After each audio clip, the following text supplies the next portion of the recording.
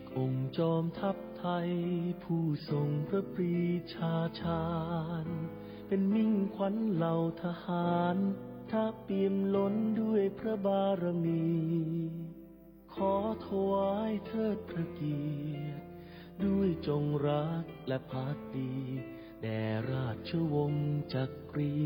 ของพระราชาคือหลักชัยของแผ่นดินผู้ทรงเปี่ยมพระเมตตาเป็นมิ่งขวัญปวงประชาทะสถิตในดวงใจทรงนำความร่มเย็นทรงเป็นจอมปราชญ์ที่ยิ่งใหญ่เป็นบุญของเราพ้องชาวไทยทั้งแผ่นดินคือในหลวงผู้ทรงปิดทองหลังพระคือในหลวงผู้ทรงครองแผ่นดินโดยธรรมขอพระองค์ทรงพระเจริญขอพระองค์ทรงพระเจริญถวายสดุดีสรรเสริญขอจงทรงพระเกษมสำราญขอพระองค์ทรงพระเจริญน้อมใจกายถวายก้มกราบกรานทรงพระเจริญยิ่งยืนนานในหลวงรัชกาลที่10เราจะสืบสานรักษาและต่อยอดและบำเพ็ญดินโดยทำเพื่อประโยชน์สุขแห่งอาณาราษฎรตลอดไปขอพระองค์ทรงพระเจริญขอพระองค์ทรงพระเจริญถวายสดุดีสรรเสริญขอจงทรงพระเกษมสำราญขอพระองค์ทรงพระเจริญน้อมใจกายถวายก้มกราบกรานทรงพระเจริญยิ่งยืนนานในหลวงรัชกาลที่10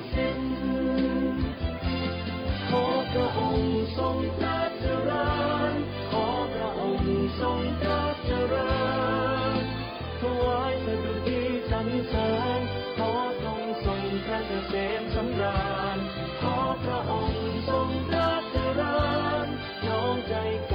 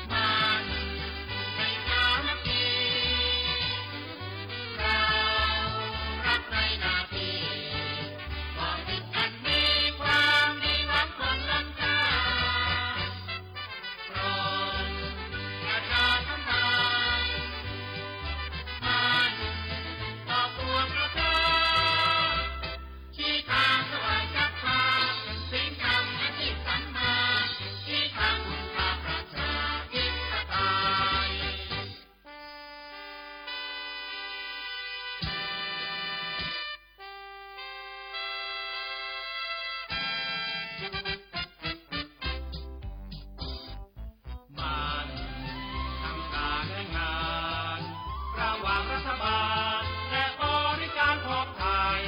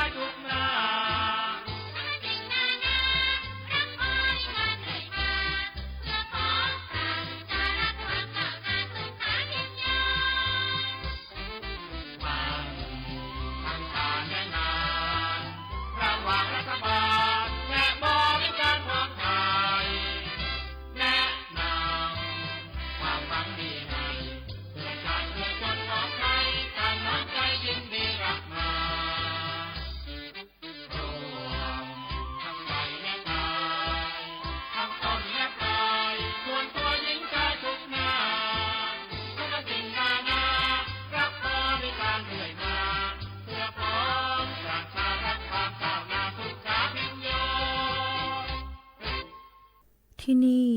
สถานีวิทยุกระจายเสียงแห่งประเทศไทยจังหวัดเชียงใหม่คลื่น AM 1,476 กิโลเฮิรตซ์ทำการส่งกระจายเสียงจากอาคารเลขที่ 49 ถนนประชาสัมพันธ์ตำบลช้างครานอำเภอเมืองจังหวัดเชียงใหม่ทำการส่งกระจายเสียงตั้งแต่เวลา 5 นาฬิกาไปจนถึง 24 นาฬิกาเป็นประจำทุกวันค่ะและต่อจากนี้ไปขอเชิญคุณผู้ฟังติดตามรับฟังรายการต่างๆที่น่าสนใจของทางสถานีได้ตามลำดับค่ะ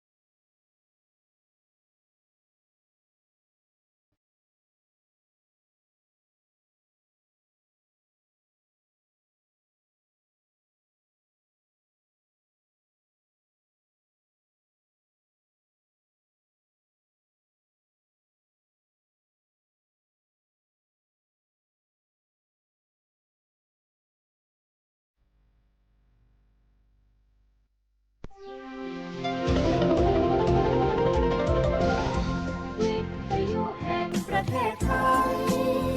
ให้ความรู้คู่ความสุข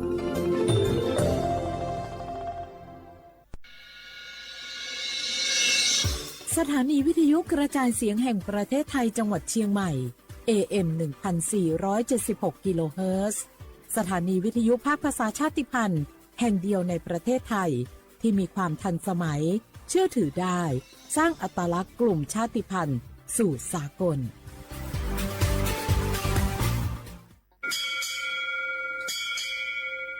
โอโบดะจ้าโอบิชเปอร์เมืองสุงคาปอกว่าย้อซงตูดูธรรมาสถานีวิทยุภาษาชาติพันธุ์แห่งเดียวในประเทศไทยทันสมัยเชื่อถือได้แล้วพบกันที่สวทเชียงใหม่ AM 1476 กิโลเฮิรตซ์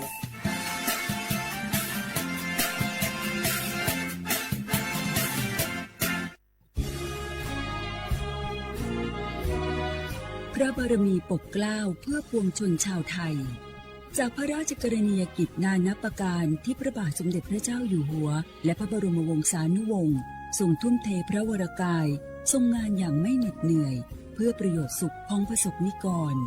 จากโครงการหลวงสู่การพัฒนาแหล่งน้ำส่งเสริมการศึกษาและด้านสาธารณสุขที่มุ่งเน้นการพึ่งพาตนเองและการพัฒนาอย่างยั่งยืนทุกย่างพระบาทคือการทรงงานทุกพระราชดำริคือพลังแห่งการพัฒนาเพราะประชาชนคือหัวใจของแผ่นดินร่วมเสริมสร้างความรักในสถาบันหลักของชาติโดยสำนักงานประชาสัมพันธ์ที่ 3 กรมประชาสัมพันธ์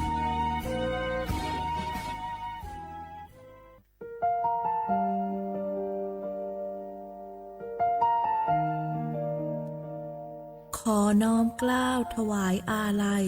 สมเด็จพระพันปีหลวงพระแม่แห่งแผ่นดินผู้ทรงเมตตาเหนือเกล้าขอพระองค์เสด็จสู่สวรรคาลัยข้าพระพุทธเจ้าข้าราชการและเจ้าหน้าที่สถานีวิทยุกระจายเสียงแห่งประเทศไทยจังหวัดเชียงใหม่กรมประชาสัมพันธ์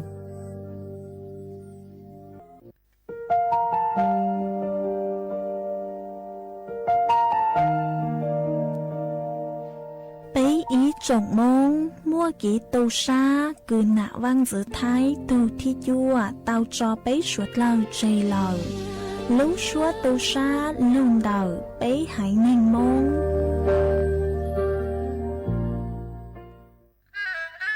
กราบก้มบังคมบาทปิยราชธิดาพระเสด็จสู่ฟ้าปวงประชาร่ำให้ครวญนานาพระกรณียกิจในดวงจิตทวินหวนทุกเราเศร้าในสวงพระคือดวงใจไทย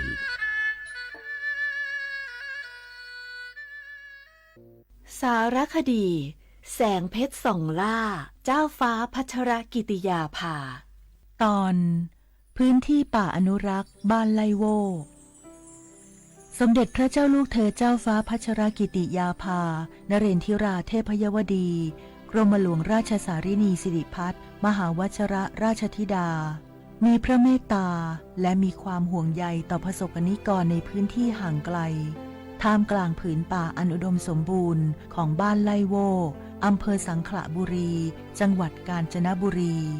พระองค์จึงทรงสืบสานต่อยอดแนวพระราชดำริในการพัฒนาคุณภาพชีวิตของประชาชนอย่างรอบด้า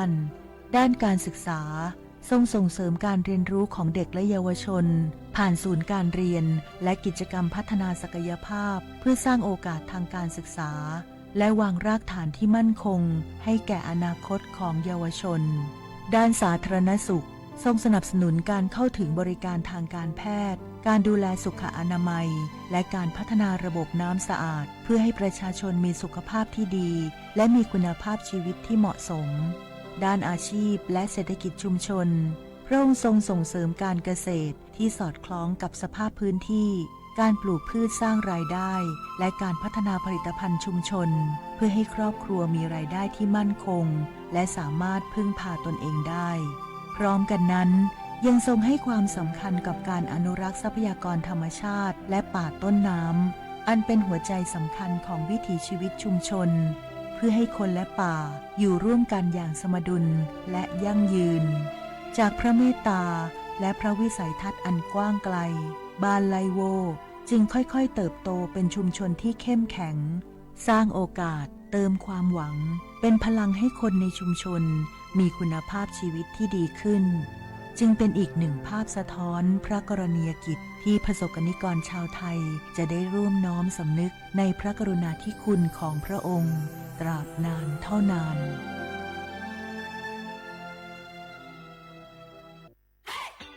ปี้ยังไงดีเจ้าแม่น้องกำลังเข้าสู่ช่วงสูงวัยแล้วจะดูแลเปิ้นยังไงดีเจ้าหูก็ผู้สูงวัยเปิ้นไม่ได้เท่าเหมือนกันหมดเนอะกลุ่มติดสังคมเนี่ยว่าเปิ้นแก่แต่ใจวัยรุ่นต้องจวนกันออกกำลังกายทำกิจกรรมเวลาปะหมู่ปะฝูงมาใดเปิ้นก็ตึงคึกคักกันกูเตือ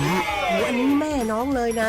วันออกไปขายเห็ดลมที่ตูดกาดแล้ววันนี้นะเปิ้นก็มีนัดไปที่โรงเรียนผู้สูงอายุแหมซอบอกซอบใจขนาดกลุ่มติดบ้านก็เป็นกลุ่มที่บ่ออกไปไหนต้องแต่งบ้านให้ปลอดภัยเตียวบ่ข้องบ่เต้ามันไปพอไปกอยดูแลเรื่องกับเข้ากับป่าจะได้มาง่อมมาเงานะส่วนกลุ่มสุดท้ายกลุ่มติดเตียงก็ต้องพอต้องกอยบังเฮ่อลำหูลำตาตึงพลิกตัวทำความสะอาดดูแลอาหารยุกยาและต้องใส่ใจเรื่องของความรู้สึกบังเฮ่อเปิ้นรู้สึกว่าโดดเดี่ยวฟังจะอี้ค่อยสบายใจหน่อยเจ้าขอบคุณนักเจ้าพี่เดี๋ยวน้องจะปิดไปดูแลแม่ก่อนนะเจ้าแล้วจะไปลืมป่าแม่ไปตรวจสุขภาพประจำปีตัวเนอะเจ้าดูแลผู้สูงอายุถูกวิธีผู้สูงวัยก็ยิ้มได้ลูกหลานก็สบายใจด้วยความปรารถนาดีจากสำนักงานประชาสัมพันธ์ที่ 3 กรมประชาสัมพันธ์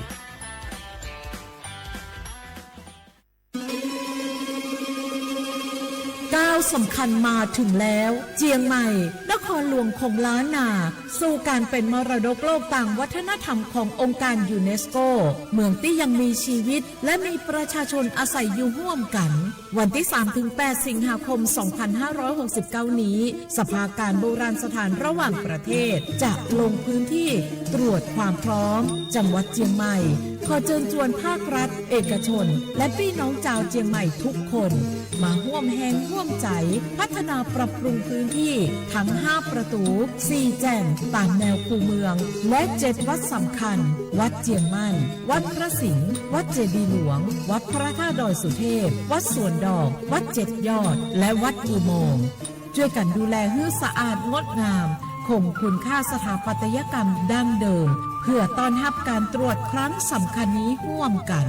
ร่วมสนับสนุนเจียงใหม่สู่เมืองมรดกโลกต่างวัฒนธรรมโดยสวท.เจียงใหม่สำนักงานประชาสัมพันธ์ที่ 3 กรมประชาสัมพันธ์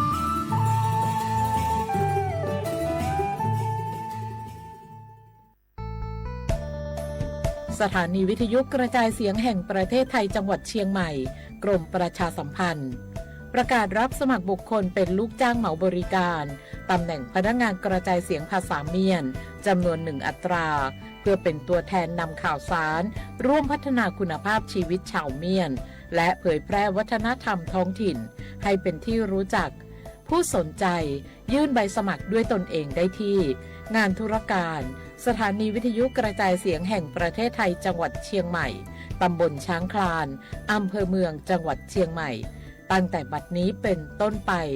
สอบถามข้อมูลเพิ่มเติมได้ที่ 053-276-068 ในวันและเวลาราชการมังเลี้ยวเอาเก่งเศร้าก็สหายเตียยมมมะเร็งหลอสปสชกู้เจิงล้างไกคอมอจอยาตัวกัวมอเตอลีกุชั่วหายย่อเหาสิทธิบัตรทองเจลีมั่วใจใส่เกมมอยาลีผ่าตัดเคมีบำบัดฮอร์โมนฉีรังสีหลอกคอเทียหรือยาเตอลีกุชั่วตัวสัตว์จุยเทียเสียจุเชียดอตัวหนึ่งมั่วมอนเตอนุ่งสีตอนเตอสปสชเบอร์สตงยออีเปเปศูนย์สปสชเขตเชียงใหม่ยอศูนย์จีเปอยีจีเปจีจีตัวนอหลักถึงมั่วเบอร์สตงเตาจอถูหลยังยออีเตาศูนย์เทียจอมั่วมอลือเฮายออีเปอเป เล่งตือสังเกงโฆษณาจวนเดาสุต้องจัวสังชัวหูเต้เชอไทยเดาลู่เสียงเจ้งใหม่คือยอขอเชอมัวเก๋เป้าจูเก๋ชีฟางนอนรอเตาชงเหงสัญญาณมงเตาเกล้ท่องเปล่าหูลู่เสียงเจ้งใหม่ยอเล่งตือสังเกงนัวหลอนงตัวเตาจวนเดา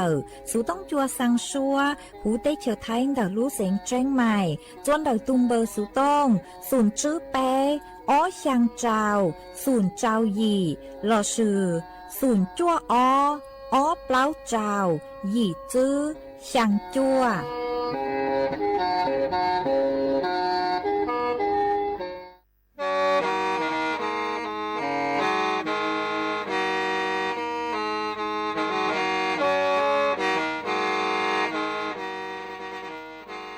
เดาหนัวสุต้องจัวสังชัวหูเต้เฉอไทยเดาลู่เสียงเจ้งใหม่ลู่เชื่อเหอหาลูมงอีนูไปหาออจายังเซิงจูไปหาเถ่าชื่อเหอจื้อเต็งจูเจ้าเต็งยังจองดูไปหาเถ่าชื่อเหอเก่าช่างเต็งจูเก่าหยี่เต็งช่างเตินเดาช่าง AM เต้อีเช้งเปล่าปัวช่างเจ้าเจ้ากิโลเฮิรตซ์เดาหนัวมงยอเป้ลูมงสวดเลยชอกังนงเตา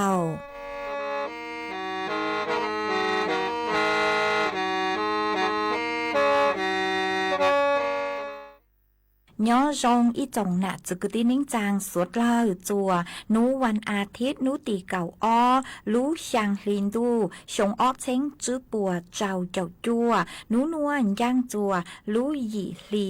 เร่เนงเก่าหยี่ตูจ้ากือกางนูนวยยอมบัวปีกี้ย่างจัวรู้หยี่ลีเร่เนงเก่าจัวตูจ้ากือกางปีกี้ยอนาจัวชงนัวยอเนงชงเดาหนัวcú yo chua sành vang dòng xa trọc ăn tròn tù sự tống chua hà lù mong đảo lú sến tranh mày tuần giữ y chồng nạ trực cứ tin nính chàng suốt lờ mà vấn đề núa trang tàu chua suốt lờ tàu báo hà tà tàu núa cú chua cầu lú xua chạy kia sư ế thó suốt lờ cứ men gang lù say hà lù nồng nhó chuôn đầu page Facebook thó mê suốt lờ bán chùaกดไลค์กดแชร์อีเล็งอีแชร์ปูจัวเพจสวทเชียงใหม่ AM อีเช้งเปล่าปัวช่างเจ้าเจ้ากิโลเฮิรตซ์อัวจอมดาวจัวเมจัวจัวเล็งจัวตูเกือลุนจูกุญญาอัวพงยืออัวเกลูปังจัวจังกังดูสุต้องจัวหาลุมงดาลูเสงจังใหม่หวังฮัจเจชาหาตาสวดเลยยวนรูญออัวพงยืออัวเกเถ่าปีมงจูจัวเถ่าสาวเอจวนซื้อนัวนุเจดอกังลูกงเกลอเจจวนเดินดูสุต้องจัวหาลุมงดาลูเสงจังใหม่ซื้อมงตา你呀路上的路多干真三个个的零那零不路个中忙大车呀只不三个个大的多个零那零不路呀中忙个干你路远三个个大家罗零都三个có ta chỉ ăn đàn còn chú sa cái chuyện tuổi mong ở nhà cha phứ lệnh tu lý cho con có rõ lưu sa ta dù to còn trên vàng có ta lệnh na lệnh phứ lưu nhỏ trong mong ta rồi你呀只不放có ta ta tuổi cái lệnh na lệnh vừa lưu nhỏ trong mong gom bố đủ yếm phan có ta hệ trái lo lệnh tu ya ta đủ yếm phan có ta cha cả nhai ya đủ ma tuổi mà tê phó ta đủ nó ta chỉ ya đủ ma hệ tây phó ta lù chế cả chỉ ra ở nước hà lù ta lo tây cả tên cho cứ chủ tây cha cả nhà nhà đủ mà tây phó ta nhìn nó ta chi 只要来路嘛地方半夜这个只在路哈路大落的高台照顾你路有三个大只要路嘛地方半路哎个你要大路大落的高台照顾住哎只要路嘛地方半夜这个你要大路大落的高台照顾你路有三个大这个那个只在个花园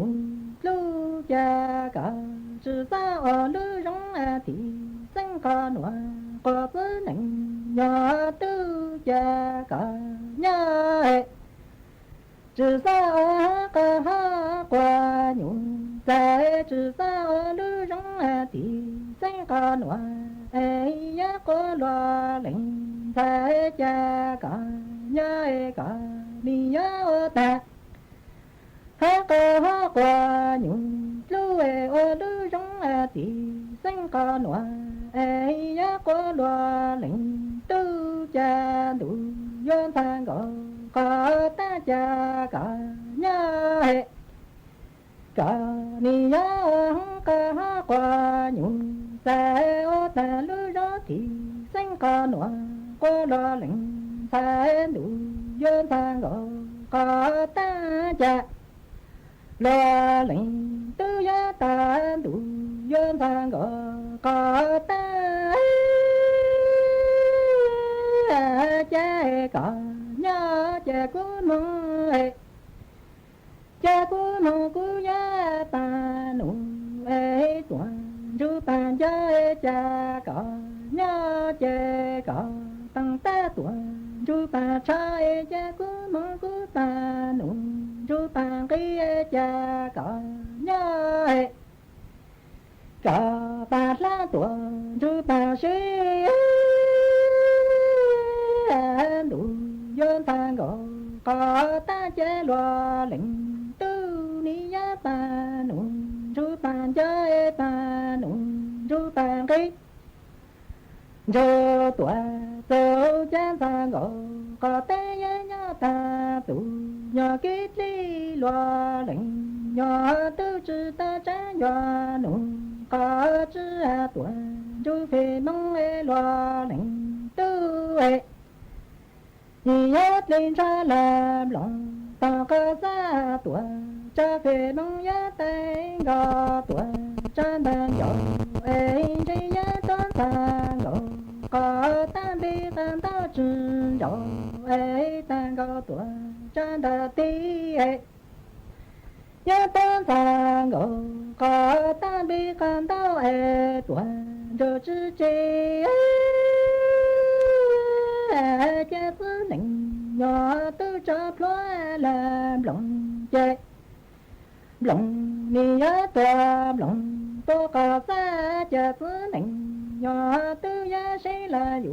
个人的看三个大抓子路三个大你呀路大路北路就是零呀都来难一顿三家路有三个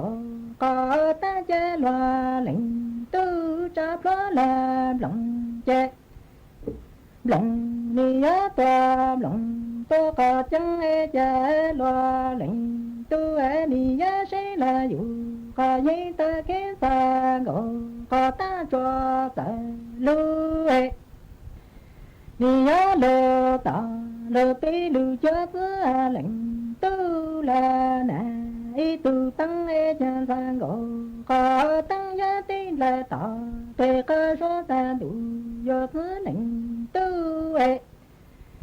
开过街呀当看着抓走呀啦走多走多啦走皮家公呀皮拉动对的来年老里看当 cú chi đằng con chú đi cha ta có nhà cú linh chú có lo cả lo có tuổi cho phía cao do đủ do phước lệnh do tư hệ khi ta cú chi đằng con chú cho sợ nhớ lo sợ tôi sợ tôi lo sợ phi phi có tổng tên đi lấy nhớ lơ lì có ti cú chi đằng ta chú lý cha ta có sĩ cú linh chú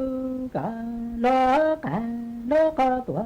cho phi ký do đủ do phước lệnh do tư hệ cha đủ dân thang gò có ta cha đùa cha đủ dân thang gò có tăng hệ cha tí yo tha ta sau khi sẽ chính tuổi mà chỉ chính nhân thì gì lo gì lo ra nhỏ bạn dân tha ta sau khi sinh ra tuổi mà chỉ ya qua ra thấy gì lo gì lo ra nhỏ bạn mà ra đủ dân ta gọi có ta cha đủ dân ta gọi có ta đủ dân ta gọi có tăng cha mình cha tí có chồng đâu nói có chữ cha trong ส่วนจื้อหนัวอยู่ม้วยอี้ช่างลูเป้าจะลูทางจัวสุดเราเตาเป้าหาจูนเดอเล้งตือกุญแหนนอจ้องกันเจอวนยองฮะจอปลาลากุญยองน้อยเจยัวเตาเจ๋งฟังนะวิยอหาตามั่วเป็นสื่ออัวจัวเตาใจตุ่มม้อมมะเร็งย้อจวนเดอท่อน้ำดีเตามาเจอเลจอหนูจื้อกุใช้ชัวเก๋นอกังเฮาหูเตาเตอต้วนทัวเตอมาหาตาจ้องกันเจกุย้อจวนเดอจอดเล่น้ำจืดนวดเจนึกมั่วเป็นสื่อคือมั่วจอจังพยาธิใบไม้ตับย้อโจหูมาโยหตาเล่งตื้อคือแหนนอจอเมนูคือยอส้มตำปลาล้าก้อยปลาฮะจอหลากันเจคือยงฮะจ้องกะเก้าคือยงนวดเจนึกมั่วเป็นสื่อคือมั่วจอจังพยาธิใบไม้ตับย้อโจหูมาเท่าคือเป็นนอจอเช้าหมอเลนเตอมองนวดเจจอจังพยาธิใบไม้ตับคือย้อจวนเตอจอกันเจยงเตอนือมั่วเป็นสื่อกางจัวเปลูเจกางมงจวนเตอท่อน้ำดีเจโยมมงอัวจัวท่อน้ำดีนือเกิดอักเสบเรื้อรังเตาเจมั่วเป็นสื่อคืออัวจัวยอตุมม้อมะเร็งย้อจวนเตอท่อน้ำดีเตามาวิเลนเตอหนูเจเปสดเล่าอยู่เตาเจ๋งฟังอ๋อมั่วอีชางกางช้าอยู่เกหาตาเท่าคือก้อนนอเต้งกันเจกุยงเตอช้อนชัยจอจังโจขอหาตาก้อนนอปีเกียจ้องกันเจยงน้อยเจ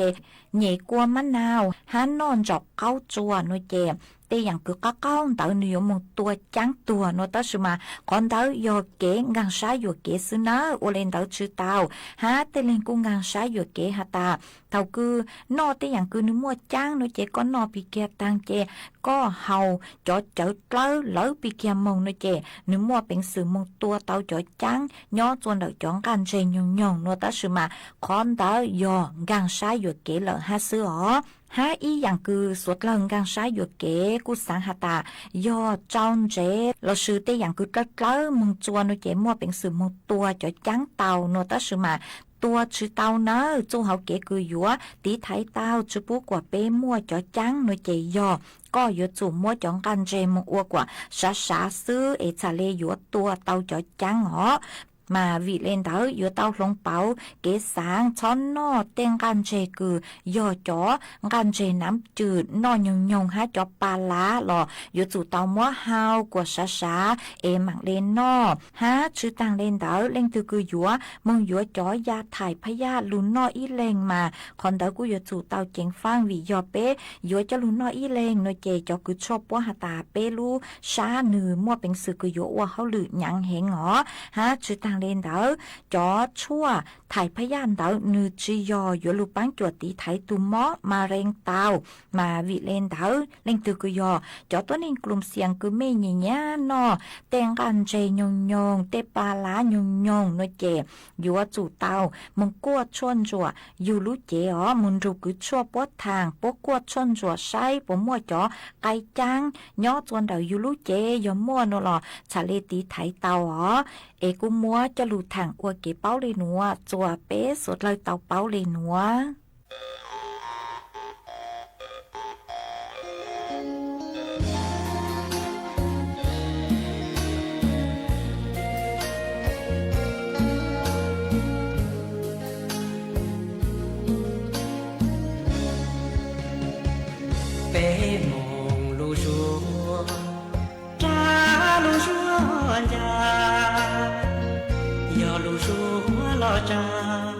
高照山落西塔，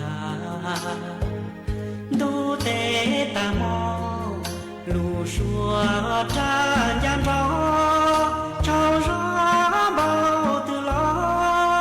我早有几天了。路说站来，路说站起，说靠北路西。hai của đủ lọt hiền cho kẻ xin cho thầu tư du tao nó xóa trăm lại tràn chi khó lù xia qua du li bờ xóa tra xóa giá khó xia qua thao sơn gió giờ lù xóa tra cho lo xin chi trăm lại tràn chi chuan cho thâu y ta mò chuan hai qua lu cho kia kế si lu si chua trăm lại tràn chi ya bao con ya wa chi ya chu kha chi bùa bùa phèn mông bàn trù yo chu bàn trù thia tê mê tu mê nhô ca sa đã xiao chua bề mông lý tra nhà tra chi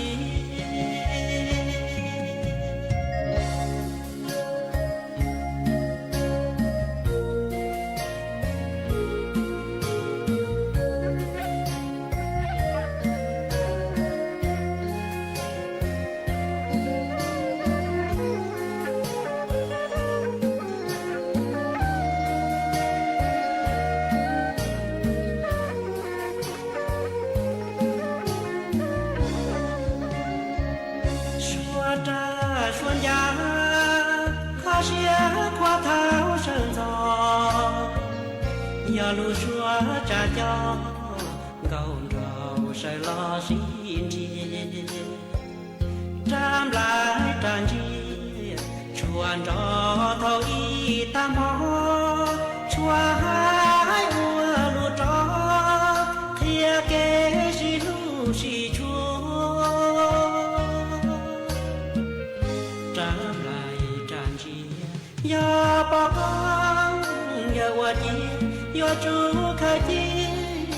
bùa bùa phèn mông bàn trù yo chu ba chu thia tê mê tu mê nhô ca sa đã xiao chu bề mông lý tra nhà tra chi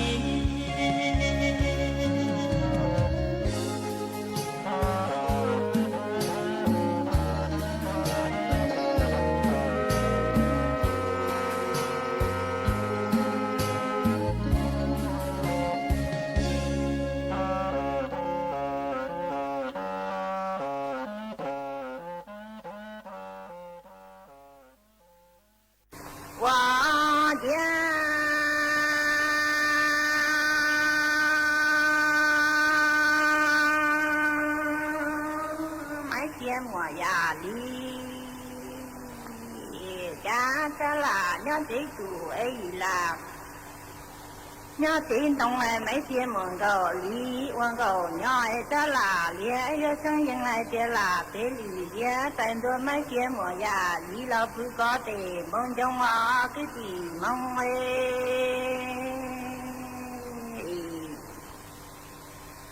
哇天，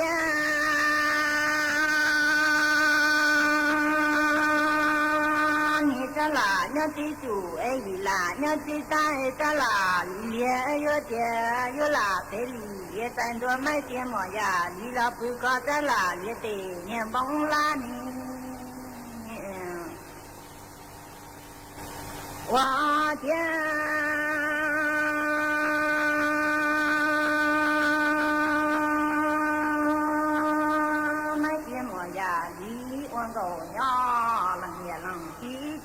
lúa chúa cha lì lò tao cha là lia tên chúa chúa tê sơ khơi không được khâu tê chi nhà mấy xe mong đồ mấy xe mỏ giả lý là tên đâu linh kia quân đồ những thọ còn nhẹ còn chi nhau lúa chúa cha lì lò tao cha là lia tên chúa chúa tê sơ khơi không được khâu tê xin đuổi mấy kia mỏ già lý nghĩ là tên đầu linh đua mấy kia mỏ già lý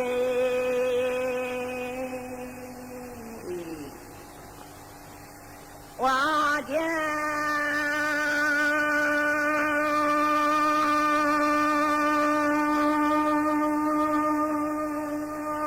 ta thở cá nồng cỡ tôi xin tháo lần nồng chê chúng nó mấy kia mùa già lý mùa tu mùa kỳ đời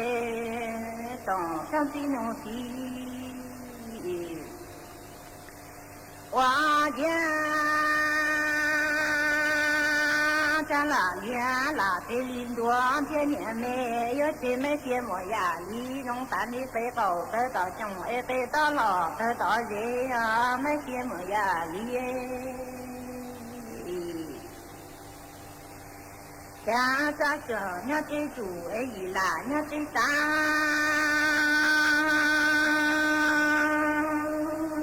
đứa chúa cha cha là biết tên bông chùa thế sơ khâu ấy không được khâu ta tệ xin rồi trong nó đứa chúa cha lì rõ tao cha là lia dòng liên liên xin lấy na thấy cho chú tiên đủ sợ linh để tàn vương gò các chúa trả y tế sợ thế cha xa ni lúa chúa cha lì rõ tao cha là liên dòng liên liên lò xin lấy coi ôi lúa xe đỡ củ bao có trả chỉ nương gò các chúa tế sợ thế cha con thơ bà ô tế tế tí ô lâu trâu thế chi mỏ già lý chi bao chứ là lý ya sa ôn chồng thu yên thiên nhẹ giàu yo mấy chi mỏ già đi ta bà ô lo cho chi ô tế tế thiên chi mỏ già lý chi bao chứ là lý ya sa ô che đủ tủ chi yên thiên nhẹ mẹ cứ chỉ mong mừng cha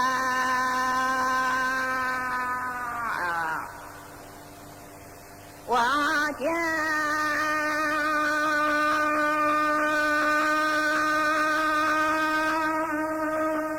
cha là lia chi bong gò non gò do la trùng tay trong non gò lo ya ta tề chi la yo đó là lia chi năng nó đó là lia chi bong trong non gò do la trùng xuôi gò lo ya ta tề chi lúa cứ chỉ mong cha trung gò lo đồ tiền ở kia gò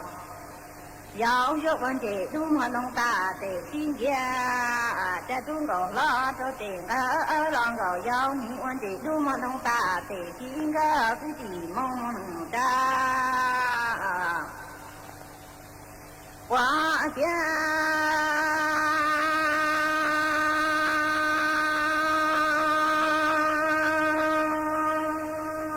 cha là nhé thiết gì khó tỏ khó bây giờ cha chúa cha lý rõ tao cha là như lầu tê tuân đơn mừng tay trong nó chưa là lý chín tuân đơn lấy ở trong rõ nó đã bỏ nan hệ chúa tê sống hoa hữu lò tí chúng ta cứ chỉ mong mừng cha lô chúa cha lý rõ tao cha là như lầu tê tuân đơn mừng quay chưa là lý chín tuân đơn lấy trong nó ở trong thiên thị mùa bà lý trong quá tạ chỉ đôi bỏ nan hệ chúa tê sống hoa hữu lò tí chúng ta cứ chỉ mong我家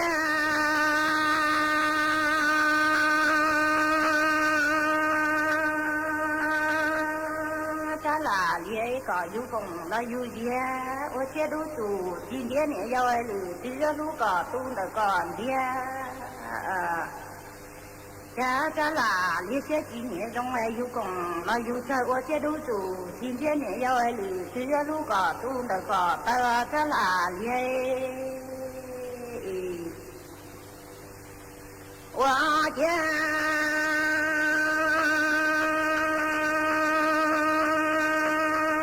天地莫把你莫度莫从了站着几多得中站着那些子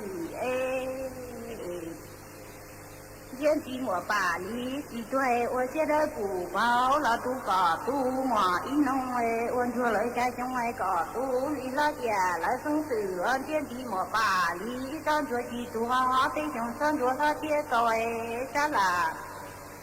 也这几年中天地莫把你我觉得不包了都搞都我问出来现在想来搞都你那家来生老些吧là nó cũng vậy cha là liệt chỉ chúa trả đau đầu tới trốn địa ta có bị hại rồi cha là liệt cái của nó chúa vừa cái gì mong nhờ rồng toàn trò rẫy rồng cứ đi phong dư cho lên chùa tù thầu có ta cái chia sẻ đầu ý đã chỉ hậu có lưu này và đâu có chỉ mua lưu do thì chỉ tàu cho hậu kế tạo cũng ba tàu ý ra đã nên lưu luôn tại nó giờ cho lập thả đâu có mua một ý nhộp bìa tận đây nó sẽ bây giờ ba chơi tàu có lưu rồi để thầu có ở xuyên để là cũng cho đâu cũng một ý nhộp bìa tận đây nó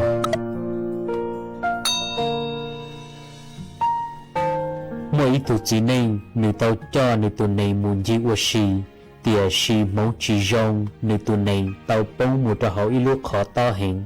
tụ chỉ nên đào tàu thiệt chúa cho hậu kế ba cả tàu nữ tụ này tại lò tiề xì chờ nữ yếu ở cho tư là những ba thiết chú chỉ tàu nữ tụ này tại lò lì lưu xì hở từ thầu một tàu pe nu là tụ chỉ nên đào nhưng chúng một bánh sử yếu ba tàu nữ tụ này tại họ lúc khó tại lò vì tụ này đâu chỉ rõ nhất cho họ lúc khó ở trong đun đi là tàu nu ở trong nữ tàu ta kế chia sẻ nhưng xa hai tia chạy yếu ở lý cha lon chê nữ yên yếu tại chỉ tàu họ lúc khó nó mù lì lại thiên nữ yên bao rộng hai tia nữ tụ chữ lò ta chữ gì lại thiên kể tụ này thiên lý tàu chia chỉ sẻ hay tàu tụ chỉ nên ở nhau sầu luôn nhau khó hai tia thọ có chia lý ba mua củ phẩu kia lợi sư vì hai tia cụ thể chỉ tàu thiên cụ chỉ xả nhau đâu chỉ rõ rồi đi non gì lợi thọ tụ chỉ nên nó tàu nó nữ tụ này hay linh đỡ mà ở trong nữ lưu nữ tụ này hành lì nữ thiên lý hay trong nữ tụ này họ lúc khó hai tia mi này cụ thọ chỉ nơi mơ của cụ ba chỉ tàu co thầu nữ hai li nó ta để nữ thiên lý chia chỉ xia mua nữ tụ này phẩu chia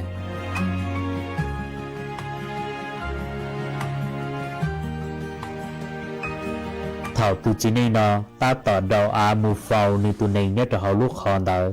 cho bông mù trâu tụ này luôn đau cậu và trâu tụ này nó nhà nữ luôn đau cậu kể tụ này thì lý mua cho cho bông một cho hậu cả tờ kể tụ này cú cho nữ cho cả tờ là một chú cho và bông một cho hậu kể thầu tụ chỉ nên đỡ đầu cho muốn đau rù cho hậu lúc khó kể ở chế tụ này tự xe rù cho sợ luôn cho khó nó lại thầu tụ chỉ nên nó bỏ lên đỡ kể nữ thì lý cho trâu xe đầu một cho hậu lúc khó gì xí hở thầu một tàu ít tá sù cho thầu cơ tụ này cũng một bánh sự tạo ta hậu lúc khó đó là lại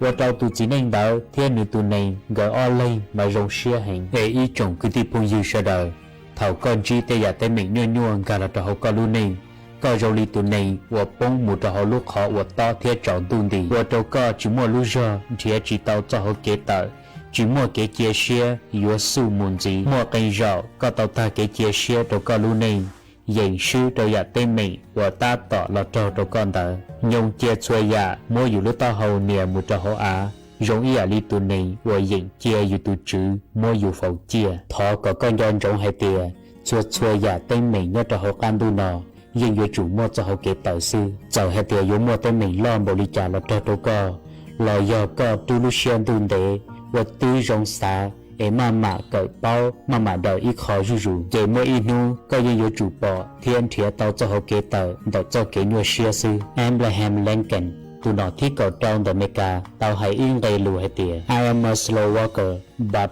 I never walk back là do mua chạy bộ lũ mông hay tìa cú do nên mua kênh tìa xì cú chỉ tao thao ca cháu nu nó có yếu xa thiết câu rò đâu có cho kiến bao số thế có lúc họ phiền được có lúc này là do có mà bệnh mù ý câu tuổi rù mà đầu tên mình ý khó rù tuổi để mỗi ý nu có những một bệnh sự đâu cho có tùng bao số thế một cho có lúc họ phiền sự rồi có yếu ua tía kênh thế một cho tỏ ca là rong đùa có ua chỉ tía thế một chỉ cho ê cụ thọ hay ý là ua khó cơ đâu có hay tía dù là ua ninh nhớ họ lúc can đu nọ chỉ mua lên tư ê yếu chính trị tên mình yếu chỉ mua kế nhua xia chỉ tao chạy cho kế cho nhẹ tỉa xì xua giả tên mình kế nhua xia nhưng yếu chủ mua cho hậu kế đời xua giả kế cho nhẹ nhưng yếu chủ mua cho hậu kế tờ chỉ mua lên tư ế nho chỉ li mua xua giả tỉa xì yếu có xã mua ra chi có xã tàu ra chi có tụ khen yếu chủ yếu tuồng gây tê kia thiết tàu xiên cho tàu giả hô lự của có yếu uốn tờ thọ có con tròn trống yên gây lù hay tỉa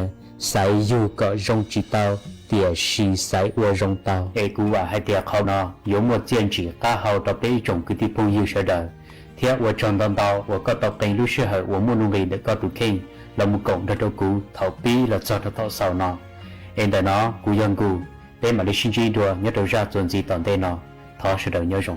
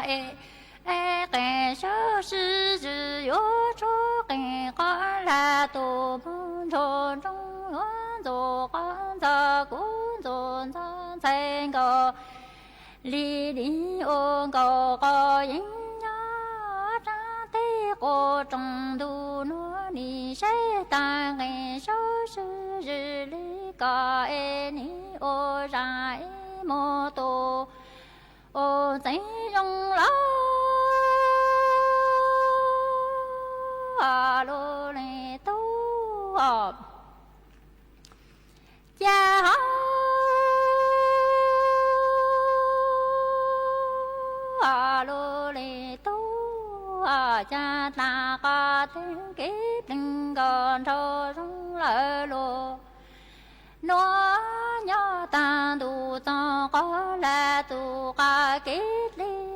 cha ca yo mong tu ca ca tri cú nhá ca mong ca ni sơ trụ sơ nính mong tu bù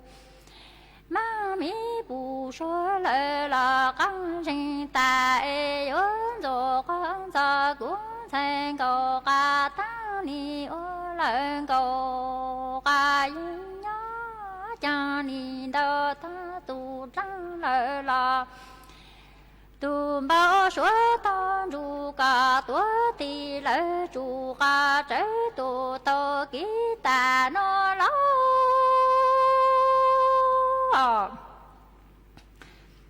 cha hô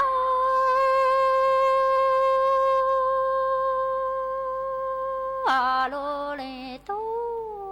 cha ta ca tính ký tình cờ trơ rung lệ lô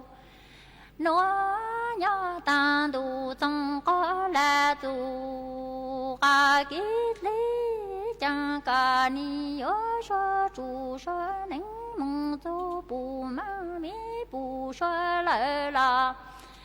ca rơ tu ni cho ca cha cuốn sen cầu ca tăng ôn cầu sư ca yin nhá chẳng ni đơ ta tu tăng lệ là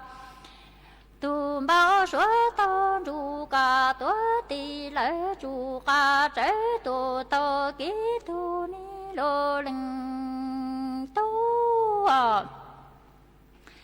cha hô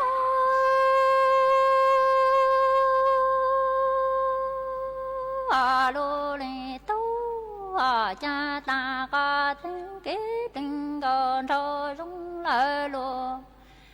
nó nhớ ta tu trong có là tu ca ký lý cha lo rinh tô nhớ ký tinh ni ký lu tri ký linh ký lệ lu ca linh tô mô bông trung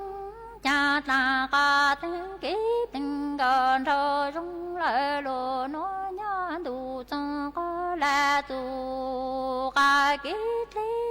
ca mong ca chi nhu cú tô lệ la chi ca nhu cú tê ca yo thăng tơ tu ca tê tê trình yo tu cho ra thành cầu li nó tô lu lu sông lo cha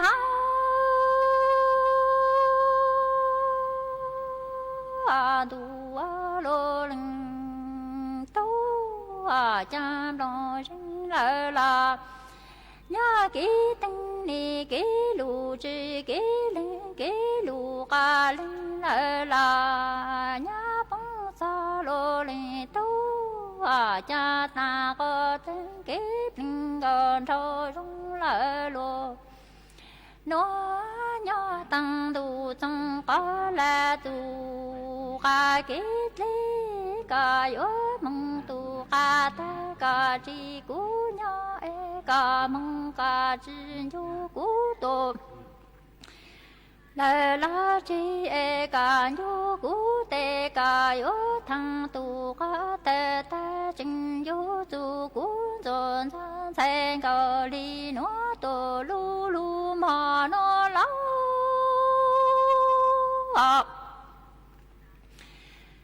cha hô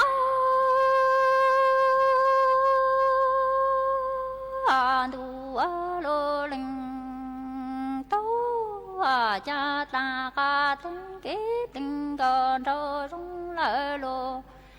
nó chỉ sư tao ca yo mong tu ca ta ca chi cú nhớ ca mong chư khóa ca sa tô lệ la chi ca mong khóa ca sa tê ca ya lệ nà linh tu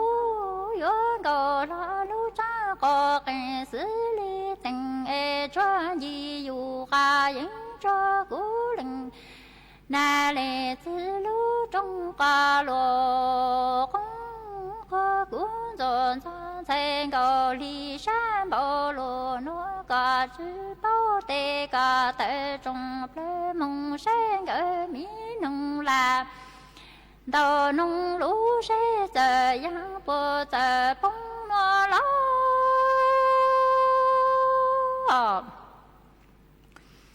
家好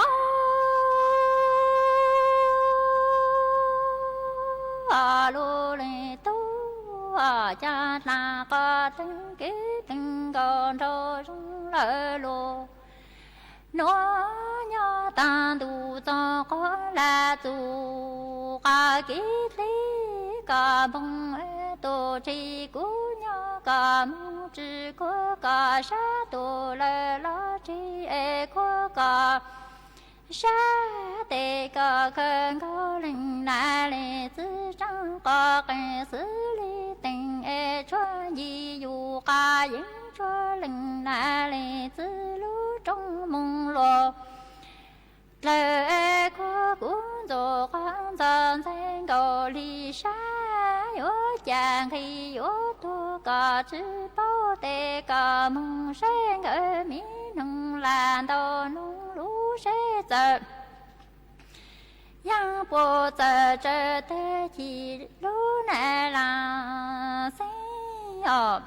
ý chồng nà chứ cứ tin nín trang suốt lờ lũ sư hỏi cu tứ dũa tăng lờ chè cu chùa múa đủ sự tóng chua hà lù mong đào lũ xén tranh mày cho lù sầu bảo lên núa lợ sư bé mảng cho cáng lù sướng dứt lùa chuôn đào đủ sự tóng chua hà lù mong đào lũ xén tranh mày thầu sơn rú lũ sư hỏi chứ đánh chù trao đánh thầu giáng trồng đu lũ sư hỏi cào sang đánh chù cào dị đánh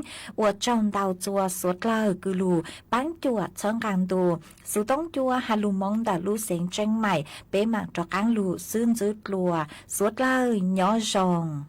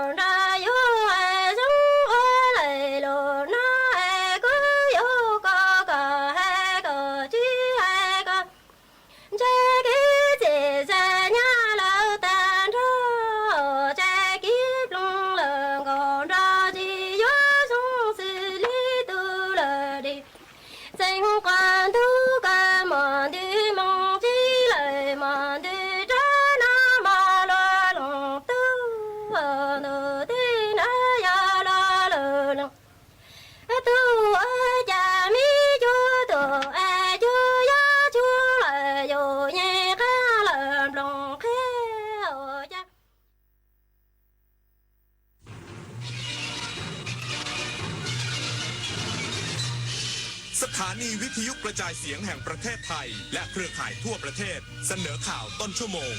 รู้เร็วรู้จริงเกาะติดทุกสถานการณ์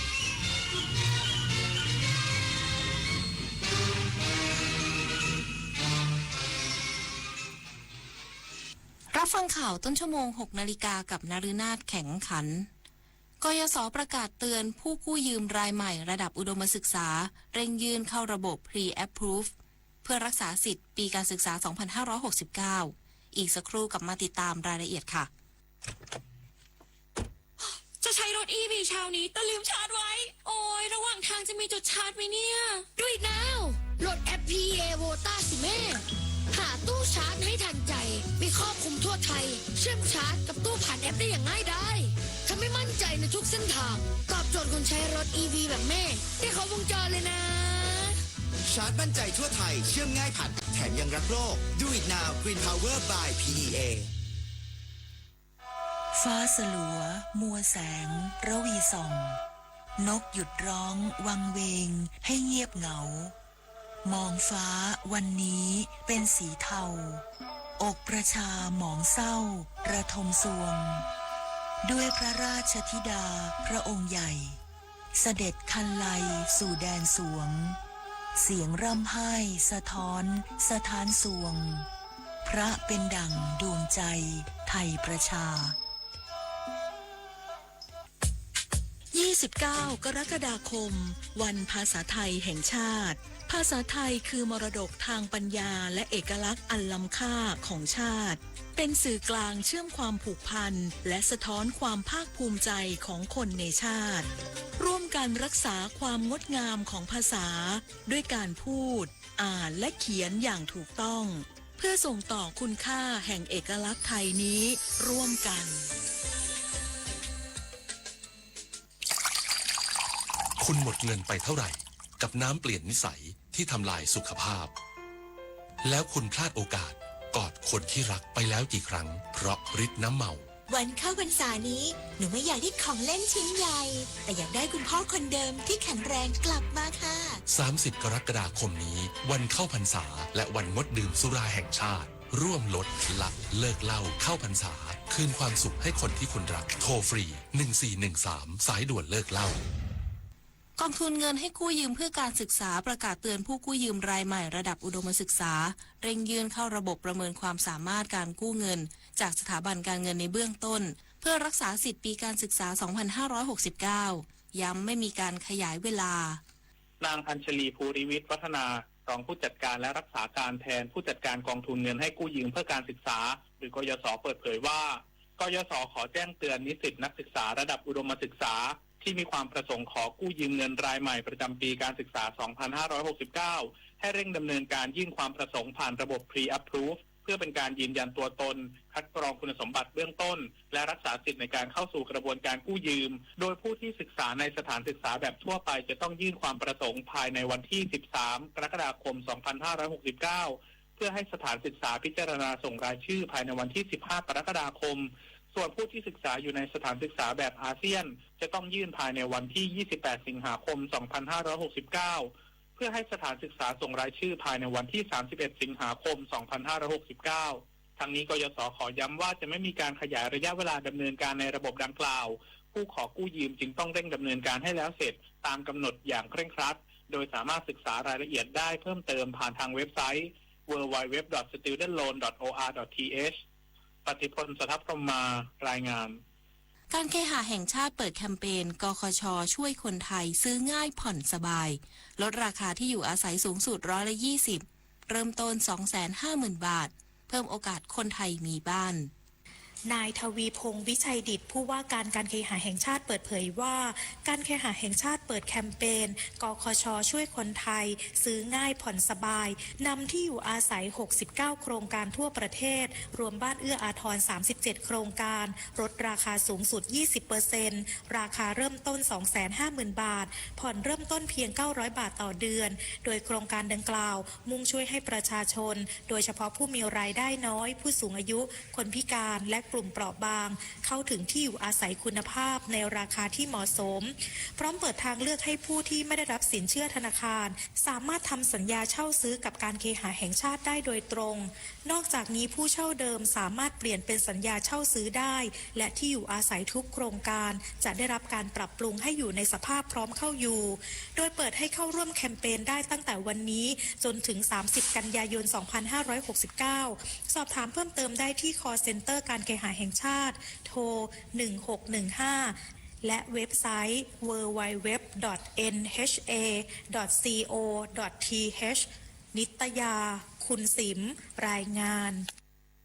ปส.ย้ำกัญชาไม่เสรี ประกาศกระทรวงสาธารณสุขคุมเข้มช่อดอกกัญชา การซื้อขายต้องมีใบสั่งแพทย์เท่านั้นพร้อมคุมเข้มการลักลอบส่งออกนอกประเทศนางสาวอารีรัตน์เงินบำรุงรองเลขาธิการคณะกรรมการป้องกันและปราบปรามยาเสพติดหรือปปส.เปิดเผยว่า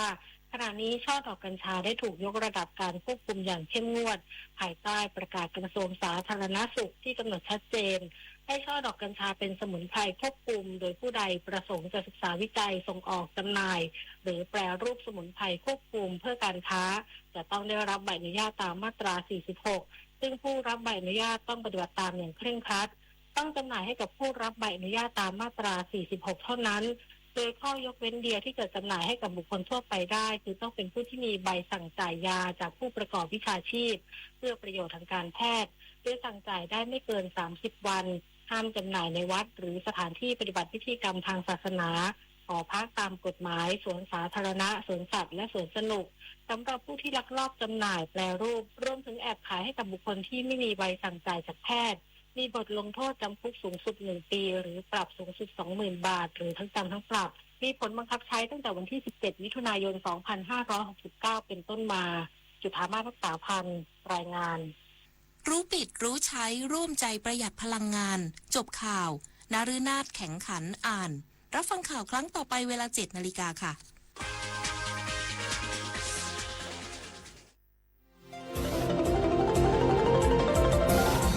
วิทยุแห่งประเทศไทยให้ความรู้คู่ความสุข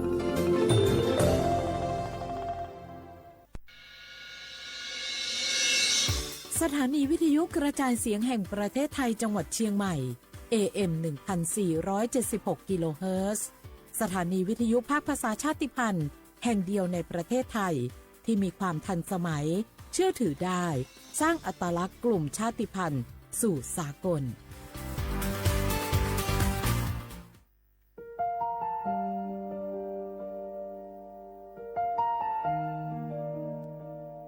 ขอน้อมเกล้าถวายอาลัย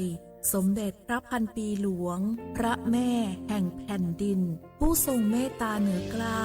ขอพระองค์เสด็จสู่สวรรคาลัยข้าพระพุทธเจ้าข้าราชการและเจ้าหน้าที่สถานีวิทยุกระจายเสียงแห่งประเทศไทยจังหวัดเชียงใหม่กรมประชาสัมพันธ์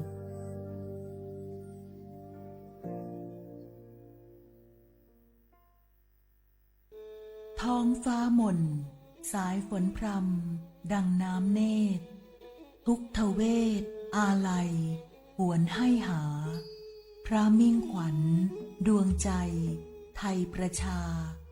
ทะเสด็จสู่ฟ้าสวรรคาลัยน้อมรำลึกในพระกรุณาธิคุณข้าพระพุทธเจ้าคณะผู้บริหารข้าราชการและเจ้าหน้าที่สถานีวิทยุกระจายเสียงแห่งประเทศไทยกรมประชาสัมพันธ์สารคดีแสงเพชรส่องล่าเจ้าฟ้าพัชรกิติยาภาตอนตามรอยเบื้องพระยุคลบาทสมเด็จพระเจ้าลูกเธอเจ้าฟ้าพัชรกิติยาภานเรนทิลาเทพพยวดีกรมหลวงราชสารินีสิริพัฒน์มหาวชิรราชธิดาทรงยึดมั่นในพระปณิธานในการทรงงานเพื่อประชาชนพระองค์ทรงก้าวเดินตามรอยพระบาทของพระบาทสมเด็จพระเจ้าอยู่หัวทรงสืบสารและต่อยอดโครงการต่างๆเพื่อความผาสุกของประสบกนิกรพระองค์ทรงให้ความสำคัญกับหลักการพัฒนาอย่างยั่งยืนโดยเฉพาะการให้โอกาสแก่ประชาชนได้เข้าถึงองค์ความรู้และทรัพยากรที่จำเป็นในการพึ่งพาตนเองได้ไม่ว่าจะในพื้นที่ห่างไกลหรือพื้นที่ทุรกันดารทรงมุ่งมั่นที่จะเข้าไปช่วยเหลือและพัฒนาชีวิตของประชาชนในทุกมิติทรงให้ความสำคัญกับการศึกษาการสาธารณสุขและการพัฒนาอาชีพหนึ่งในพระกรณียกิจที่สำคัญคือการทรงมีส่วนร่วมในการส่งเสริมโครงการต่างๆของมูลนิธิชัยพัฒนาและโครงการในพระราชดำริของพระบาทสมเด็จพระเจ้าอยู่หัวทรงเห็นว่าการสานต่อพระราชปณิธานของพระมหากษัตริย์ไทยคือภารกิจอันสำคัญยิ่ง ที่ต้องทำอย่างต่อเนื่องพระองค์ทรงมีพระราชดำรัสที่สร้างแรงบันดาลใจให้กับทุกคนเสมอว่าการให้คือความสุขที่แท้จริงซึ่งเป็นคติประจำพระองค์ในการทรงงานเพื่อประชาชนทุกย่างก้าวที่สมเด็จพระเจ้าลูกเธอเจ้าฟ้าพัชรกิติยาภานเรนทิราเทพยาวดีกรมหลวงราชสารินีสิริพัฒน์มหาวชิรราชธิดาทรงตามรอยพระบาทของสมเด็จพระบรมชนกนาถคือล้วนการทรงงานเพื่อประชาชนอย่างแท้จริงขอตามรอยพระบาทที่สถิตในใจไทยตลอดกาล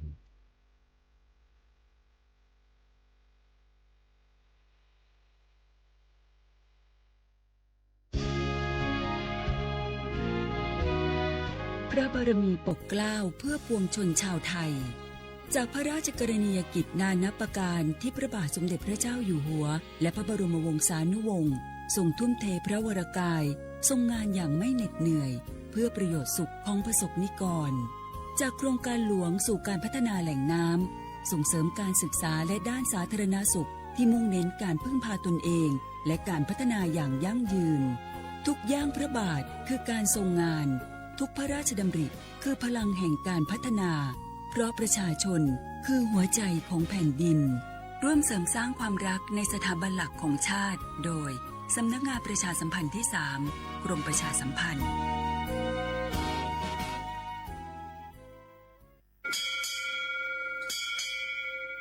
โอโบดาจ้าโอมิชเปอร์เหมอซุงคาพวกว่าย้อซงโอดูธรรมาสถานีวิทยุภาษาชาติพันธุ์แห่งเดียวในประเทศไทยทันสมัยเชื่อถือได้แล้วพบกันที่สวทเชียงใหม่ AM 1476 กิโลเฮิรตซ์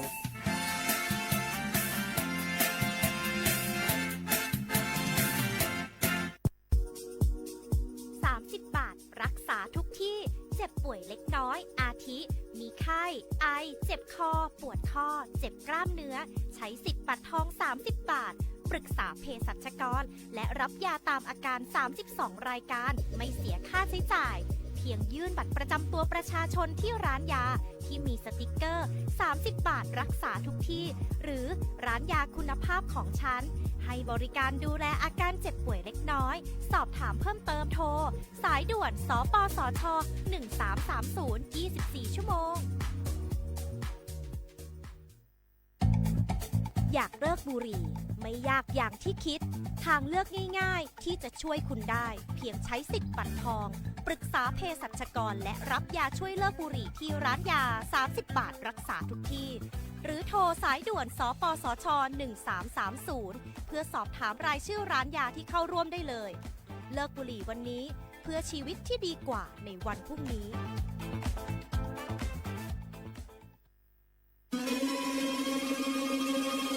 ก้าวสำคัญมาถึงแล้วเจียงใหม่นครหลวงของล้านนาสู่การเป็นมรดกโลกต่างวัฒนธรรมขององค์การยูเนสโก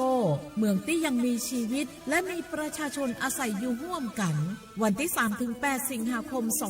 2569 นี้สภาการโบราณสถานระหว่างประเทศจะลงพื้นที่ตรวจความพร้อมจังหวัดเจียงใหม่ขอเชิญชวนภาครัฐเอกชนและพี่น้องชาวเจียงใหม่ทุกคนมาร่วมแรงร่วมใจพัฒนาปรับปรุงพื้นที่ทั้ง5ประตู4แจ่งตามแนวคูเมืองและ7วัดสำคัญวัดเจียงมั่นวัดพระสิงห์วัดเจดีย์หลวงวัดพระธาตุดอยสุเทพวัดสวนดอกวัด7ยอดและวัดอุโมงค์ช่วยกันดูแลให้สะอาดงดงามคงคุณค่าสถาปัตยกรรมดั้งเดิมเพื่อต้อนรับการตรวจครั้งสำคัญนี้ร่วมกันร่วมสนับสนุนเจียงใหม่สู่เมืองมรดกโลกต่างวัฒนธรรมโดยสวทเจียงใหม่สำนักงานประชาสัมพันธ์ที่ 3 กรมประชาสัมพันธ์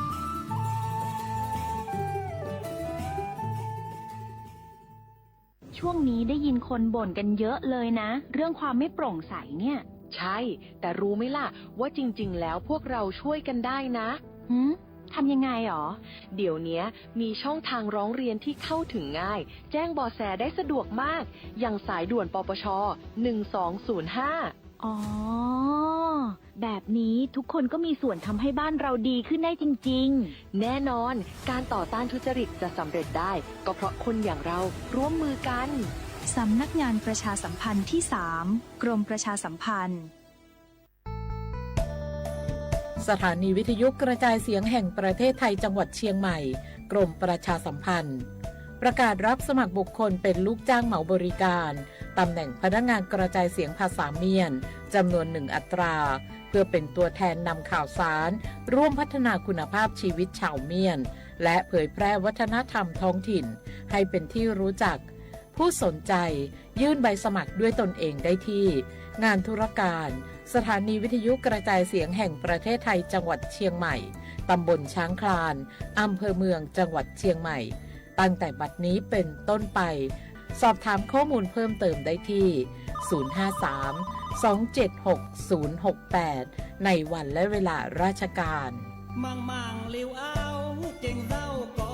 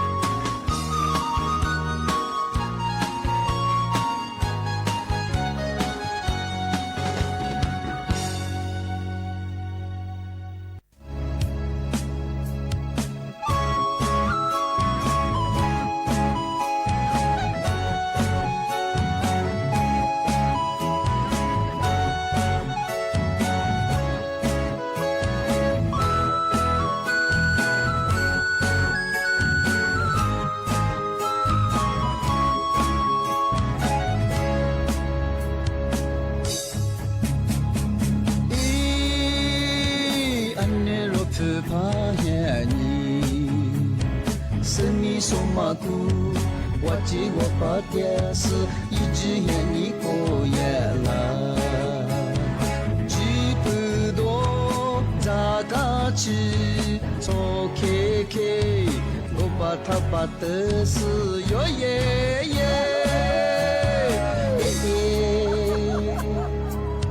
我们不是个几天。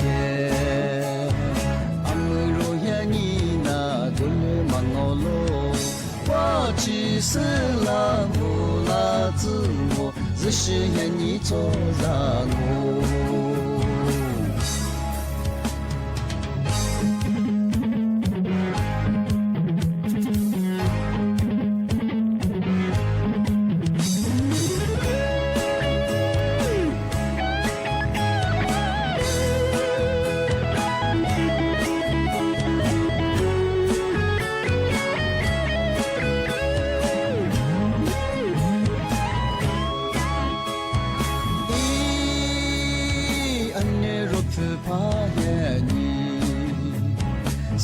说嘛姑，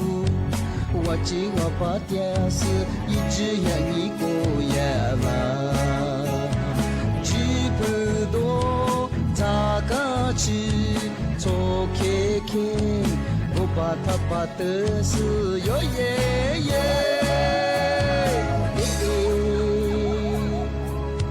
我们不是个几天。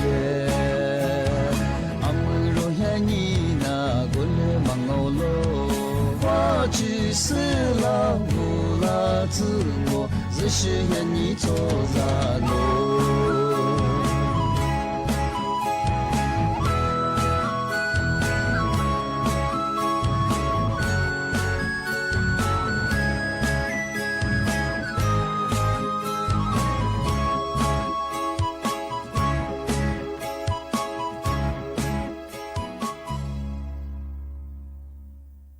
小花不来画画，阿姆萨阿我李松我都知道画贝拉我，阿我李松我ปากกากุงโมญาสถานีวิทยุกระจายเสียงแห่งประเทศไทยจังหวัดเชียงใหม่ว่าดางาวิทยุดูจังว่าเฮยยี่ระบบญา AM ยี่ความถี่ญาที่ตูลี่ญาชีชื่อโฉกกว่าดูจักอาทิตย์ทาวระบบไลฟ์สดไง Facebook ยี่เพจเฮสวทเชียงใหม่ AM 1476กิโลเฮิรตซ์ที่เลโบญาเฮดูหลังงาในแนวยาชมโมควานีจิโมว่าเฮถือควาดัวงาอาทินีที่โมล้อมญาหนีโมควานีสามโมที่นีมาหนีควาดัวในแนวที่ควาที่โมล้อที่ควานาที่เนียควานีนาเนียเซที่เลดงอ小伙伴人家那个什么啦阿帮我嘛做出嘛的话嘛我们呀一些属于排嘛人家他妈里乌拉木拉嘛这个但是我理啊嘛人家他妈我们呀你大姐多年而且我们呀一排嘛叫我但是我后来呢对你后一排嘛来我们给不花去嘛个人家啦是因那户不花去嘛和别那一堆的嘛和不花去的别呀人家那和我们给一小盒我别在进啊，我来去到一个，嘛是年个呗，做呗，我人家一来拍，如当年我那户修嘛个，多嘛个哎，而且嘛的是我人家那个也不会修嘛个，人家和外边里边个哎，人家和一边过我修嘛个别人也和去过一些呗啊，面花天里修嘛个，我来天里打树打球嘛个，打球我们家木瓜嘛个。我和某个瓜不过去嘛，一下子嘛，昨年人家来去嘛个，条边呀某个嘛和打，条边人家来不花打去，干业绩，你们呀妈妈。都给打抓，人家来干业绩，姐姐都给打抓，一些呢，一头混呗，也那是呗，我带你干业绩，人家那个某是当我们呀，我干业绩，一下表示一时抓是，我有的一口我一个大人呢，一抓干业绩，条面呀人家咧苦呢干业绩，个人家和有的态度了呗呀，是啥嘞，我干业绩我们来抓不少，一来配合去年我也我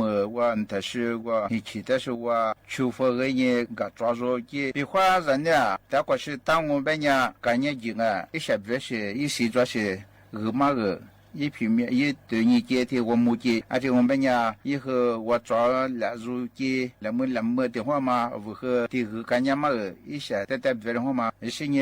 我和我一来拍我啊，这个的嘛个是来过干娘我的嘛也是接个抓住接动啊，以后你还个抓住一下，对，面个别怎么一干娘一下入门一上啊，啊嘛是呢一家他说我一来么的话嘛，抓白的话嘛，除掉你抓住家干你家，一专门来么的话嘛。从那你干业绩，人家你打我们家一打过啊，我和多大个，一干业说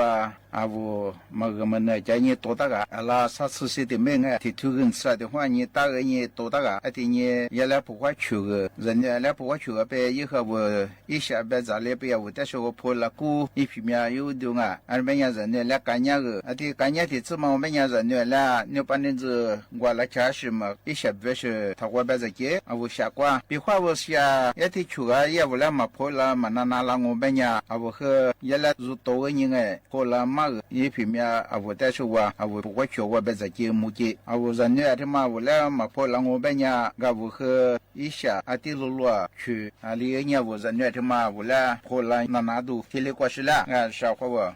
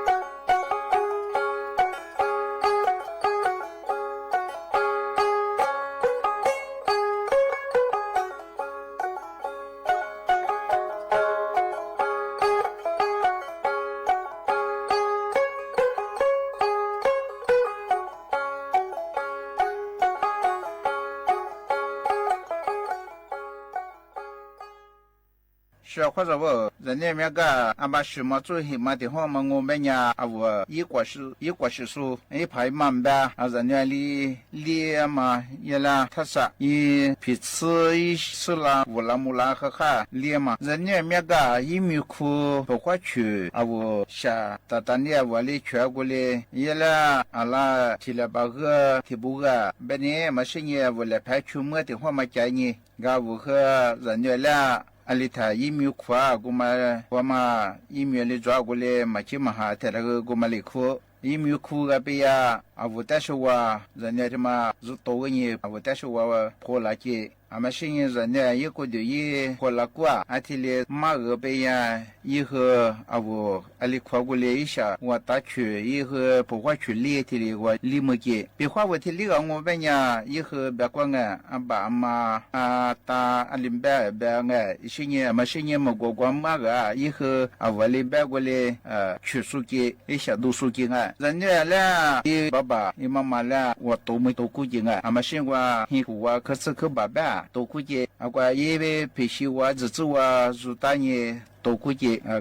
嘛是呢是那个我都没过的人家派我如个人可是可把我都没接人家一些过边呀我可是可把我一苦我的小都过我们家一欧盟我阿拉讲嘛也吃大年的来派来面的都个人过边呀สภาละพาดมาคือรูโตตาโตกูอันเป็นยาบุคือจันเนี่ยพัทลีจ้าอันเป็นยามุกว่าฟูมาจันเนี่ยแล้วคือกว่าเชียมาอีชิกูอียากูกีเตทีเลฟูมาจันเนี่ยแล้วแต่งว่าเป็นยาวัวแล้วกูว่าแต่เนี่ยตาเจ้ากว่าถูกอะไรสิ่งบางอย่างอีบิราชแต่เนี่ยขาดูราชแต่ละเนี่ยมาเลยเนี่ยกูมา不会去嘛个，是你嘛个，莫怪装我别呀。别话人家以后你们这个嘛对你我别呀，如果一平面如多个人来你姑嘛个，啊条别呀干呀嘛个，啊里边在边，啊么是你边，啊是你里边人家来你还多以后40-50度，一标度一厚度别少，那么这是我和啊如果别话把几打了你平面。别人嘛是你来挂平面，别人没吧，嘛是你在吧，天里西嘛了，人家两个一排嘛，一个是说，啊说嘛某一个呢，吃都多来平面的呢，哦某个半年嘛里边个人个，天一干年嘛个少花不，人家来天里不花去嘛个，干年嘛个，嘛起嘛哈天里。你嘛溜嘞，天里一嘛，我别人人家和就做和哈乌啦木啦啊是或者不。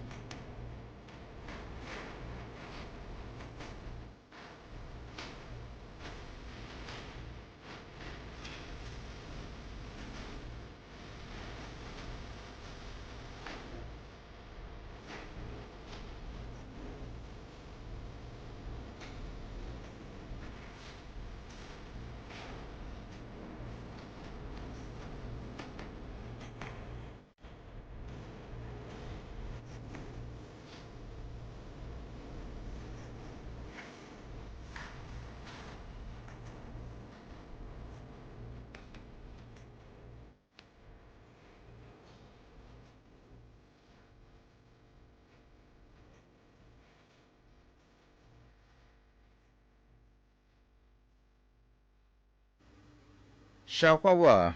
那俩手打都佩服都那阿不用过熟悉过吗？阿不行过熟悉过吗？阿说进背的话熟悉背那熟悉过吗？他妈带了你比嘛个？他妈可以那视频也不妙忘哎，就是那视频哈萨希阿的帮哎哈萨希买你几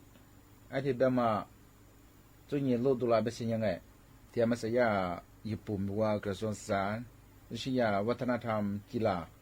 วิทยาศาสตร์เทคโนโลยีอาทิตย์แบบไงอาทิตย์มาสู่กว่าอยู่หัวเลยจุยชอบหาดึกก็ตามไงหาอยู่เยอะแบบนี้ที่ยานอวกาศเซลินอาทิตย์แบบไงเซลิน2อาทิตย์มาเนาะอาบัสวาเย也一觉得那几件啊，那把吃苦啊，对我也有可能东往下往吃很过来，第10股币啊，俺们三年有可能东往下往吃的过，个这里办那几件，我们也说呀，人阿我干个这路他妈想么和符合，啊，在电话门个小伙我，符啊，我在这符上我们呀，提么力度，故乡蓝板。是的，我说的也这罗人他妈想嘛来约么个起床，而且你呀，还约的还有么我们也说下么样个人阿我干，这拉出嘛只是一个意见啊，提个，那么差，阿巴斯的说话也过一节上路一节了。而且呀，到天啊，点那是题嘛，那么说也不得哎，也来古么嘛，他妈他我们话说那都哎，啊他妈的个，ที่ยานอวกาศเซลินได้มั้ยเนี่ยก็สู้เปรียบไปเช่ว่าที่หัวเนี้ยบาตุลาคมแต่เนาะอบัตสวายจุยเจียงอ่ะอามาใส่ดาวเทียมอันที่น่าสนใจอาตมาอะไรที่5 กิโลเมตรอันที่หัวมายีจุยจีเนี่ยที่นี้พูดถึงเนี่ยส่งพลังอ่ะเอาอย่างไงไอ้สิ่งนี้ดาวเทียมเคยหนีมาจ่อยอ่ะน้อยาขั้วโลกเหนือที่ขั้วโลกใต้วางไงที่อาบัตสที่มาอีมีว่าเยอะเนี่ยที่คุยที่มาใจเนี่ยที่เนี่ยสำรวจยังอ่ะอันที่นอตยี่ไอ้ใจเนี่ยการที่มันก็ญี่ปุ่นเนี่ยซึ่งไม่จะฝรั่งไงชาวเขาว่าญี่ปุ่นเนี่ยตัวมันจะเชื่อไปเนี่ยอาจจะสิ่งที่อยู่ที่มาพาสำรวจบางมื้อเลยไปเนี่ยดำดังไงที่ว่านอตยี่อ่ะฮิชาตาเบะฮิชานาเบะละชวนยี่ใจเจ็บเนี่ยก็ที่แต่ที่หัวปีไปเนี่ยอะไรก็คือเนี่ยนยี่ฮิชามุคูละสุจานะที่หัวปีเนี่ยคือพัฒนาเยอะไงอีเนี่ยกุศลเนี่ยเนื้อสกอาจจะชาวเขาว่าผู้แบบเนี่ยอะไรก็หุ่นยนต์ตัวเนี่ยมึงไงก็ที่มันก็เป็นฝุ่นไงชาวเขาว่า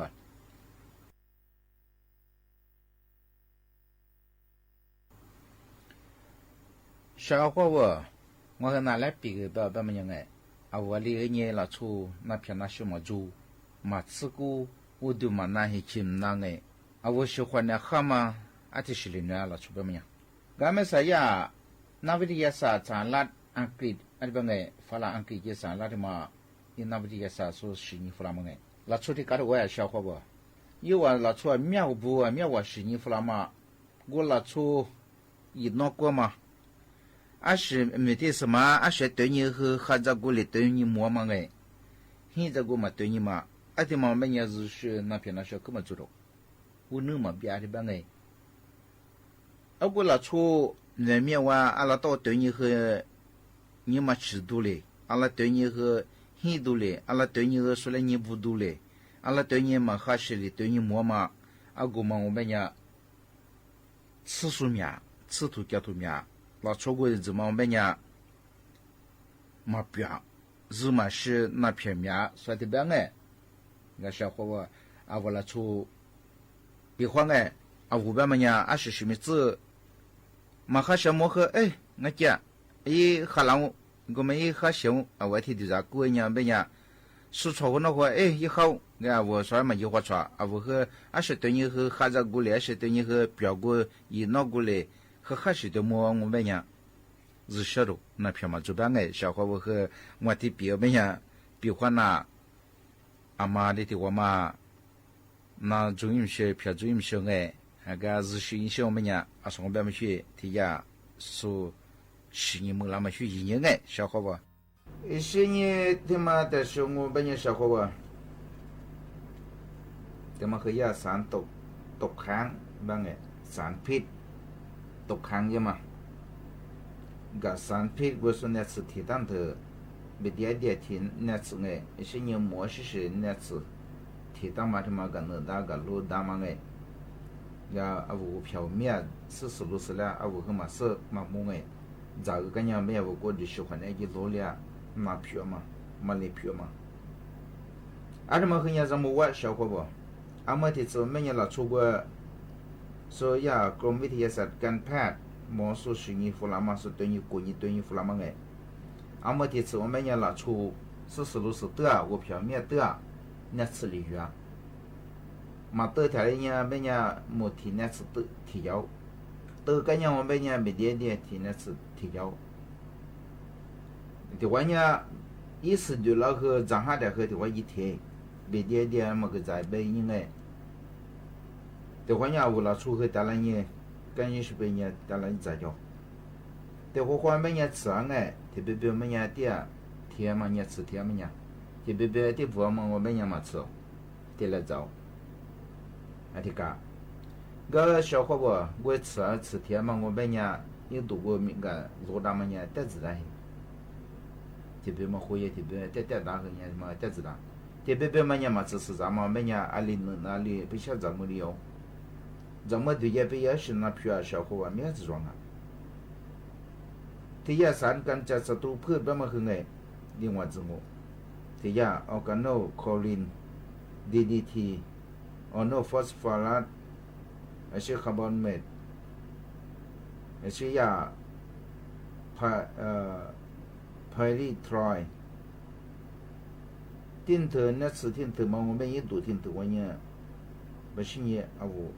เบียดเดียหมดทิ้งเธออยู่มายาชื่ออาทิ้งเธอหมดยิ่งอยู่มายาละไอ้สิ่งนี้ไม่ได้เนี่ยจะมาเปิดอยู่มาอย่าไปเนี่ยชาวเขาบอกคือขันช่องเนี่ยเอาละชุบมาน้ำว่าเพียงว่ามาชาลายางเนี่ยจากคือเนี่ยเรื่องเนี่ยสุดจงมาสมุนมาดังเนี่ยชาวเขาว่าก็จะมาแต่ช่องมันเนี่ยอย่าพุ่มแพ้พุ่มแพ้ที่มาคือยังแบบนี้小注意啦小伙伴不喜欢呢ที่มา花我们呢我觉得我咋个嘛是每个ที่มาคือ拿票你拿过马来西亚你个了你拿过马来加แบบมันยังไงที่花我们呢你喜欢呢我钱你自己理解像他们的你嘛钱听头拍是的我嘛喜欢的嘛挂我准哎然后我别边和人中小伙伴我的是我拍呀碰拍他们我们也没点点我说咋都哎没点点他们和这个小伙伴咋打他包和们咱们打手抓特别别们呀咋打嘛和人特别别么和咋个喜欢的嘛和拍也手抓过嘛和拍嘛也那个咋个很起火拍嘞你去拿纸且手抓特别别可啥了没也是拿俺说你别一喜欢呢我嘛火一度嘛一下过嘛哎俺别的嘛和面子我和可咋样我特别别么呢就话嘛快别的都嘛没别的都哎咋别呢你把你自己的失去别的都适合抓咋不嘛都对我们也说个大陆都别几列都听特别么呢咋个嘛和咋说面然后老出些对嘛我们呢什么苦你那么嘛票我也喜欢那么和嘛么呢那皮那个，阿里个，掉没人小伙我啊，我是咋么办哎？看你怎么，呀，阿天你咋？阿天要么我们家啊，我和咋个样我们家咱们个样我们家下周呢是表和表啊。是你咋个他妈的说怎么咱们你别小伙我，他呀，把包这么我们家小伙我把就是你咱们天我一度抓怎么当个我们家他也是啊。特别嘛生哎，把包别个我别个人带来你咋个样我们家，讲些叫过别的，啊什么呀？一度个把包个嘛苦啊产品哎，贴头都docsin啊这边嘛做的，啊可面嘛我们家一股子往个嘿，啊这边，老出年嘛生一股子在面边哎，啊我咋个样我们家里个。一五五百一换百咋个样？啊，我拉吃那天啥吃那天呗，我们家啊，我拉去了米姑姑哎，不得弄皮面天路光哎，哎天家，一多他妈面怕咋个我们家下汉的当哎，阿妈泼阿妈怕的皮样啊，是那的嘛，哎天把当我们家小伙子咋是咋个干当哎，我他妈咋嘛表，咋个样天把个一个嘛从我们家我也没去瞧我下。嘛就花想我们呀是那你们看看，是你小伙吧？我和这么的是拿来比个嘛和人吧？ผลิตภัณฑ์กำจัดแมลงอะไรบ้างอ่ะเบียดและเทียมอาวลิชิซื้อบ้างมั้ง小伙我ที่กาอาวลิย的话，我过去去换2万，当然么个做么这个呢？提一了。啊，我那次贴他包那次月他包没呢，吃牌来牌日做，一花多半年噻，推多半年，包多半年做包。是你来牌套都套个，是想下和那苦啊，没身子哎，我所以套都。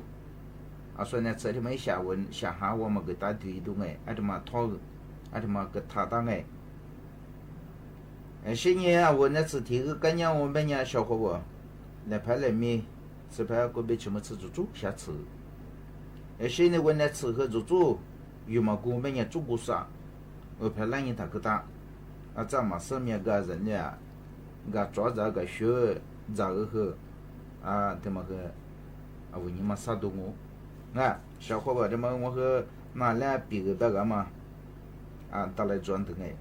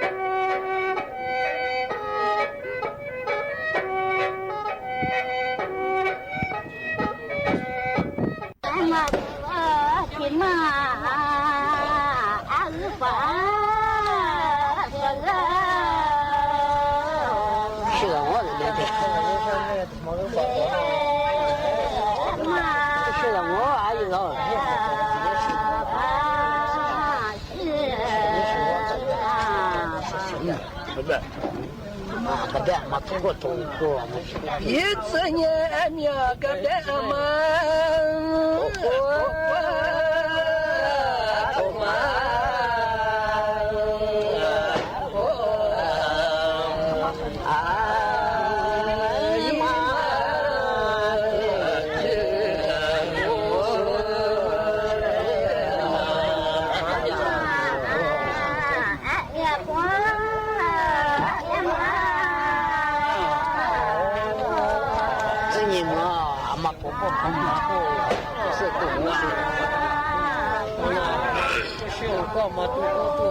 嘛不过不无过，嘛不过不无这个人。一次年面个的阿妈，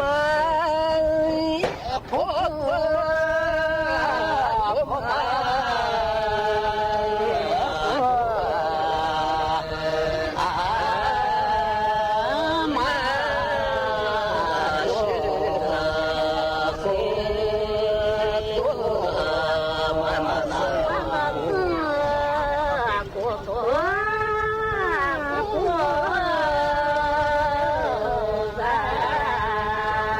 这不多不路上，那就以后不光了，阿妈这个真的，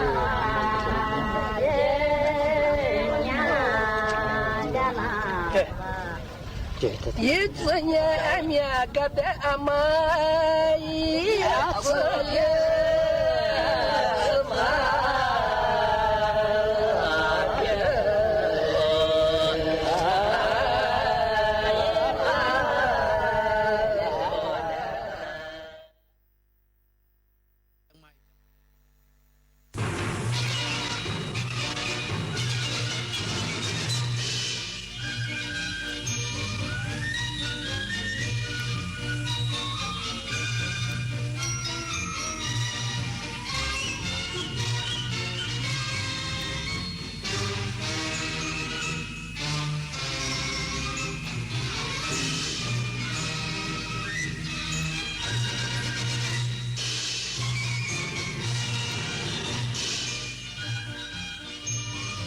ที่นี่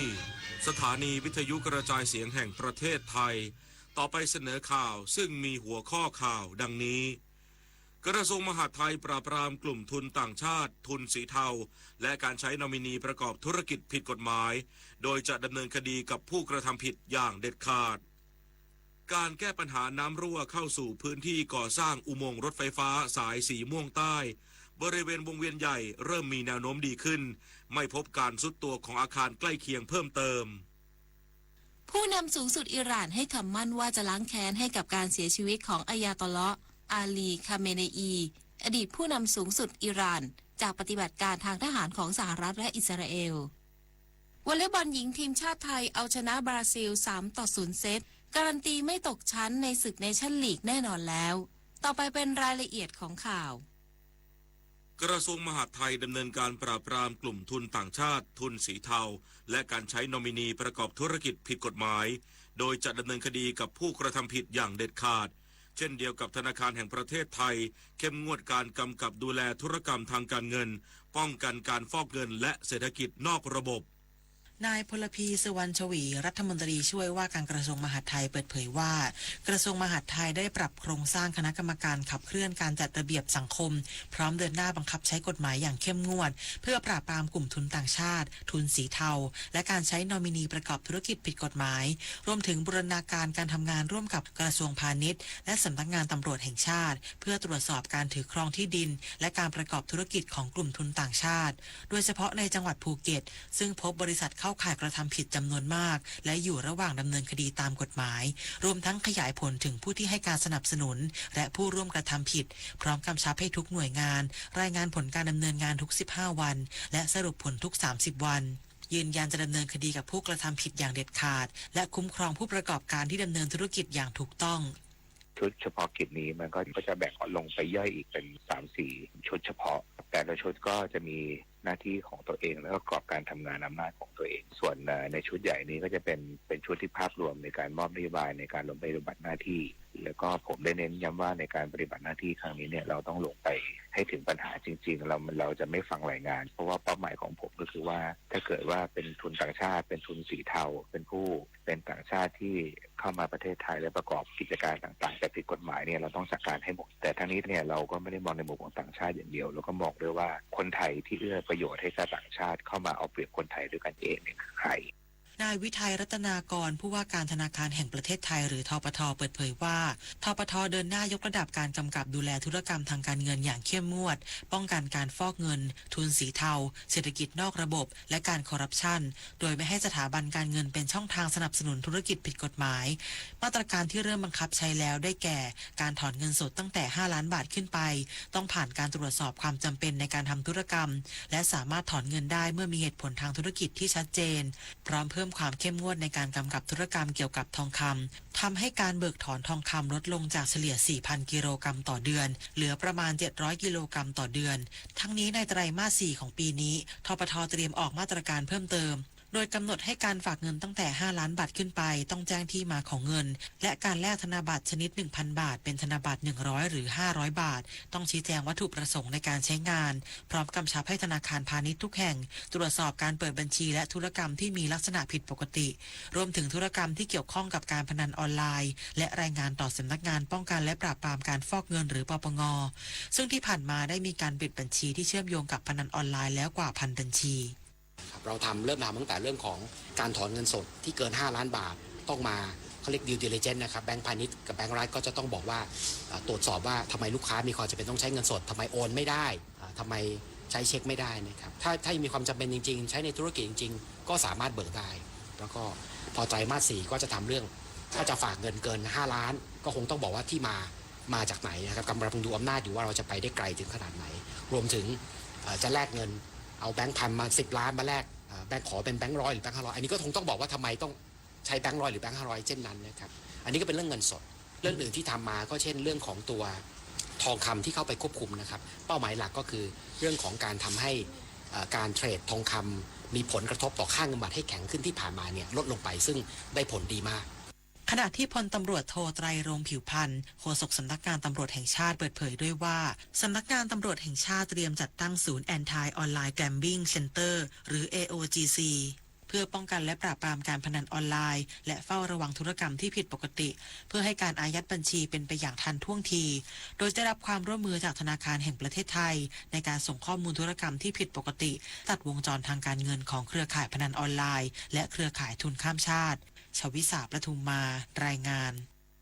ความคืบหน้าการแก้ปัญหาน้ำรั่วเข้าสู่พื้นที่ก่อสร้างอุโมงค์รถไฟฟ้าสายสีม่วงใต้บริเวณวงเวียนใหญ่กรุงเทพมหานครเริ่มมีแนวโน้มดีขึ้นไม่พบการทรุดตัวของอาคารใกล้เคียงเพิ่มเติมวานนี้นายสิริพงษ์อังคสกุลเกียรติรัฐมนตรีช่วยว่าการกระทรวงคมนาคมและคณะลงพื้นที่ติดตามความคืบหน้ากรณีการแก้ปัญหาน้ำรั่วเข้าสู่พื้นที่ก่อสร้างอุโมงค์รถไฟฟ้าสายสีม่วงใต้บริเวณวงเวียนใหญ่พร้อมกล่าวว่าสถานการณ์มีแนวโน้มเป็นไปในทิศทางที่ดีรัศมีการทรุดตัวของอาคารยังคงอยู่ในกรอบคาดการณ์30 เมตรและยังไม่พบการขยายตัวเพิ่มเติมส่วนปริมาณน้ำที่ซึมเข้าสู่อุโมงค์ลดลงขณะที่การอัดฉีดปูนช่วยพยุงชั้นดินเริ่มเห็นผลบางจุดชั้นดินดันตัวกลับขึ้นเล็กน้อยคาดว่าจะใช้เวลาดำเนินการให้แล้วเสร็จภายใน12 วันหรืออาจเร็วกว่านั้นหากสถานการณ์ยังคงตัวพร้อมกำชับการรถไฟฟ้าขนส่งมวลชนแห่งประเทศไทยหรือรฟม.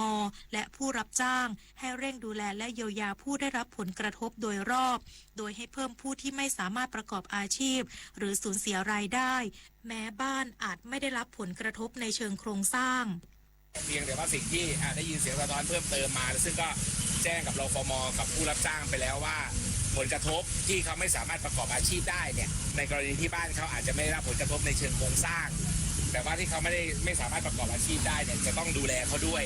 เรื่องของอัตราการซุดอัตราการเข้าหน้างานต่างๆนานาเนี่ยก็มีสัญญาณดีหลายอย่างเช่นปริมาณน้ำที่ซึมเข้าไปในอุโมงค์เนี่ยนะครับมีอัตราลดลงอย่างมีนัยสำคัญในบางช่วงที่เขาใช้วิธีเกาติ้งอย่างที่พูดกันมา 2-3 วันก็คือฉีดน้ำปูนลงไปแล้วให้น้ำปูนเนี่ยเซ็ตตัวเนี่ยปรากฏว่าบางจุดนะครับเราได้เห็นว่ามีลักษณะที่ชั้นข้างล่างเนี่ยดันขึ้นเล็กน้อยอย่างเงี้ยก็ทำให้เห็นสัญญาณดีทั้งนี้ภายหลังจากกรุงเทพมหานครประกาศห้ามเข้าและงดใช้อาคารข้างเคียงที่อาจได้รับผลกระทบเพื่อความปลอดภัยรฟม.และผู้รับจ้างได้จัดตั้งศูนย์รับเรื่องร้องเรียนบริเวณอนุสาวรีย์สมเด็จพระเจ้าตากสินมีประชาชนผู้พักอาศัยในอาคารที่มีความเสี่ยงทยอยติดต่อขอรับความช่วยเหลือแล้วนิตยาคุณสิมรายงานกองทุนเงินให้กู้ยืมเพื่อการศึกษาประกาศเตือนผู้กู้ยืมรายใหม่ปีการศึกษา 2569 ระดับอุดมศึกษาเร่งยื่นความประสงค์ยืนยันตัวตนผ่านระบบ Pre-Approve เพื่อรักษาสิทธิ์ในการเข้าสู่กระบวนการกู้ยืมนางอัญชลีภูริวิทย์วัฒนารองผู้จัดการและรักษาการแทนผู้จัดการกองทุนเงินให้กู้ยืมเพื่อการศึกษาหรือกยศเปิดเผยว่าก กยศ.ขอให้นิสิตนักศึกษาระดับอุดมศึกษาที่มีความประสงค์ขอกู้ยืมเงินรายใหม่ประจำปีการศึกษา 2569 ให้เร่งดำเนินการยื่นความประสงค์ผ่านระบบ Pre-Approve เพื่อยืนยันตัวตนคัดกรองคุณสมบัติเบื้องต้นและรักษาสิทธิ์ในการเข้าสู่กระบวนการกู้ยืมโดยผู้ที่ศึกษาในสถานศึกษาแบบทั่วไปจะต้องยื่นความประสงค์ภายในวันพรุ่งนี้เพื่อให้สถานศึกษาพิจารณาส่งรายชื่อภายในวันที่ 15 กรกฎาคมส่วนผู้ที่ศึกษาในสถานศึกษาแบบอาเซียนจะต้องยื่นภายในวันที่ 28 สิงหาคมเพื่อให้สถานศึกษาส่งรายชื่อภายในวันที่ 31 สิงหาคมพร้อมย้ำว่ากยศ.จะไม่ขยายระยะเวลาดำเนินการในระบบดังกล่าวผู้ขอกู้ยืมต้องเร่งดำเนินการให้แล้วเสร็จตามกำหนดอย่างเคร่งครัดโดยสามารถศึกษารายละเอียดเพิ่มเติมได้ทางเว็บไซต์ www.studentloan.or.th กรมป้องกันและบรรเทาสาธารณภัยแจ้ง 6 จังหวัดภาคกลางและกรุงเทพมหานครเฝ้าระวังน้ำทะเลหนุนสูงช่วงวันที่ 13 กรกฎาคมถึง 19 กรกฎาคมนี้นายธีรพัฒน์คัจมาศอธิบดีกรมป้องกันและบรรเทาสาธารณภัยหรือปภ.เปิดเผยว่าตั้งแต่วันพรุ่งนี้ถึงวันที่ 19 กรกฎาคมนี้เป็นช่วงที่ระดับน้ำทะเลหนุนสูงและคาดว่าจะส่งผลให้ระดับน้ำในแม่น้ำเจ้าพระยาล้นตลิ่งอาจไหลเข้าท่วมบริเวณพื้นที่ลุ่มต่ำริมแม่น้ำริมคลองรวมถึงชุมชนนอกแนวคันกั้นน้ำบริเวณที่ไม่มีแนวป้องกันน้ำถาวรพื้นที่ที่เฝ้าระวังในภาคกลางมี 6 จังหวัดได้แก่ปทุมธานีนนทบุรีนครปฐมสมุทรสาครสมุทรสงครามและสมุทรปราการรวมถึงกรุงเทพมหานครโดยปภ.แจ้งเตือนหน่วยงานที่เกี่ยวข้องภาคเอกชนที่ประกอบกิจการในแม่น้ำลำคลองรวมถึงประชาชนที่อาศัยอยู่ในพื้นที่ริมแม่น้ำและจุดเสี่ยงที่ลุ่มต่ำริมแม่น้ำให้เฝ้าระวังและติดตามสถานการณ์อย่างใกล้ชิดจากประกาศแจ้งเตือนภัยทางแอปพลิเคชันไทย Disaster Alert หากประชาชนได้รับความเดือดร้อนจากเหตุดังกล่าวแจ้งขอความช่วยเหลือทางไลน์ปภ.รับแจ้งเหตุ1784รวมถึงสายด่วนนิรภัย1784ตลอด24ชั่วโมงวันนี้ประเทศไทยจะจัดการประชุมอย่างไม่เป็นทางการระหว่างรัฐมนตรีต่างประเทศอาเซียนกับรัฐมนตรีต่างประเทศเมียนมาที่กรุงเทพมหานครสะท้อนบทบาทของประเทศไทยในการส่งเสริมความร่วมมือภายใต้กรอบอาเซียนให้เกิดพัฒนาการในเชิงบวกในเมียนมานางสาวรัชดาธนาดิเรกโฆษกประจำสำนักนายกรัฐมนตรีเปิดเผยว่าประเทศไทยจะเป็นเจ้าภาพจัดการประชุมอย่างไม่เป็นทางการระหว่างรัฐมนตรีต่างประเทศอาเซียนกับรัฐมนตรีต่างประเทศเมียนมาในวันนี้ที่กรุงเทพมหานครโดยมีฟิลิปปินส์เป็นประธานการประชุมสะท้อนบทบาทของประเทศไทยในการส่งเสริมความร่วมมือภายใต้กรอบอาเซียนและผลักดันให้เกิดการพัฒนาในเชิงบวกในเมียนมาหลังการจัดตั้งรัฐบาลชุดใหม่ของเมียนมาเมื่อเดือนเมษายน 2569 ประเทศสมาชิกอาเซียนเห็นว่าบริบทของสถานการณ์ได้เปลี่ยนแปลงไปจึงควรพิจารณาปรับแนวทางการดำเนินงานให้สอดคล้องกับสถานการณ์ภายใต้เงื่อนไขที่ชัดเจนและสนับสนุนการดำเนินการตามฉันทามติ5 ข้อที่ชาติผู้นำอาเซียนได้เห็นชอบเมื่อปี 2564 ให้เกิดผลเป็นรูปธรรมได้แก่การยุติความรุนแรงในเมียนมาโดยทันทีการเจรจาที่สร้างสรรค์ระหว่างทุกฝ่ายที่เกี่ยวข้องจะเริ่มต้นขึ้นเพื่อหาทางออกอย่างสันติทูตพิเศษของประธานอาเซียนจะอำนวยความสะดวกเป็นสื่อกลางของกระบวนการเจรจาโดยความช่วยเหลือของเลขาธิการอาเซียนให้ความช่วยเหลือด้านมนุษยธรรมผ่านทางศูนย์ประสานงานอาเซียนเพื่อความช่วยเหลือด้านมนุษยธรรมด้านการจัดการภัยพิบัติทูตและคณะผู้แทนพิเศษจะเดินทางไปเยือนเมียนมาเพื่อพบปะกับทุกฝ่ายที่เกี่ยวข้องการประชุมอย่างไม่เป็นทางการครั้งนี้เป็นเวทีพบหารือครั้งแรกระหว่างรัฐมนตรีต่างประเทศอาเซียนกับรัฐมนตรีต่างประเทศเมียนมาซึ่งเป็นพื้นฐานสำคัญของการสานต่อความร่วมมืออันจะเป็นประโยชน์ต่อประเทศไทยและประเทศสมาชิกอาเซียนในระยะยาวผลิตนาฏขวัญแสนสุขรายงานต่อจากนี้ไปขอเชิญรับฟังเสียงจากใจไทยคู่ฟ้า ข่าวดีสำหรับคนที่กำลังมองหาคลินิกเสริมความงามค่ะตั้งแต่วันที่ 3 กรกฎาคม 2569 เป็นต้นไปแพทยสภาออกกติกาใหม่กำหนดให้โฆษณาด้านเสริมความงามและศัลยกรรมต้องแสดงชื่อนามสกุลจริงพร้อมเลขที่ใบอนุญาตประกอบวิชาชีพของแพทย์อย่างชัดเจนทุกครั้งหากใช้ชื่อเล่นก็ต้องแสดงคู่กับชื่อจริงโดยมีขนาดและรูปแบบตัวอักษรเท่ากันเพื่อให้ไม่เกิดความเข้าใจผิดมาตรการนี้จะช่วยให้ประชาชนตรวจสอบข้อมูลแพทย์ได้ง่ายขึ้นเพิ่มความโปร่งใสและตัดสินใจในการใช้บริการได้อย่างมั่นใจและปลอดภัยมากยิ่งขึ้นค่ะสื่อสารภารกิจรัฐบาลกับลลิดา พฤยุทธนารองโฆษกประจำสำนักนายกรัฐมนตรีขอเชิญร่วมงานเฉลิมพระเกียรติพระบาทสมเด็จพระเจ้าอยู่หัวเนื่องในโอกาสวันเฉลิมพระชนมพรรษา 28 กรกฎาคม 2569 ในงานสายน้ำแห่งชีวิตใต้ร่มพระบารมีสืบสานวิถีรัตนโกสินทร์ร่วมพิธีจุดเทียนถวายพระพรชัยมงคลพร้อมทั้งกิจกรรมอื่นๆอีกมากมายในวันที่ 24-26 กรกฎาคมนี้ณสวนสาธารณะป้อมมหาการเขตพระนครมาร่วมสัมผัสเสน่ห์วิถีไทยไปพร้อมกัน 29 กรกฎาคมวันภาษาไทยแห่งชาติภาษาไทยคือมรดกทางปัญญาและเอกลักษณ์อันล้ำค่าของชาติเป็นสื่อกลางเชื่อมความผูกพันและสะท้อนความภาคภูมิใจของคนในชาติร่วมกันรักษาความงดงามของภาษาด้วยการพูดอ่านและเขียนอย่างถูกต้องเพื่อส่งต่อคุณค่าแห่งเอกลักษณ์ไทยนี้ร่วมกัน7:15 นาทีต่อไปรับฟังข่าวต่างประเทศครับสำนักข่าวรอยเตอร์รายงานโดยอ้างแถลงการของอายาตอลลอฮ์มอชตาบาคาเมนี ผู้นำสูงสุดอิหร่านเมื่อวานนี้ภายหลังเสร็จสิ้นพิธีศพของอายาตอลลอฮ์อาลีคาเมนีอดีตผู้นำสูงสุดอิหร่านและผู้เป็นบิดา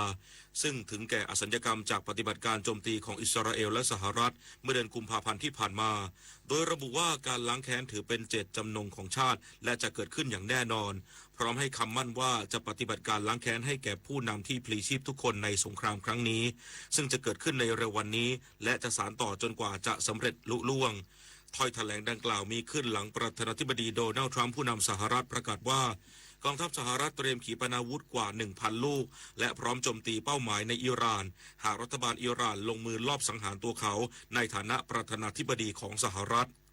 สำนักข่าว AFP รายงานโดยอ้างการเปิดเผยของนายกเทศมนตรีกรุงเคียฟเมืองหลวงของยูเครนเมื่อวานนี้ที่ระบุว่ากองทัพรัสเซียเปิดปฏิบัติการโจมตีทางอากาศต่อเป้าหมายในหลายพื้นที่ทั่วยูเครนโดยเฉพาะในกรุงเคียฟและเมืองซูมีทางตะวันออกเฉียงเหนือของประเทศส่งผลให้มีผู้เสียชีวิตอย่างน้อย8รายและบาดเจ็บอีก12รายด้านประธานาธิบดีวโลดิเมียร์ เซเลนสกี้ของยูเครนเปิดเผยผ่านเครือข่ายสื่อสังคมออนไลน์ X โดยยืนยันว่ารัสเซียเปิดฉากโจมตีอย่างรุนแรงด้วยอากาศยานไร้คนขับหรือโดรนมากกว่า120ลำและยิงขีปนาวุธอีก12ลูกซึ่งทำให้โครงสร้างพื้นฐานของพลเรือนได้รับความเสียหายและเหตุการณ์นี้ยังเกิดขึ้นก่อนที่สัญญาณเตือนภัยทางอากาศจะเปิดใช้งานสำนักข่าวต่างประเทศรายงานว่าพายุไต้ฝุ่นบาวีเคลื่อนตัวขึ้นฝั่งบริเวณเมืองไทโจในมณฑลเจ้อเจียงทางตะวันออกเฉียงใต้ของจีนแล้วเมื่อช่วงค่ำของวันเสาร์ที่ผ่านมาตามเวลาท้องถิ่นจนส่งผลให้มีการอพยพประชาชนเกือบ2 ล้านคนทั่วทั้งมณฑลเจ้อเจียงมณฑลฝูเจี้ยนกรุงปักกิ่งและนครเซี่ยงไฮ้ไปยังพื้นที่ปลอดภัยด้านศูนย์อุตุนิยมวิทยาแห่งชาติของจีนระบุว่าพายุไต้ฝุ่นบาวีมีความเร็วลมสูงสุด144กิโลเมตรต่อชั่วโมงซึ่งมีความรุนแรงระดับที่1แต่ยังคงมีความเสี่ยงสูงจากฝนตกหนักและลมกระโชกแรง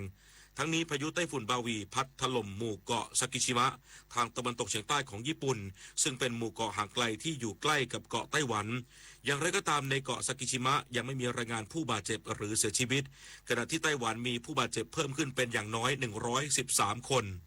สำนักข่าวต่างประเทศรายงานโดยอ้างการเปิดเผยของทางการท้องถิ่นของเวียดนามเมื่อวานนี้ที่ระบุว่าเกิดเหตุเรือยนต์ความเร็วสูงหรือสปีดโบ๊ทซึ่งบรรทุกผู้โดยสารทั้งหมด36คนโดยในจำนวนนี้เป็นนักท่องเที่ยวชาวอินเดีย32คนและลูกเรืออีก4คนพลิกคว่ำบริเวณนอกชายฝั่งของเกาะฟูกวกทางตะวันตกเฉียงใต้ของเวียดนามขณะแล่นออกจากเกาะฮอนเมรุตมุ่งหน้าไปยังท่าเรืออันเถยส่งผลให้นักท่องเที่ยวชาวอินเดียเสียชีวิตอย่างน้อย15รายด้านสถานทูตอินเดียประจำเวียดนามกล่าวว่าสถานทูตอินเดียกำลังเฝ้าติดตามสถานการณ์ของอุบัติเหตุในครั้งนี้อย่างใกล้ชิดและจัดตั้งศูนย์รับมือเหตุฉุกเฉินในนครโฮจิมินห์และกรุงฮานอย พื่อให้ความช่วยเหลือแก่ครอบครัวผู้ประสบภัยซึ่งรายละเอียดของเหตุการณ์นี้ยังอยู่ระหว่างการสอบสวนเพื่อหาสาเหตุที่แน่ชัดต่อไปรับฟังข่าวกีฬาค่ะการแข่งขันวอลเลย์บอลหญิงเนชั่นลีก 2026 สนามที่ 3 ที่เมืองโอซาก้าประเทศญี่ปุ่นทีมชาติไทยระเบิดฟอร์มยอดเยี่ยมเอาชนะทีมชาติบราซิล 3-0 เซต 25-15 25-16 และ 25-17 ทีมไทยทำผลงานชนะ 3 แพ้ 8 มี 12 แต้มอยู่อันดับ 14 การันตีไม่ตกชั้นเนชั่นลีกแน่นอนแล้วส่วนบราซิลทำผลงานชนะ 9 แพ้ 2 มี 26 แต้มอยู่อันดับ 2 นอกจากนี้จากชัยชนะดังกล่าวทำให้ทีมลูกยางสาวไทยได้คะแนนสะสมอันดับโลก 19.39 คะแนนขยับขึ้นจากอันดับ 22 ของโลกขึ้นมารั้งอันดับ 17 ของโลกแล้วสำหรับแมตช์ต่อไปทีมไทยจะลงสนามนัดสุดท้ายพบกับตุรกีอันดับ 3 ของโลกในวันนี้เวลา 13:30 นาทีลีกวอลเลย์บอลอาชีพสหรัฐอเมริกาลีกวันวอลเลย์บอลประกาศต้อนรับศศิภาพรจันทวิสูตรนักตบหัวเสาตัวเก่งทีมชาติไทยเข้าสู่ลีกอย่างเป็นทางการโดยถือเป็นนักตบสาวไทยรายที่ 4 ในลีกวันวอลเลย์บอลต่อจากพิมพิชยาโกกรำพรพันธ์เกิดปราดและปียนุชแป้นน้อยทำให้ลีกวอลเลย์บอลอเมริกาในฤดูกาลหน้ามีสาวไทยไปแข่งขันถึง 6 คนทั้งในลีกวันวอลเลย์บอลและลีกโปรวอลเลย์บอลเฟเดเรชั่นที่มีอัชราพรคงยศและณัฐนิชาใจแสนศึกเทนนิสแกรนด์สแลมวิมเบิลดัน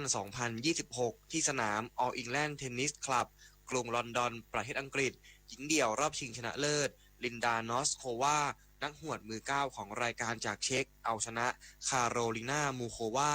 นักหวดสาวเพื่อนร่วมชาติมือ 10 ของรายการ2-1 เซต 6-2 5-7 และ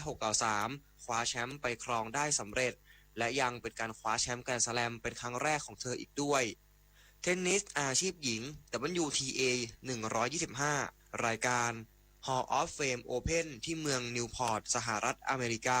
ประเภทหญิงเดี่ยวรอบก่อนรองชนะเลิศมนัญชยาสว่างแก้วนักหวดสาวไทยมืออันดับ 164 ของโลกและมือวางอันดับ 6 ของรายการเอาชนะแมรี่สโตยาน่านักหวดเจ้าถิ่นมือวางอันดับ 4 ของรายการ 2-1 เซต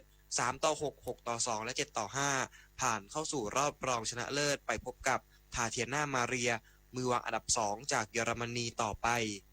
สโมสรทรูแบงคอกยูไนเต็ดทีมดังจากศึกไทยลีกเปิดตัววิลเลียนพ็อปกองหน้าชาวบราซิลจากเมืองทองยูไนเต็ดเข้ามาร่วมทีมอย่างเป็นทางการสำหรับพ็อปย้ายมาค้าแข้งในประเทศไทยเป็นครั้งแรกกับเมืองทองยูไนเต็ดในฤดูกาล 2021-2022 ลงสนามให้เมืองทอง 108 นัดทำได้ 63 ประตูกับ 18 แอสซิสต์ปุริมพัฒน์สอนการรายงานต่อไปเป็นพยากรณ์อากาศค่ะประกาศกรมอุตุนิยมวิทยาเรื่องคลื่นลมแรงบริเวณทะเลอันดามันและอ่าวไทยตอนบนและฝนตกหนักถึงหนักมากบริเวณภาคใต้ฝั่งตะวันตกด้านตะวันตกของภาคกลางและภาคตะวันออกมีผลกระทบจนถึงวันที่ 15 กรกฎาคม 2569 โดยในช่วงวันที่ 12-15 กรกฎาคม 2569 มรสุมตะวันตกเฉียงใต้ที่พัดปกคลุมทะเลอันดามันประเทศไทยและอ่าวไทยจะมีกำลังแรงส่งผลให้คลื่นลมบริเวณทะเลอันดามันตอนบนมีกำลังแรงคลื่นสูง 2-4 เมตรบริเวณที่มีฝนฟ้าคะนองคลื่นสูงมากกว่า 4 เมตรส่วนอ่าวไทยตอนบนและทะเลอันดามันตอนล่างมีคลื่นสูง 2-3 เมตรบริเวณที่มีฝนฟ้าคะนองคลื่นสูงมากกว่า 3 เมตรขอให้ชาวเรือบริเวณทะเลอันดามันและอ่าวไทยเดินเรือด้วยความระมัดระวังหลีกเลี่ยงการเดินเรือในบริเวณที่มีฝนฟ้าคะนองสำหรับเรือเล็กควรงดออกจากฝั่งในช่วงเวลาดังกล่าวด้วยอันหนึ่งพายุบาวีได้เคลื่อนขึ้นฝั่งบริเวณมณฑลเจ้อเจียงประเทศจีนแล้วคาดว่าจะอ่อนกำลังลงเป็นพายุโซนร้อนและพายุ depression ตามลำดับในระยะต่อไปโดยพายุนี้ไม่เคลื่อนเข้าสู่ประเทศไทยจึงไม่ส่งผลกระทบโดยตรงต่อลักษณะอากาศของไทยแต่จะทำให้มรสุมตะวันตกเฉียงใต้ที่พัดปกคลุมไทยมีกำลังแรงขึ้นขอให้ผู้ที่จะเดินทางไปบริเวณดังกล่าวตรวจสอบสภาพอากาศก่อนเดินทางไว้ด้วยพยากรณ์อากาศตั้งแต่เช้าวันนี้ถึงเช้าวันพรุ่งนี้ภาคเหนือมีฝนฟ้าคะนอง170ของพื้นที่และมีฝนตกหนักบางแห่งบริเวณจังหวัดแม่ฮ่องสอนเชียงใหม่เชียงรายพะเยาน่านและตากภ ภาคตะวันออกเฉียงเหนือมีฝนฟ้าคะนอง170ของพื้นที่และมีฝนตกหนักบางแห่งบริเวณจังหวัดหนองคายบึงกาฬอุดรธานีสกลนครนครพนมมุกดาหารอำนาจเจริญอุบลราชธานีภาคกลางมีฝนฟ้าคะนอง160ของพื้นที่และมีฝนตกหนักถึงหนักมากบางแห่งบริเวณจังหวัดกาญจนบุรีราชบุรีภาคตะวันออกมีฝนฟ้าคะนอง160ของพื้นที่และมีฝนตกหนักถึงหนักมากบางแห่งบริเวณจังหวัดนครนายกปราจีนบุรีสระแก้วจันทบุรีและตราดลมตะวันตกเฉียงใต้ความเร็ว 20-40 กิโลเมตรต่อชั่วโมงทะเลมีคลื่นสูง 2-3 เมตรบริเวณที่มีฝนฟ้าคะนองคลื่นสูงมากกว่า 3 เมตรส่วนภาคใต้ฝั่งตะวันออกมีฝนฟ้าคะนอง140ของพื้นที่และมีฝนตกหนักบางแห่งบริเวณจังหวัดเพชรบุรีประจวบคีรีขันธ์ชุมพรสุราษฎร์ธานีตั้งแต่จังหวัดสุราษฎร์ธานีขึ้นมาลมตะวันตกเฉียงใต้ความเร็ว 20-40 กิโลเมตรต่อชั่วโมงทะเลมีคลื่นสูง 1-2 เมตรห่างฝั่งและบริเวณที่มีฝนฟ้าคะนองคลื่นสูงมากกว่า 2 เมตรตั้งแต่จังหวัดนครศรีธรรมราชลงไปลมตะวันตกเฉียงใต้ความเร็ว 20-35 กิโลเมตรต่อชั่วโมงทะเลมีคลื่นสูง 1-2 เมตรห่างฝั่งคลื่นสูงประมาณ 2 เมตรบริเวณที่มีฝนฟ้าคะนองคลื่นสูงมากกว่า 2 เมตรภาคใต้ฝั่งตะวันตกมีฝนฟ้าคะนอง160ของพื้นที่มีฝนตกหนักถึงหนักมากบางแห่งบริเวณจังหวัดระนองพังงาภูเก็ตกระบี่ตั้งแต่จังหวัดภูเก็ตขึ้นมาลมตะวันตกเฉียงใต้ความเร็ว 20-45 กิโลเมตรต่อชั่วโมงทะเลมีคลื่นสูง 2-4 เมตรบริเวณที่มีฝนฟ้าคะนองคลื่นสูงมากกว่า 4 เมตรตั้งแต่จังหวัดกระบี่ลงไปลมตะวันตกเฉียงใต้ความเร็ว 20-40 กิโลเมตรต่อชั่วโมงทะเลมีคลื่นสูง 2-3 เมตรบริเวณที่มีฝนฟ้าคะนองคลื่นสูงมากกว่า 3 เมตรส่วนกรุงเทพมหานครและปริมณฑลมีฝนฟ้าคะนอง160ของพื้นที่สภาวะระดับน้ำในแม่น้ำเจ้าพระยาที่หน้ากองบัญชาการกองทัพเรือคำนวณโดยกรมอุทกศาสตร์กองทัพเรือวันนี้น้ำขึ้นเต็มที่เวลา 0:12 นาทีสูงกว่าระดับทะเลปานกลาง83 เซนติเมตรและเวลา 20:38 นาทีสูงกว่าระดับทะเลปานกลาง1 เมตร 2 เซนติเมตรน้ำลงเต็มที่เวลา 11:24 นาทีต่ำกว่าระดับทะเลปานกลาง85 เซนติเมตรวันนี้ที่ประภาคารกาญจนาภิเษกแหลมพรหมเทพจังหวัดภูเก็ตดวงอาทิตย์ตกเวลา 18:49 นาทีกรุงเทพมหานครดวงอาทิตย์ตกเวลา 18:50 นาที1 นาทีกับกปท.ในช่วงฝนตกและมีพายุฝนฟ้าคะนองผู้ขับขี่รถจักรยานยนต์ควรเพิ่มความระมัดระวังเป็นพิเศษเนื่องจากมีความเสี่ยงทั้งจากถนนลื่นทัศนวิสัยที่ลดลงและอันตรายจากฟ้าผ่าการใส่หมวกกันน็อกจึงเป็นสิ่งสำคัญซึ่งหลายคนเข้าใจผิดว่าหมวกกันน็อกเป็นสาเหตุที่ทำให้ถูกฟ้าผ่าแต่ในความเป็นจริงหมวกกันน็อกไม่ได้เป็นตัวล่อฟ้าและการสวมหมวกกันน็อกยังมีประโยชน์สำคัญดังนี้ค่ะป้องกันฝนเข้าตาช่วยให้มองเห็นเส้นทางได้ชัดเจนขึ้นลดความรุนแรงของการบาดเจ็บที่ศีรษะหากเกิดอุบัติเหตุหรือรถล้มบนถนนลื่นป้องกันศีรษะจากวัตถุที่ปลิวมากับลมแรงหรือเม็ดลูกเห็บทั้งนี้หมวกกันน็อกและโฟมซับแรงกระแทกด้านในมีส่วนช่วยกระจายพลังงานไฟฟ้าไม่ให้พุ่งเข้าสู่สมองโดยตรงจึงอาจช่วยเพิ่มโอกาสรอดชีวิตหากเกิดเหตุฟ้าผ่าได้มากกว่าการไม่สวมหมวกกันน็อกการขับขี่อย่างระมัดระวังและเตรียมพร้อมรับมือกับสภาพอากาศจะช่วยลดความเสี่ยงและเพิ่มความปลอดภัยในการเดินทางช่วงหน้าฝนได้มากยิ่งขึ้นขับขี่ปลอดภัยช่วงหน้าฝนสวมหมวกกันน็อกลดความเร็วในการขับขี่หาสถานที่ปลอดภัยเพื่อหลบฝนเมื่อจำเป็นค่ะด้วยความปรารถนาดีจากกรมประชาสัมพันธ์และกองทุนเพื่อความปลอดภัยในการใช้รถใช้ถนนกรมการขนส่งทางบกกระทรวงคมนาคมรู้รักภาษาไทยโดยความร่วมมือของสำนักงานราชบัณฑิตยสภาและกรมประชาสัมพันธ์วันนี้เสนอคำว่าเครื่องลายน้ำทองเครื่องลายน้ำทองเป็นเครื่องกระเบื้องเคลือบเขียนสีหลายสีซึ่งพัฒนาต่อจากเครื่องเบญจรงค์คือใช้สีทองถมเป็นพื้นของเครื่องเบญจรงค์หรือแต้มสีทองระหว่างสีเบญจรงค์หรือใช้สีทองตัดเส้นลายจึงเป็นที่มาของชื่อเครื่องลายน้ำทองเครื่องกระเบื้องลายน้ำทองมีกำเนิดในจีนสมัยต้นราชวงศ์ชิงญี่ปุ่นรับเทคโนโลยีไปและพัฒนาได้ดีส่วนสยามนั้นใช้วิธีสั่งผลิตแล้วนำเข้ามาในราชสำนักส่วนใหญ่ผลิตจากจีนโดยมีช่างสยามช่วยเขียนลายหรือกำกับลวดลายและสีสันแต่ก็มีบางส่วนผลิตจากญี่ปุ่นเครื่องลายน้ำทองเป็นเครื่องกระเบื้องที่สงวนใช้แต่ในราชสำนักนิยมอย่างมากในสมัยรัชกาลที่2แห่งกรุงรัตนโกสินทร์ผู้มีคำถามการใช้ภาษาไทยสอบถามได้ที่ www.orst.go.th สาระนานากับสารานุกรมไทยวันนี้เสนอตอนวิถีชีวิตและความเป็นอยู่ของชาวมอญตอนที่ 3นอกจากบ้านเรือนประชาชนของชาวมอญจะมีรูปแบบโดยรวมไม่ต่างจากบ้านเรือนของชาวไทยนั่นคือ เป็นเรือนไม้กระดานยกสูงใต้ถุนสูงแล้วมอญยังมีส่วนเรือนเครื่องผูกเป็นเรือนชั้นเดียวหลังคายาวเกือบคลุมดิน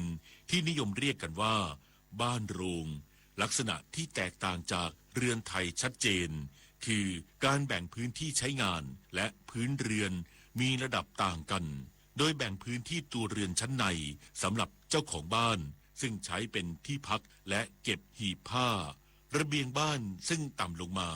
ใช้ต้อนรับแขกเรือและชานแล่นในระดับต่ำสุดแบ่งเป็นเรือนครัวติดตามเพิ่มเติมและฟังย้อนหลังได้ที่ Facebook YouTube Line และ Instagram @saranukromthai และ www.saranukromthai.or.th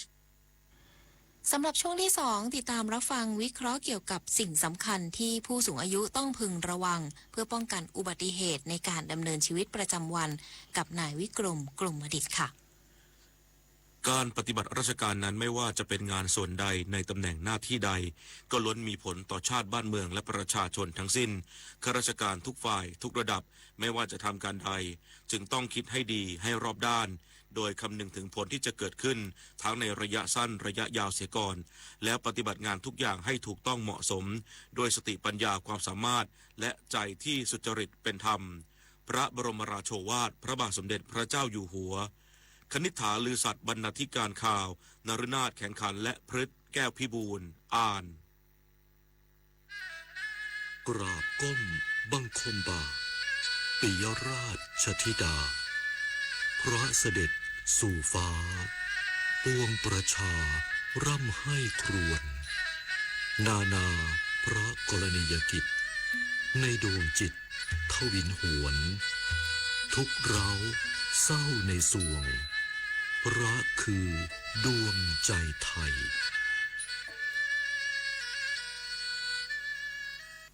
ทุกคนล้วนมีโอกาสเริ่มต้นใหม่มูลนิธินภาหนึ่งในพระดำริของสมเด็จพระเจ้าลูกเธอเจ้าฟ้าพัชรกิติยาภา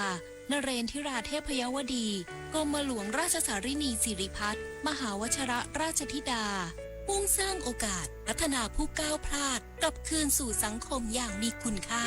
เพราะโอกาสเปลี่ยนชีวิตมูลนิธินภาพลังแห่งโอกาสพลังแห่งการเริ่มต้นเพื่อสังคมที่ยั่งยืนกลับมารับฟังข่าวช่วงที่ 2ครับท่านผู้ฟังครับในช่วงสร้างบ้านแปลงเมืองโดยคุณวิกรมกรมดิษฐ์วันนี้จะเน้นย้ำถึงสิ่งสำคัญที่ผู้สูงอายุต้องพึงระวังเพื่อป้องกันอุบัติเหตุในการดำเนินชีวิตประจำวันเชิญติดตามรับฟังครับ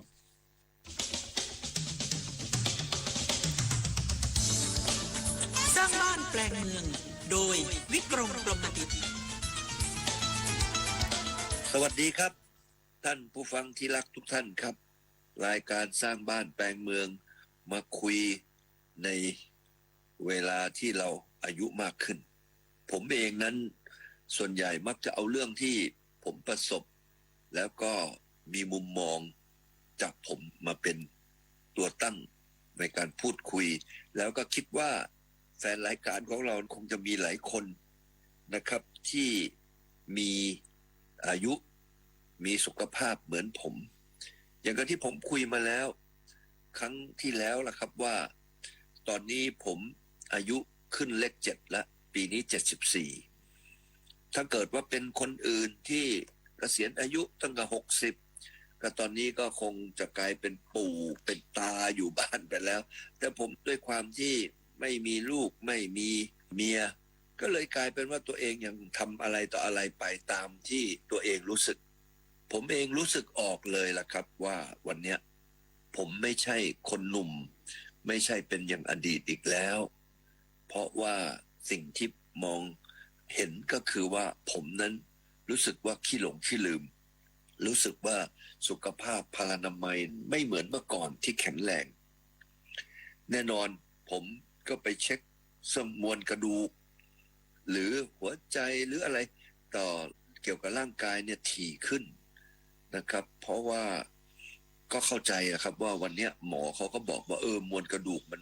มันบางลงนะขอให้ระวังเรื่องการล้มฉะนั้นผมนี่ก็จะต้องไปซื้อรองเท้าที่มีพื้น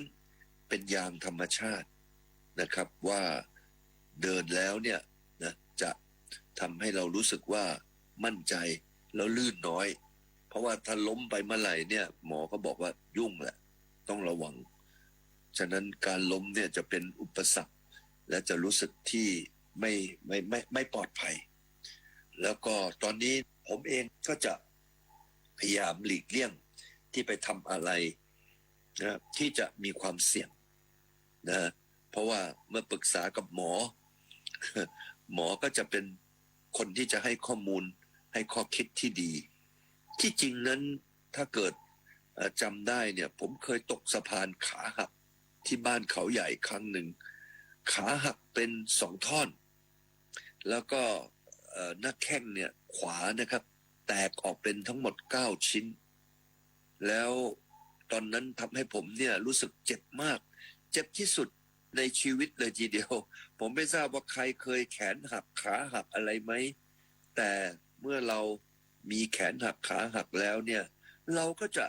มีความรู้สึกว่าเกิดมาเนี่ยนะไม่เคยมีอะไรเจ็บปวดเท่ากับอย่างที่ว่าและไอการที่ผมเป็นอย่างนั้นก็เพราะว่าผมไม่ตั้งใจเพราะว่าตอนนั้นเนี่ยมือซ้ายนั่นถือโทรศัพท์มือถือ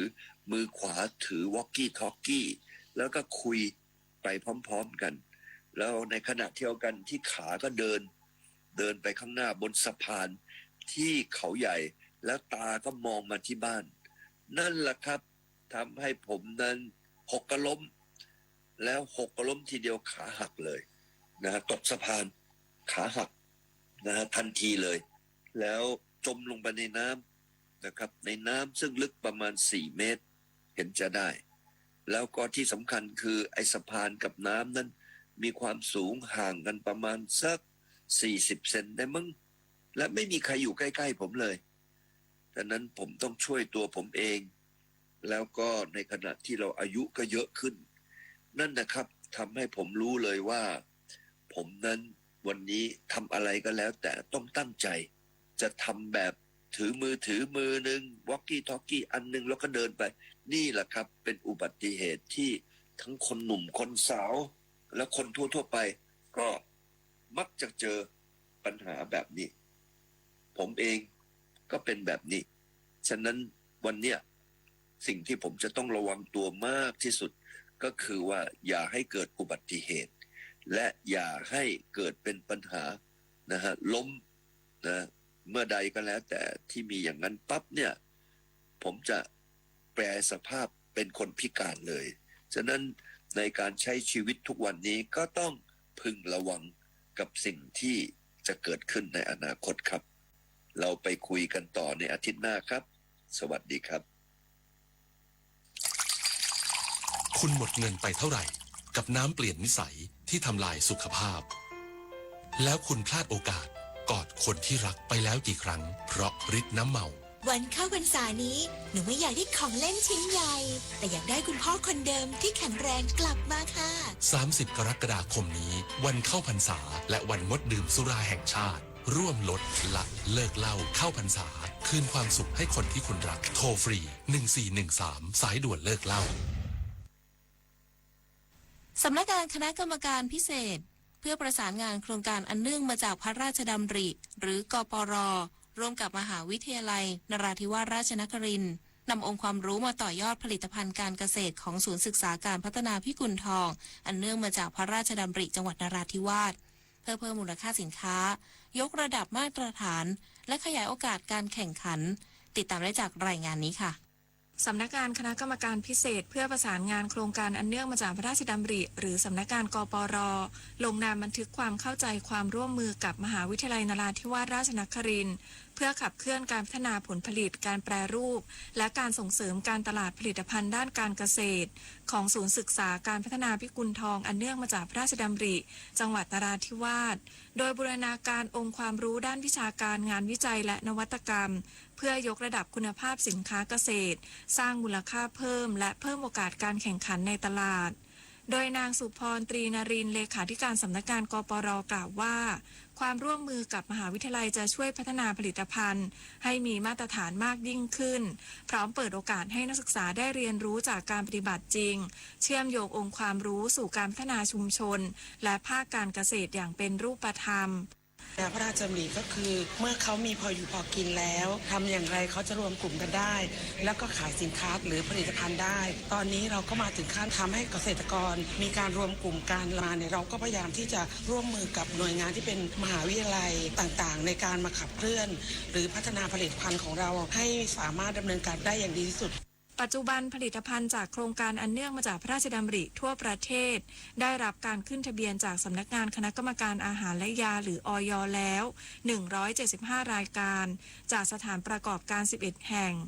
ด้านผู้ช่วยศาสตราจารย์ดร.ปรีชา แสลแมอธิการบดีมหาวิทยาลัยนราธิวาสราชนครินทร์กล่าวว่ามหาวิทยาลัยนราธิวาสราชนครินทร์พร้อมนำศักยภาพด้านการศึกษางานวิจัยและบริการวิชาการมาสนับสนุนการพัฒนาภาคการเกษตรของพื้นที่เพื่อสร้างประโยชน์ทั้งต่อเกษตรกรชุมชนและการเรียนการสอนของมหาวิทยาลัยด้วยองค์ความรู้ที่มีอยู่ในมหาวิทยาลัยการพิจารณามอบความไว้วางใจให้สำนักงานกปร.ได้มีโอกาสร่วมกับมหาวิทยาลัยในการเอาองค์ความรู้ในมหาวิทยาลัยไปสู่ภายนอกสิ่งที่คิดว่าจะเกิดประโยชน์มากที่สุดคือทำให้พี่น้องประชาชนในพื้นที่จังหวัดนราธิวาสหรือกลุ่มชุมชนต่างๆมีคุณภาพชีวิตที่ดีขึ้นขณะที่ศูนย์ศึกษาการพัฒนาพิกุลทองอันเนื่องมาจากพระราชดำริซึ่งเป็นหน่วยงานหลักในการศึกษาวิจัยและถ่ายทอดองค์ความรู้ด้านการเกษตรปัจจุบันมีโรงงานแปรรูปและพัฒนาผลิตภัณฑ์กว่า18รายการพร้อมถ่ายทอดเทคโนโลยีสู่เกษตรกรในพื้นที่โดยความร่วมมือกับมหาวิทยาลัยจะช่วยพัฒนางานวิจัยยกระดับคุณภาพสินค้าบรรจุภัณฑ์และมาตรฐานผลิตภัณฑ์เพื่อขยายตลาดให้กว้างขึ้นประพิชญานันท์ เทพรักษ์ สวท นราธิวาสรายงาน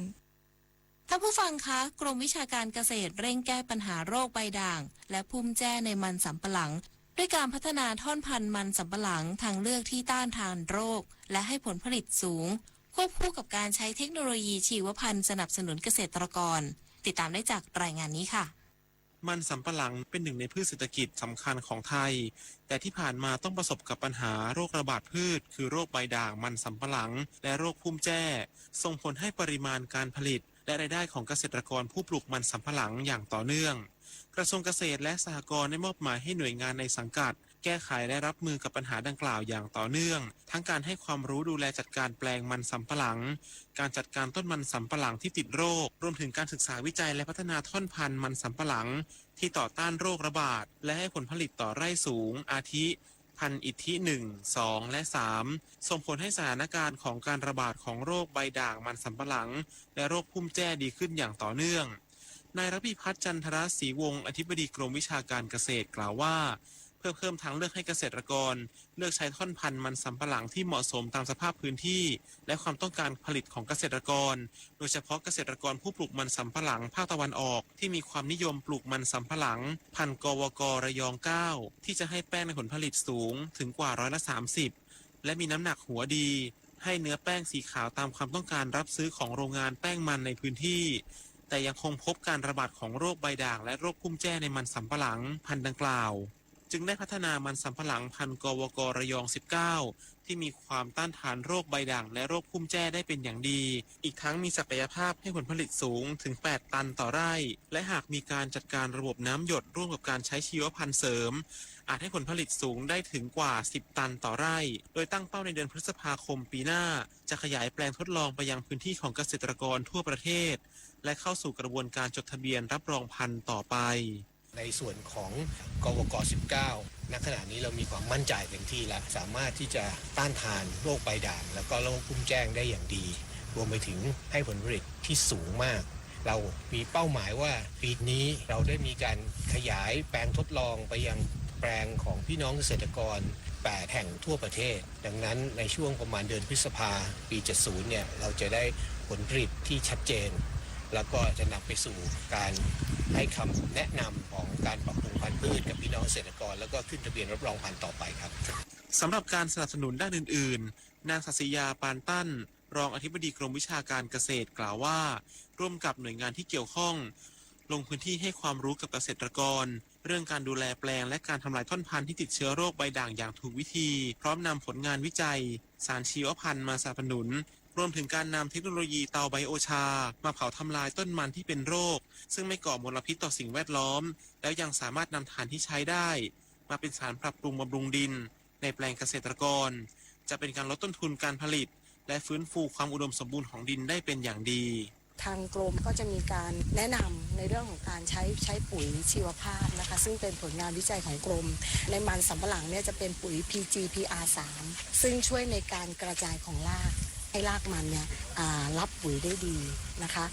จากการขับเคลื่อนงานวิจัยและพัฒนาพันธุ์พืชการเผยแพร่องค์ความรู้เพื่อแก้ปัญหาของเกษตรกรอย่างต่อเนื่องของกระทรวงเกษตรและสหกรณ์เชื่อว่าในอนาคตเกษตรกรผู้ปลูกมันสำปะหลังจะมีความเข้มแข็งในการประกอบอาชีพจะมีท่อนพันธุ์ที่ทนทานและให้ผลผลิตต่อไร่สูงถือเป็นการยกระดับคุณภาพชีวิตและศักยภาพการแข่งขันของมันสำปะหลังไทยได้อย่างยั่งยืนชวนันท์มาลีรายงานชาวเกาะคอเขาและภาคเอกชนในอำเภอตะกั่วป่าจังหวัดพังงาขอให้รัฐบาลเร่งผลักดันโครงการสะพานเชื่อมเกาะคอเขาพร้อมเดินหน้าก่อสร้างสนามบินอันดามันเพื่อยกระดับศักยภาพการคมนาคมและการท่องเที่ยวของจังหวัดติดตามรายละเอียดได้จากรายงานพิเศษค่ะเกาะคอเขาเป็นเกาะที่ตั้งอยู่ใกล้ชายฝั่งบริเวณชุมชนบ้านน้ำเค็มตำบลบางม่วงอำเภอตะกั่วป่าจังหวัดพังงามีความเงียบสงบและยังคงความเป็นธรรมชาติทางทิศเหนือของเกาะมีท่าเรือที่สามารถข้ามไปเกาะพระทองทางทิศตะวันออกของเกาะพื้นที่ส่วนใหญ่เป็นสวนยางพาราและสวนปาล์มน้ำมันของชาวบ้านปลายแหลมทางทิศใต้คือท่าเรือหลักของเกาะที่ใช้ข้ามไปมาระหว่างเกาะคอเขาและบ้านน้ำเค็มการคมนาคมบนเกาะหากนำรถยนต์ส่วนตัวหรือจักรยานยนต์จากบนฝั่งมีแพขนานยนต์และเรือข้ามฟากของชาวบ้านที่สามารถบรรทุกรถจักรยานยนต์ได้นายเสน่ห์ชูราชกำนันตำบลเกาะคอเขากล่าวว่า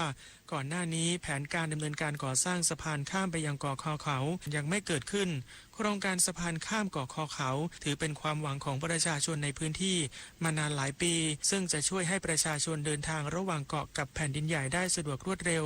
และปลอดภัยสามารถเดินทางได้ตลอด 24 ชั่วโมงไม่ต้องพึ่งแพขนานยนต์ลดเวลาและค่าใช้จ่ายในการเดินทางรวมถึงช่วยให้การขนส่งสินค้าการเข้าถึงบริการของภาครัฐมีประสิทธิภาพมากขึ้นนอกจากนี้ยังเป็นปัจจัยสำคัญในการส่งเสริมการท่องเที่ยวกระตุ้นเศรษฐกิจสร้างโอกาสการลงทุนและยกระดับคุณภาพชีวิตของประชาชนบนเกาะคอเขาและพื้นที่ใกล้เคียงในระยะยาวเรื่องสะพานพวกเราก็อยากจะฝากช่วยผลักดันให้พวกเราด้วยนะครับเพราะตั้งตารอสะพานนี้หลายปีมาแล้วครับจะช่วยการเป็นอยู่ดีขึ้นเรื่องโรงเรียนเรื่องการรักษาพยาบาลก็จะดีขึ้นนะครับขณะที่นายกันถัดกุลวานิชนักธุรกิจและอดีตประธานหอการค้าจังหวัดพังงาเปิดเผยว่าโครงการสะพานเชื่อมเกาะคอเขาและสนามบินอันดามันเป็นความหวังของประชาชนชาวจังหวัดพังงามานานเนื่องจากจะช่วยยกระดับการคมนาคมลดข้อจำกัดด้านการเดินทางเชื่อมโยงท่องเที่ยวฝั่งอันดามันและสร้างโอกาสทางเศรษฐกิจให้กับจังหวัดพังงารวมถึงพื้นที่ใกล้เคียงประชาชนจึงเรียกร้องให้รัฐบาลแสดงความชัดเจนเกี่ยวกับแผนการดำเนินงานกรอบระยะเวลาและความคืบหน้าของทั้ง2โครงการพร้อมขอให้เร่งผลักดันเข้าสู่การปฏิบัติอย่างเป็นรูปธรรม ก่อสร้างสนามบินอันดามันจะเป็นการขยายสนามบิน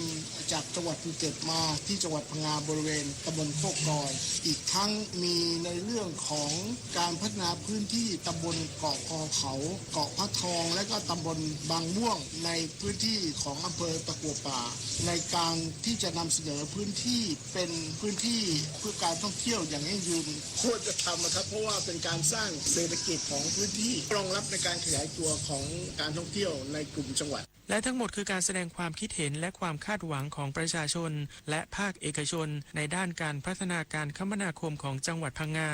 ทั้งสะพานเชื่อมเกาะคอเขาและสนามบินอันดามันจังหวัดพังงาชัดชัยจิตจำนองสวท.ตะกั่วป่ารายงานท่านผู้ฟังคะมหาวิทยาลัยราชภัฏสุรินทร์เปิดหน่วยรับบริจาคโลหิตใหม่เพื่อขยายฐานผู้บริจาคโลหิตประจำและเพิ่มปริมาณโลหิตสำรองให้เพียงพอกับความต้องการของโรงพยาบาลในพื้นที่ติดตามได้จากรายงานพิเศษค่ะการมีโลหิตสำรองที่เพียงพอถือเป็นหัวใจสำคัญของการรักษาผู้ป่วยในโรงพยาบาลเพราะทุกหยดของโลหิตสามารถต่อชีวิตให้กับผู้ป่วยที่ประสบอุบัติเหตุผู้ป่วยผ่าตัดและผู้ป่วยโรคร้ายแรงได้อีกหลายชีวิตด้วยแนวคิดดังกล่าว มหาวิทยาลัยราชภัฏสุรินทร์จึงร่วมกับเหล่ากาชาดจังหวัดสุรินทร์โรงพยาบาลสุรินทร์และสำนักงานสาธารณสุขจังหวัดสุรินทร์เปิดหน่วยรับบริจาคโลหิตมหาวิทยาลัยราชภัฏสุรินทร์อย่างเป็นทางการณหน่วยอนามัยและสุขาภิบาลของมหาวิทยาลัยเพื่ออำนวยความสะดวกให้กับบุคลากรนักศึกษาและประชาชนทั่วไปได้ร่วมทำความดีผ่านการบริจาคโลหิตอย่างต่อเนื่องรองศาสตราจารย์ดร.ฉลองสุขทองอธิการบดีมหาวิทยาลัยราชภัฏสุรินทร์กล่าวว่าการจัดตั้งหน่วยรับบริจาคโลหิตแห่งนี้เกิดจากความร่วมมือของหลายภาคส่วนที่เล็งเห็นถึงความสำคัญของการมีโลหิตสำรองให้เพียงพอต่อการรักษาพยาบาลโดยมหาวิทยาลัยมีบุคลากรเกือบพันคนและนักศึกษาเกือบหมื่นคนซึ่งเป็นกำลังสำคัญในการร่วมบริจาคโลหิตเพื่อช่วยเหลือเพื่อนมนุษย์ในมหาวิทยาลัยราชภัฏสุรินทร์เราเองเนี่ยเรามีบุคลากรประมาณเกือบพันคนเรามีนักศึกษาเกือบหมื่นคนเพราะฉะนั้นตรงจุดนี้เนี่ยนักศึกษาเราก็สามารถที่จะเป็นแหล่งบริจาคโลหิตให้กับคลังเลือดของจังหวัดสุรินทร์ได้นอกจากจะรองรับบุคลากรและนักศึกษาภายในมหาวิทยาลัยแล้วโดยรับบริจาคโลหิตแห่งนี้ยังเปิดให้ประชาชนทั่วไปเข้ามาใช้บริการได้เช่นเดียวกันเพื่อขยายฐานผู้บริจาคโลหิตประจำและเพิ่มปริมาณโลหิตสำรองให้เพียงพอกับความต้องการของโรงพยาบาลในจังหวัดโดยรับบริจาคโลหิตจะเปิดให้บริการเป็นประจำทุกวันพุธตั้งแต่เวลา 9 นาฬิกาถึง 15 นาฬิกา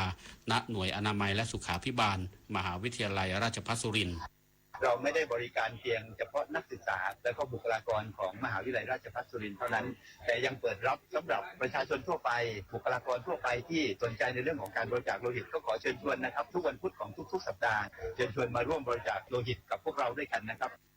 การเปิดหน่วยรับบริจาคโลหิตแห่งใหม่ในครั้งนี้ไม่เพียงช่วยอำนวยความสะดวกให้ผู้มีจิตศรัทธาเข้าถึงการบริจาคโลหิตได้ง่ายขึ้นแต่ยังเป็นอีกก้าวสำคัญของความร่วมมือระหว่างภาครัฐภาคการศึกษาและภาคสาธารณสุขในการปลูกฝังจิตสำนึกแห่งการเสียสละสร้างผู้บริจาคโลหิตประจำและเสริมความมั่นคงด้านคลังโลหิตของจังหวัดสุรินทร์ให้มีโลหิตเพียงพอสำหรับช่วยชีวิตผู้ป่วยได้อย่างต่อเนื่องในอนาคตกฤษดาสุนทรสวทสุรินทร์รายงานประเทศไทยเตรียมพร้อมเป็นเจ้าภาพจัดการแข่งขันกีฬาเกตบอลชิงแชมป์โลกครั้งที่ 13 ในปีหน้าโดยจะมีนักกีฬาจากทั่วโลกมาร่วมแข่งขันที่สนามสุพัชราไสยเป็นโอกาสในการสร้างนักกีฬาเกตบอลรุ่นใหม่และกระตุ้นเศรษฐกิจท่องเที่ยวรายละเอียดติดตามได้จากรายงานนี้ค่ะกีฬาเกตบอลเป็นกีฬาที่ได้รับความนิยมจากผู้คนทุกเพศทุกวัยตั้งแต่เด็กไปจนถึงผู้สูงอายุและได้รับการยกย่องว่าช่วยส่งเสริมสุขภาพรวมถึงการทำงานเป็นทีมและการสื่อสารระหว่างผู้เล่นซึ่งกีฬาเกตบอลก็ได้รับความนิยมเพิ่มขึ้นในระดับนานาชาติโดยเฉพาะในเอเชียและอเมริกาใต้และในช่วงไม่กี่ปีที่ผ่านมาก็เริ่มแพร่หลายไปยังยุโรปและแอฟริกาด้วยสำหรับประเทศไทยเตรียมเป็นเจ้าภาพจัดการแข่งขันกีฬาเกตบอลชิงแชมป์โลกครั้งที่ 13 กรุงเทพมหานครซึ่งจะมีขึ้นระหว่างวันที่ 12-14 มีนาคม 2570 ที่สนามกีฬาแห่งชาติสุพัชราไสยโดยจะมีทีมเข้าร่วมชิงชัย 64 ทีมจากประเทศและภูมิภาคต่างๆทั่วโลกมีนักกีฬาและเจ้าหน้าที่เข้าร่วมการแข่งขันประมาณ 700 คนในณัฐวุฒิเรืองเวชรองเลขาธิการคณะกรรมการโอลิมปิกแห่งประเทศไทยกล่าวว่าการแข่งขันเกตบอลชิงแชมป์โลกถือเป็นอีกหนึ่งก้าวสำคัญของวงการกีฬาเกตบอลไทยและนานาชาติจากการที่ประเทศไทยได้รับเกียรติจากสหพันธ์เกตบอลโลกให้เป็นเจ้าภาพจัดการแข่งขันเกตบอลชิงแชมป์โลกครั้งที่ 13 ซึ่งเป็นรายการแข่งขันสูงสุดของกีฬาเกตบอลระดับนานาชาติจัดขึ้นทุก 4 ปีโดยมีประเทศสมาชิกจากทั่วโลกเข้าร่วมการแข่งขันขณะที่นายวิวัฒน์วิกรานตโนรสประธานจัดการแข่งขันกล่าวว่าการแข่งขันครั้งนี้เป็นครั้งแรกของไทยที่ได้เป็นเจ้าภาพเชื่อว่าจะสร้างนักกีฬารุ่นใหม่พัฒนากีฬาเกตบอลให้แพร่หลายต่อไปและนอกจากประโยชน์ด้านกีฬาแล้วยังจะสร้างมูลค่าเชิงเศรษฐกิจอีกด้วยการแข่งขันครั้งนี้ก็จะสร้างคุณประโยชน์ให้กับกีฬาเกตบอลรวมทั้งที่จะเป็นพื้นที่ในการที่จะนำไปสู่การส่งเสริมพัฒนากีฬาเกตบอลนะสำหรับประเทศไทยนั้นก็ได้กำหนดไว้ว่าจะจัดในวันที่ 11-14 มีนาคมปีหน้านะที่สนามสุพัชราไสยก็ในการแข่งขันครั้งนี้ก็จะมีนักกีฬาเข้าร่วมการแข่งขันทั้งทางยุโรปและก็ทางเอเชียนะอเมริกาใต้ก็คิดว่าจะมีจำนวนไม่น้อยกว่า500คนในจำนวนทีมที่เข้าร่วมการแข่งขัน64ทีมด้วยกันสำหรับประเทศไทยนั้นแน่นอนที่สุดในภาระที่จะเป็นเจ้าภาพนั้นก็จะต้องดำเนินการให้การแข่งขันนั้นเป็นไปตามกฎระเบียบของทางสหพันธ์แล้วก็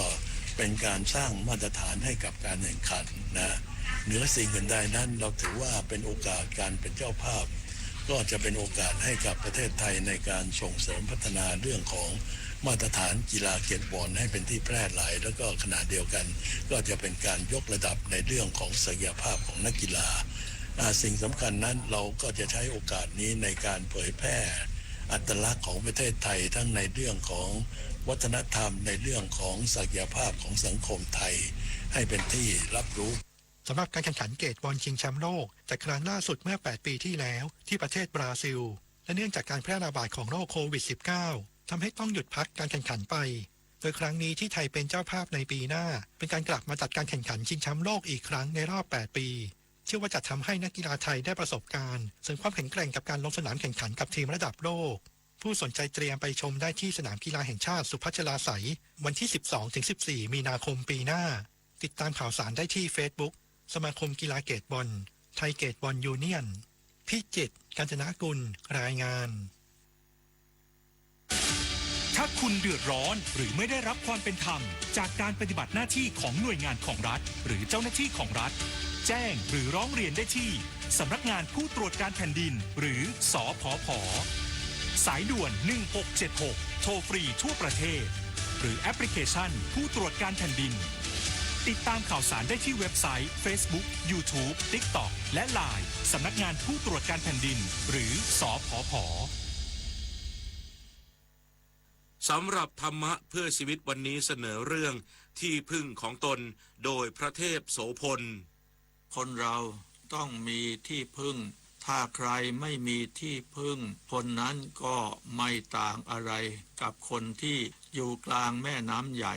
ไม่มีเกาะไม่มีหลักก็มีวันที่จะจมน้ำตายแต่ถ้ามีเกาะหรือมีหลักให้เกาะพักก็จะรวบรวมกำลังว่ายขึ้นจากแม่น้ำใหญ่นั้นได้บุคคลอยู่ในโลกนี้ก็ต้องมีที่พึ่งที่พึ่งนั้นพระสัมมาสัมพุทธเจ้าตรัสไว้โดยให้ยึดพระธรรมวินัยเป็นบรรทัดฐานจริงอยู่เมื่อเราจะตีเส้นถ้าไม่มีไม้บรรทัดเส้นก็จะออกมาไม่ตรงถ้าใช้ไม้บรรทัดเส้นก็จะออกมาตรงฉันใด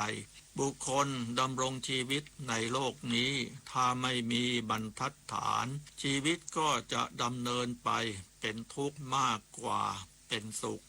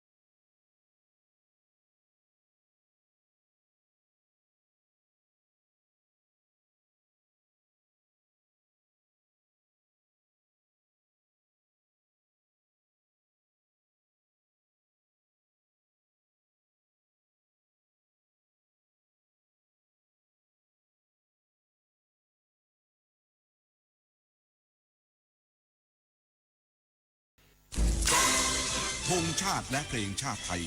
เป็นสัญลักษณ์ของความเป็นไทยเราจงร่วมใจยืนตรงเคารพธงชาติด้วยความภาคภูมิใจในเอกราชและความเสียสละของบรรพบุรุษไทย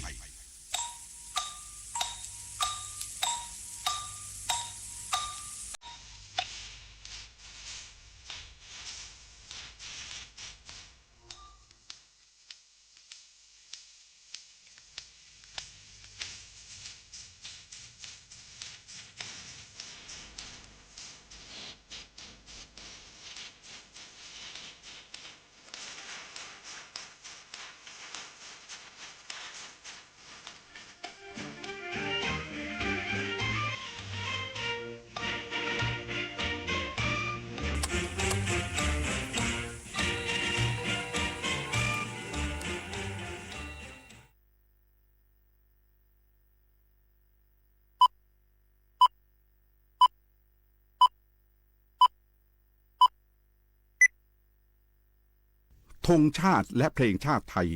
เป็นสัญลักษณ์ของความเป็นไทยเราจงร่วมใจยืนตรงเคารพธงชาติด้วยความภาคภูมิใจในเอกราชและความเสียสละของบรรพบุรุษไทยประเทศไทยรวมและเชื้อชาติไทยเป็นประชารัฐผ้าไทยของไทยทุกส่วน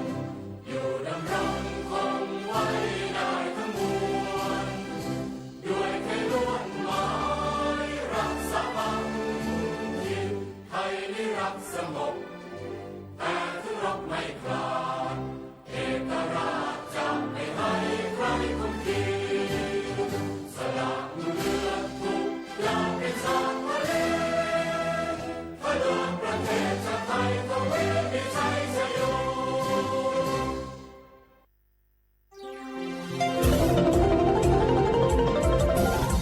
วิทยุแห่งประเทศไทย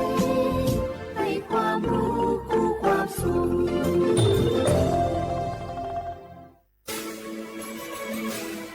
สถานีวิทยุกระจายเสียงแห่งประเทศไทยจังหวัดเชียงใหม่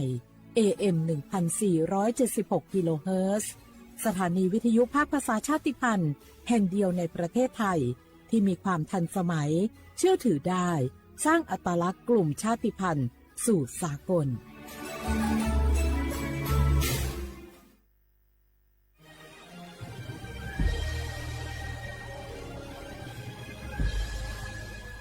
เกิดเป็นคนไทยเติบโตบนผืนแผ่นดินไทยจงภูมิใจในความเป็นไทยชาติไทยเรานั้นนับเป็นชาติที่มีความเป็นมาเก่าแก่ยาวนานเรามีภาษาวัฒนธรรมและมีสิ่งต่างๆที่เป็นเอกลักษณ์ให้เราได้ภาคภูมิใจในความเป็นคนไทยเราควรเห็นคุณค่าและมีความรักชาติหวงแหนแผ่นดินอันเป็นมรดกของบรรพชนร่วมภาคภูมิใจในความเป็นไทย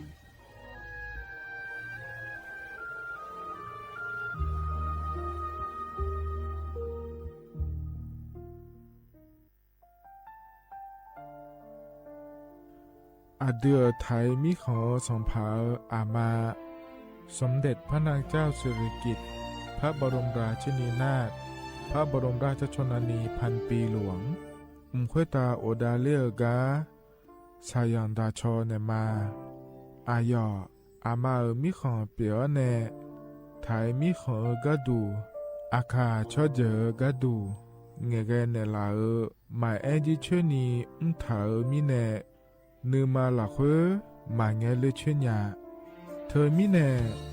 อาดิมาโยหานาลูอายองเนเกเนโยเยบอนเนมาอีนอายอมาโดอาดิเนโกเอียเนควยตาโอดาเลมิเนนืมาเนสาวเนวอจอจอยเรญาอาดิมาโยหานาลูอายองนืมาหลักเฮยอจอนาลูเนเกเนโยเยบอชอเนมางามาอาเขาชอเจโยกานาลูก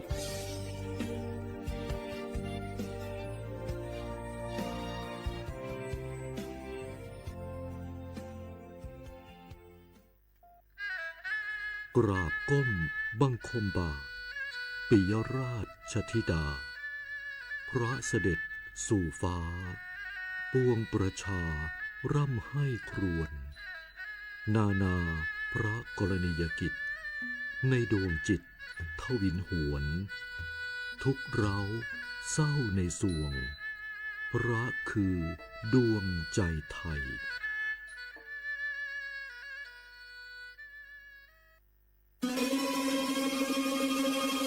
ก้าวสำคัญมาถึงแล้วเจียงใหม่นครหลวงของล้านนา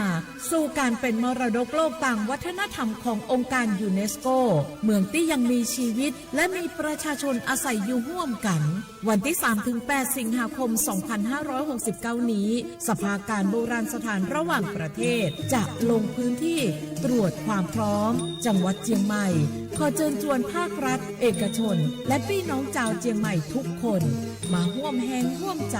พัฒนาปรับปรุงพื้นที่ทั้ง5ประตู4แจ่งตามแนวคูเมืองและ7วัดสำคัญวัดเจียงมั่นวัดพระสิงห์วัดเจดีย์หลวงวัดพระธาตุดอยสุเทพวัดสวนดอกวัด7ยอดและวัดอุโมงค์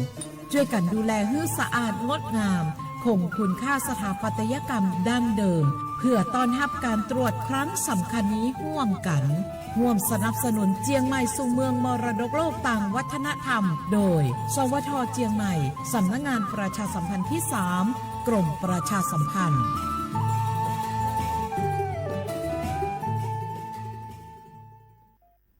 นักกอลาซากาแหล่ลังเอเจฮูชอบาผิวชาบาวอคอยบัทอนซุมเมออเกอรามาคานักกอลาซากาแหล่ลังเอเจฮูชอบาผิวซาอควายาเมเอโคนักกอลาซากาเนบิมโดลานักกอมายาปิอานักกอนาเอกาซาเตโบซาเอกาชอบาลูอามูฮเดเนนีโคลาเฮกากอยาดาดาเมเฮกาดาดาญาเมหน่วยบริการในระบบหลักประกันสุขภาพแห่งชาติสำนักงานสาธารณสุขจังหวัดสำนักงานหลักประกันสุขภาพแห่งชาติเขต1 ถึง 13ศูนย์คุ้มครองสิทธิบัตรทองตามมาตรา50วงเล็บ5สายด่วน1330กด0ตลอด24ชั่วโมงสปสชเขต1เชียงใหม่นากายำยองาซุ้มยี่เยงาซุ้มงางายกว่านาลูก็ถูกไม่ได้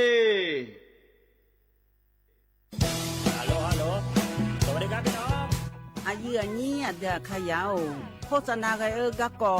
สถานีวิทยุกระจายเสียงแห่งประเทศไทยจังหวัดเชียงใหม่พปานเนอบีเคฮอมอนาแอออนเหลียเมเจสถานีวิทยุกระจายเสียงแห่งประเทศไทยเฮนาอย่าซิมก้อนบีเอดูอย่าล้อนแต่ช่องหางละหาเชลกะปอจากกันเนอดูพ่ออีสอนนี่กามาเล่าเนกามองขากากาอีกุญญาอายุเนียวโฆษณาบีเกหมอญาแลนึงมาอ้อนานากาไงเหลียวแน่ไงชนยังง่ายีเนียวนากาสัมโบนาขอนี่จำยองาซุงมีสีโกจำยอโปเย่และงาเดใจที่โบนาขอนี่จำยอเวนี่มีโกเย่งาสีเวและงายีเนียวมาเจอเกญา我是ชายโอโบดาจ้าโอเบชเปอร์เหมือนสุนคาปอกว่าน้อจงตัวดูธรรมาสถานีวิทยุภาษาชาติพันธุ์แห่งเดียวในประเทศไทยทันสมัยเชื่อถือได้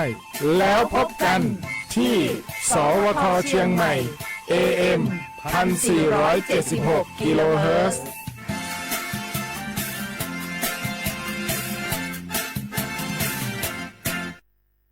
ข้าชอชอแม่นแม่นแม่น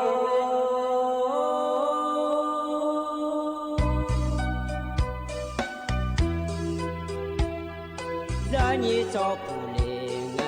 ดอกทุยอาคาเบจะนี่จอโมเลี้ยงดอกชอยอาคาเบ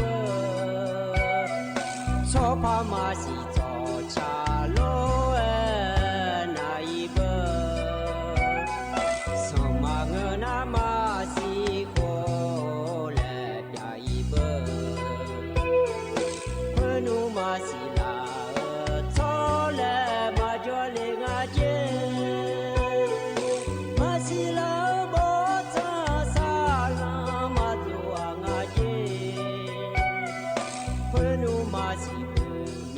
ส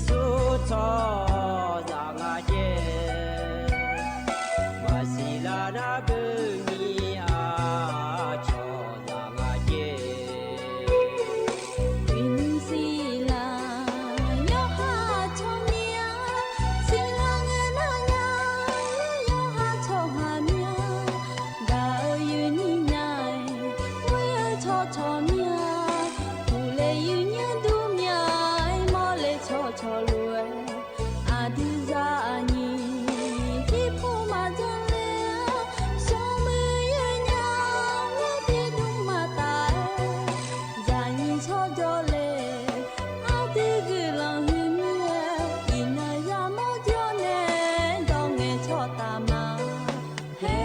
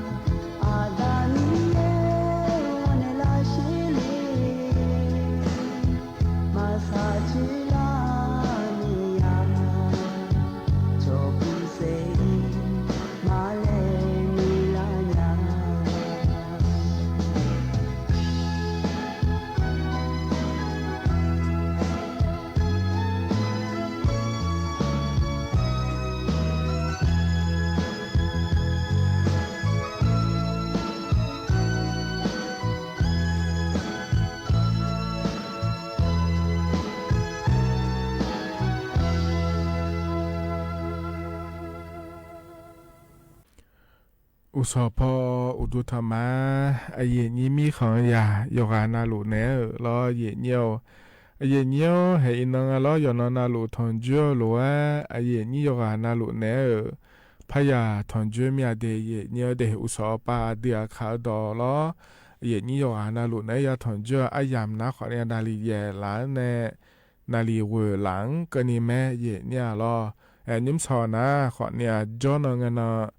ชาลาแม่เดยเดกอนายานาอันเนาะชาลาแม่เยเนี่ยถึงมีแน่ร้อยเยเนี่ยซาแล้วงานแหนอายโยเชมือแหนที่ขอหลอจดามาเยเนี่ยล้อนาลีอายามนาขอเนี่ยนาลีเย่หลังแน่นาลีเวหลังก็นี่เดยเยเนี่ยเดยินนะขอในสมบูรณ์จุยาขอในกอนาอันเนาะนาอายามชาลาอาดามารอขอเนี่ยกอนายานาอันเนาะชาลาไม่แน่ยออันเนาะและขอในเงื่อนแม่เย่เนี่ยเราวันครอบครัวและงาเย่เนี่ยที่ไม่แน่เราอยู่หายออายามเราคืออายามบินแน่เราเดยเย่เนี่ยเดแต่ที่คนเราจะได้มาเย่เนี่ยเราอินเนาะนะขอเนี่ยก็ก็แทโลเจมาจานะขอนี่เราเย่เนี่ยก็ต้องเชื่อก็ก็โลอยู่หมู่จะซาดัวก็ก็โลเลยย้อนเราหลุดถอนจุงเงี้ยพอในบินหาดาหลวอย่าปนเราหลุดถอนจุงเงี้ยเราจะกะเอกาด้านในบีซีบีกาหลวจะกะเอกาด้านในมาเดยเนี่ยเดขอนี่ที่ก็จะง่ายเย่เนี่ยเราถึงก็แหลมถ่ายจะกะเอกาเนี่ยพาแกเรามีน้องหุ่นน้องขอเนี่ยจะกะด้านในมายุ่มอาคารนวัติปุระพัจกะเอกาด้านในมาเดยเนี่ยเดถึงก็บาสวัสดิการแห่งรัฐและขั้วก็ก่อเธอหมู่เราเนี่ยมีมาแกนเชื่อสิ่งกันชมโดเลแม่เย่เนี่ยล้อนายาเดือนนะขอในและพยาจ่างานเนี่ยขอในหมายังเดและโดลาเดือนนะขอเนี่ยรัฐบาลปารอถึงก็บาลาเย่เสียในกวยเสียงเกินนี่เธอเนี่ยชาวบ้านหลังก็ดูแลแหลมไทยเจเย่เนี่ยขอในเธอแต่มาเงือล้อเจลังเงี้ยนะสตาร์ที่เสียบาพัดดาเดือนนะขอเนี่ยชมยังเฮก็ปวดมายาจิงาเดและเอถาเธอหัวชมยังมาพักกุมาเจเนี่ยที่เสียบาเจนี่พัดดางาลาล้อสานะขอในชาวบ้านเกินเนี่ยมาเดและแม่ยงอะไรแหละเขาลงก็ยังเหมือนที่โปเล่พัจกาเอกาดานในบีซีบีกามาเดเยเนี่ยเดที่ไม่ได้เยนี้รอนะฮารุนะขอเนี่ยคนละกดแชร์เธอเดินไหนเนี่ยไม่เดเยเนี่ยเดเฟซบุ๊กปนนะฮารุนะเดที่คนเราจะดามาเยเนี่ยเขาก็เนี่ยนะเยเนี่ยอันเนาะจะกาเอกาดานมาเดเยเนี่ยนิมสองก็เยเนี่ยเนี่ยทอนเจออดีอาคาอันนั้นอยากที่น้องฉลางเดเยเนี่ยเดบลาสินะสิสีอาโคน้ำมองที่โคเยเนี่ยล้อไทยอันนั้นอินาวันอาทิตย์และแม่เยเนี่ยอันนั้นอันนั้นเช่นนี้บลาสินะกรกฎาคมล้อเยเนี่ยอาโคนะขอได้ยิพังายาโกช่วยงาเดเยเนี่ยเดคณะโคโตลาโตล้อเยเนี่ยทอนเจอนิมสออายามละคุยเดเยเนี่ยก็งานในส่วนในทางล้วนก็ไม่จะกาอากาศด้านในมีน้ารอเยเนี่ยดอชาติบิมเล่พนักหาดามาเยเนี่ย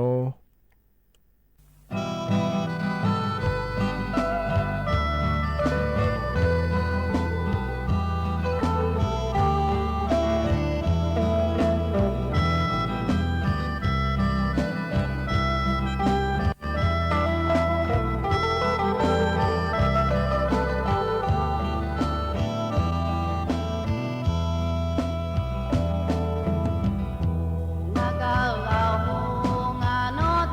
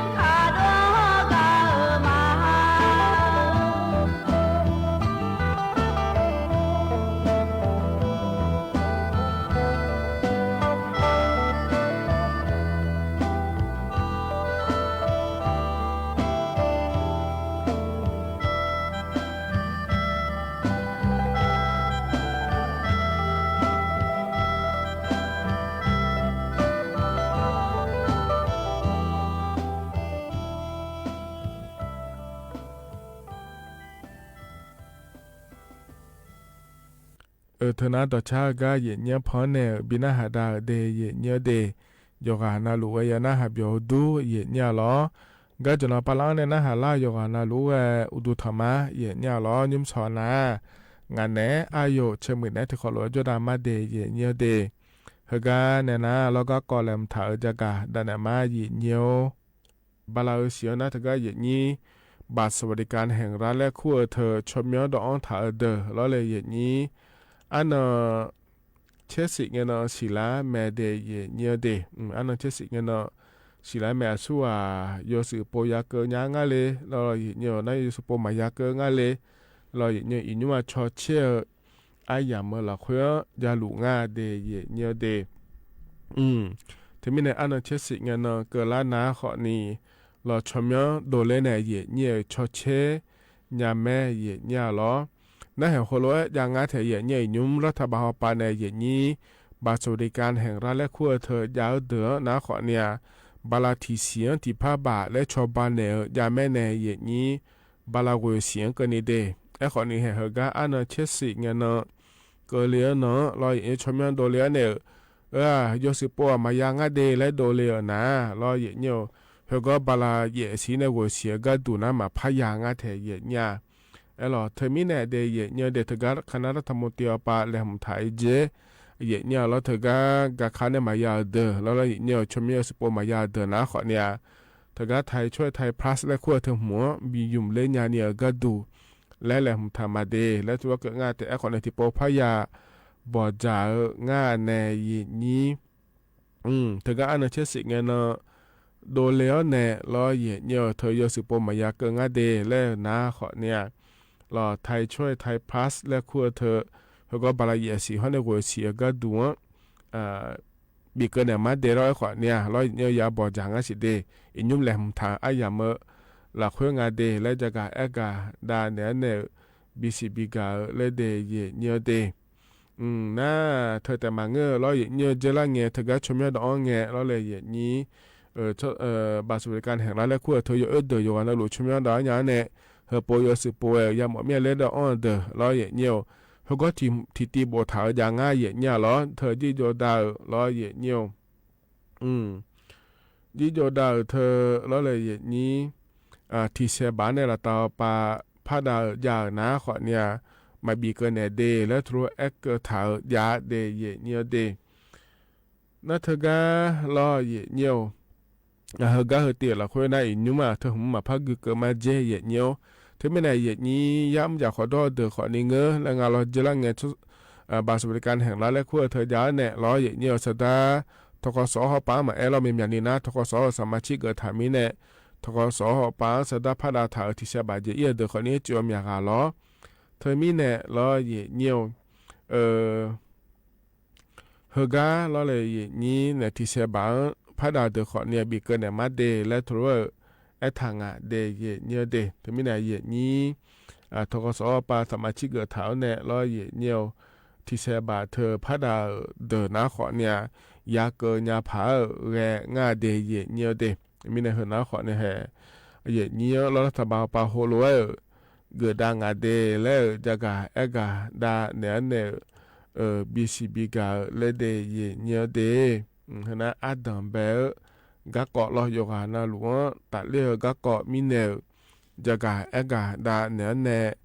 บีซีบีกาเลเดเยเนียเดนายใจที่ก่อเฮนาของกระทรวงสาธารณสุขและขั้วปานเนลงานเทียนยมือจะซาดอปาฮอลูดาล้อเยเนียวเจล่าเงล้อเลยเยนี้ทกายอมาล้อสมุทรโยยาล้อมหาวิทยาลัยมหาสารคามและคูกาล้อยาโกหอยงามเธอสีหุ่มมาโลแล้วเราเนี่ยอยู่มุจซาโดปายังมีจะโกหองานในอย่างนี้สมุทรยาเดียเนี่ยเดมหาวิทยาลัยมหาสารคามและขั้วเธอนะขอในใบสาวปาอยากหล่ออย่างนี้สาวปาย่อเดินนะเบอร์จังอาเบทองรอทองสัวเธอยตื้อไม้จะขึ้นยาแม่เนี่ยชอส้มตามและคุ้งอาล้อ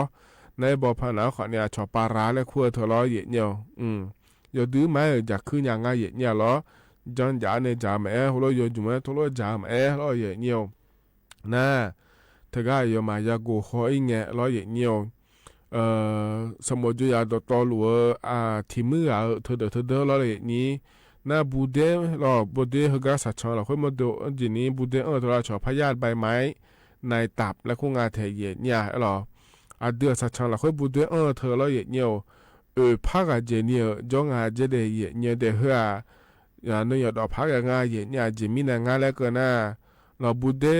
ชอหามาดูยามนี้เฮเราเนี่ยไม่หัวปะรอมาเลยเปลี่ยนญาเจเยเนี่ยหรอเธอมีเนี่ยเฮือเนื้อดอกพักที่เกาะรอเยเนี่ยน่า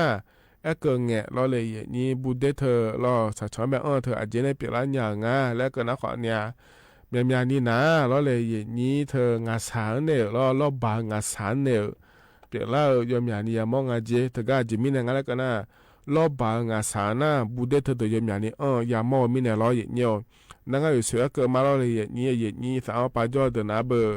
เธออาจจะปาราและคู่งาลอเดี๋ยวขายปาราและเธอดอกยามาเสียลอเธออยู่จุ่มจ่าขอนี้ยามนี้จ่อมันก็ขอเนี่ยงาสาเธอเนี่ยละเนี่ยลออยู่จุ่มทบเย็นเนี่ยจ่าเดือขอนี้จ่อและงาเธอเนี่ยที่ก้าน้ำมันจะที่มันบอลนี่ทั่วรอเยเนี่ยเจนี่ยอดแดดเดยเนี่ยเดที่เจมันจะนี่ลอยอดแดดเนี่ยยาที่เดสัพี่เสด็จจิตได้เนี่ยตัวก็จ่าเดือขอนี้พระจ้องอะไรเยนี่เธอมีเนี่ยรอเยเนี่ยเธอยอมยานี่มองอาเจเยเนี่ยสมบูรณ์ตัวอย่างขอเนี่ยเธอยานี่มอรอเยเนี่ยช็อกกาตาช็อกกามาขอเนี่ยมากูฮอมีเนี่ยมันก็รอหน้านัวยอมยานี่มอดูเยเนี่ยเดที่มีเนี่ยเราไม่หัวปาก็ดูแล้วแต่มาเลยหุ่มมันเธอน้ำมายาจังพายรอเยเนี่ยเธอก็บูเดบิเชียจะกาและอย่างงั้นเธอเยเนี่ยรอยาไถ่พยาธิและขั้วเธอเดเยเนี่ยเดเธอยาจ่าเจเยเนี่ยรอเธอจานะขอเนี่ยบูเดเธอลาเสญาเมเจเดเยเนี่ยเดขอเนี่ยอันดับเบตีนาเราเนี่ยอินุมรัฐมาปะโคโลจังโลเหลียวอย่างงั้นเดเยเนี่ยเดบูเดเธอมาอาโลแล้วชอเชญาจ่าเจเยเนี่ยหูบาโควิดช่วยยาเนี่ยเราเนี่ยเธอชอATKแล้วคุ้งอาล้อเฮโลกูหรือว่ากูญาจางเจอินุมนายออแล้วเราเนี่ยที่อนาสตาจานะขอนี่ทกาจากอันดูอินเนี่ยขอเนี่ยเยอะญาเมเดเยเนี่ยเดขอเนี่ยสตาแล้วยมยามันนี่มาจานเนี่ยเลยขอเนี่ยกูหมอเมียเลยแล้วนะเราเนี่ยนี่เดือดถ่ายช่อหาขอเชิงขอเนี่ยละตาปะยกนาลุเราเลยนี่สตามาจีเนี่ยสัญญาเมเจเยเนี่ยเดขอเนี่ยซาก็ดูนะเราเนี่ยทกาแอปพลิเคชันเป๋าตังและคูกาเลออนเนี่ยเราเนี่ยกับเป๋าสุขภาพและคูกาเลออนเนี่ยยาซาเลงาเดเยเนี่ยเดถึงก็จะพอซาเนี่ยเราเนี่ยจากอันดูต่อแพร่ก็ดูในซาดูเราก็แอปพลิเคชันเราค่อยซาฐานเนี่ยก็กายาหมอเนี่ยก็ยูเอเลยแล้วก็บุอันฐานเนี่ยเราจะน่ารู้จังจีน่าก็จากอันดูอินเนี่ยอยู่หลายอินยาแม่เนี่ยสถานที่บ่ายมาจีนี่เราเนี่ยกูฮอนยาเดเยเนี่ยเดในเอทิเคตุทลัวกูฮอนเนี่ยบูเดเธอเดอองาเจแล้วนะขอนิจากาเธอยะจ่ายาแม่เนี่ยบูเดเธอลาเสก็ดูเดแล้วเราเลยนี่เธอมีในทางหัวเจเนี่ยร้อนยมยากานะขอนิงาสาหุมาจาโลยจุ่มยมยาเจจาโลแล้วเราเลยนี่แล้วถ้าบางคนว่าสตาร์ไม่บีจีเนี่ยอย่างเงี้ยบีชอเชียเนี่ยเราจะกับบีจันยันเนี่ยก็ดูเดลจันโดลิกาเราเลยนี่กูฮอยาแม่เดเยเนี่ยเดแล้วจะกับกาดาเนี่ยในบีซีบีกาเลเดเยเนี่ยเด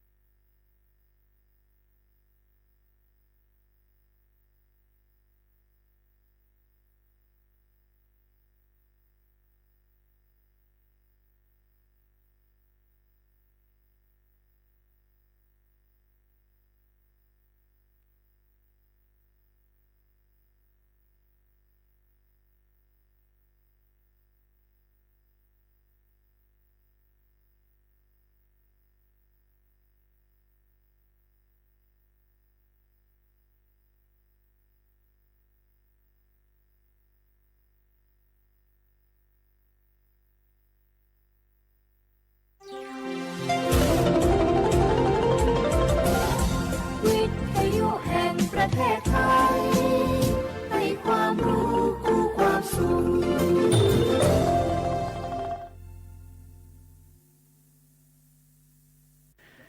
ไอ้เนี่ยช่วยอะไรที่อายุเนี่ยขายเช่นอ่ะจีบีก็คนเนี่ยจีบีก็คนเธอบิคักจาราพายเธอจะเนี่ยงะอายุเนี่ยมันนุ่มมีนุ่มเด็กจังอ่ะจีอันนั้นดูอามีอาเซออันนั้นดามาสินะอายุมันเนี่ยมีอาจังอ่ะโยน่าอันนี้มีอามาเซอมีเนี่ยหรออันนั้นอันนี้มีอาเซอน่ามันยุ่งเชื่อน่าเชื่อดังมีอะดูละอาดามาอายุมันเนี่ยถึงมีอาจีถึงมีอาอันนี้จีบีเนี่ยเลยนะน้อยอยู่จีบีโอลานิโอแล้วน้องมียามาซื้อแล้วอยู่ในพังอุ้มหือแล้วอุ้มเดียวงารอแล้วน้อยอุ้มจีไม่ยาเนี่ยเฮ้ตัวแต่ดูอามาได้จีเธออันอยู่มันเนี่ยห้องเนี่ยชัวร์งั้นสิ่งนั้นเนี่ยตัวจอมแม่ชัวร์ถึงเนี่ยยาน้อยเนี่ยอุ้มมันง่ายนะมันเงน้อยอยู่ยาจีสิ่งนั้นเลยที่จีนบินเนี่ยอ่ะเฮ้แล้วคือมาที่มอบินเนี่ยแหละบินเนี่ยน่าดอยนะโอ้ดอยน่าชอบสมเสกจงเดมาที่ของมึงอันนั้นคือมาเมื่อเสือเนี่ยใหญ่น่าชอบอยู่บนนี้บุกะยาจีน่าสหายและเล่าและระบบตัวเล่าแล้วกันนั่นเล่าอันนั้นไหนน่าระบบขั้นเนี้ยนะน้อยจีจังจลีเนี่ยง่าคือเนี่ยเดมาเชื่อจลีเลยอันอยู่บินเนี่ยอันนี้มันเนี่ยบินเนี่ยงาดูที่จริงบินเนี่ยมีคือที่มันบินเนี่ยละคนเนี่ยยังจังอะไรเนี่ยจีนเนี่ยมานะมันงูพะเนี่ยคือรู้จะมาอยู่เชียงยืนนะเชียงมาตัวน่ะคือเนี่ยจะมาเชียงนะงั้นมาอันอยู่มันเนี่ยน้องบินเนี่ยเยอะผิวน้องบินเนี่ยยี่มาและเชียวสิอะไรเงี้ยไอ้มา花นะนะหัวโยจุส่งจุจัวอยู่เชลล์ก็คือบัดดาอะไรอันอยู่ขยันจังเสียมือก็อยู่เชนิดเท่านั้นอันอยู่จุปีนะเฮ้ยนะหัวโยจุ做的的呀คือมั้งนะเฮ้ยพระจานะเฮ้ยพอปีเลยเบเบ้นะเฮ้ยพระจานะพอปีกูละเบเบ้ละไม่จีเฮ้มึงอะไรเนี่ยโอ้เงเลยพวกกันเนี่ยอันอยู่มันเนี่ยผิวจะโตแล้วอันนี้ว่ามีเนี่ยเยอะยิ่งห้องน่ะสหายแล้วคุณเอาหุ่นชุดตัวอย่างนั้นอันน่ะอุเรน่ะประโยชน์ใช่ไหมแล้วหน่อยเนี่ยประโยชน์มีเนี่ยอะไรเองนะอาจีสายละผิวสหายผิวแล้วก็ผิวตัวเองเนี่ยให้เป็นเนี่ยล้อเนี่ยอันนั้นเป็นเนี่ยนะอายุมือเนี่ยน้องชนเทเนี่ยผิวสาก็คุยเลยเขาคุยนะอันนี้น้อยอยู่จังอย่างเลยนะง่าคือเนี่ยเดมาเชียเลยเนี่ยคือเนี่ยเดมาเชียเนี่ยบอกกันอยู่ที่มุนนาลาเนี่ยคือเนี่ยเดมาเชียเนี่ยคือสหายเลยอายุบิสานเนี่ยแหละอายุอันนั้นนู้นที่ไม่ยอมมาลุยหิวนะมาลุยเนี่ยอายุบิจังเนี่ยดีนะมาบิจังเนี่ยน้องเอากลุ่มมาละจอมเองดูมาละจอเนี่ยแหละมาอายุมีเนี่ยอันน่ะเลยเจมี่เทบีนะ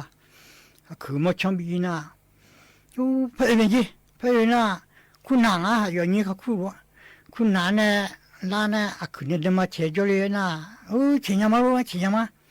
ชียจับเบอร์นะอามาอย่ามาหัวเลยน้องเนี่ยคือเดมาเชียนะดูตอนน้องบินยิงมาไปเนี่ยด้วยน่ะเนี่ยจะส่งจุดเนี่ยเชื่อมาบัดดาเชื่อมือก็ได้好像就别人那黑人那年超过那的那的那妈几个可么那啥东西些面了就把别人的黑人们要怕解他南去怕什么些那马上南去他啥不干面可么那就别人的站那的当女人的路我就弄不个火比高也比高谁来着的呢？啥到西面嘞，忙个话嘞，你呢，他都一句啦，第三呢，把也这嘛不帮把天呢，有呢，都来去了呢，刚去了，反正用年跑一了， พอยังอ่ะที่ว่าบีอย่างนั้นน้ำชิบะเจ้าเราเลยที่อันน่ะอยู่ในเดือดอายุเราอยู่ไม่ดูอยู่เนี่ยอายุก่อบุเลยอายุเสียอะไรด่ากาเสียดิเสียเนี่ยว่าคือเทียมาอ่ะอันน่ะชั่วมาแล้วงากุลมาละจ้องอะไรเบียบๆนะว่ามาบัวบอมมูละเปียบๆอย่าอยู่ไม่อยู่อ่ะอยู่นะพงอ่ะกายอ่ะอ่ะคือมันจะกันบัดดากันกายอ่ะผิวโคกายอะไรอ่ะผิวโคบ้า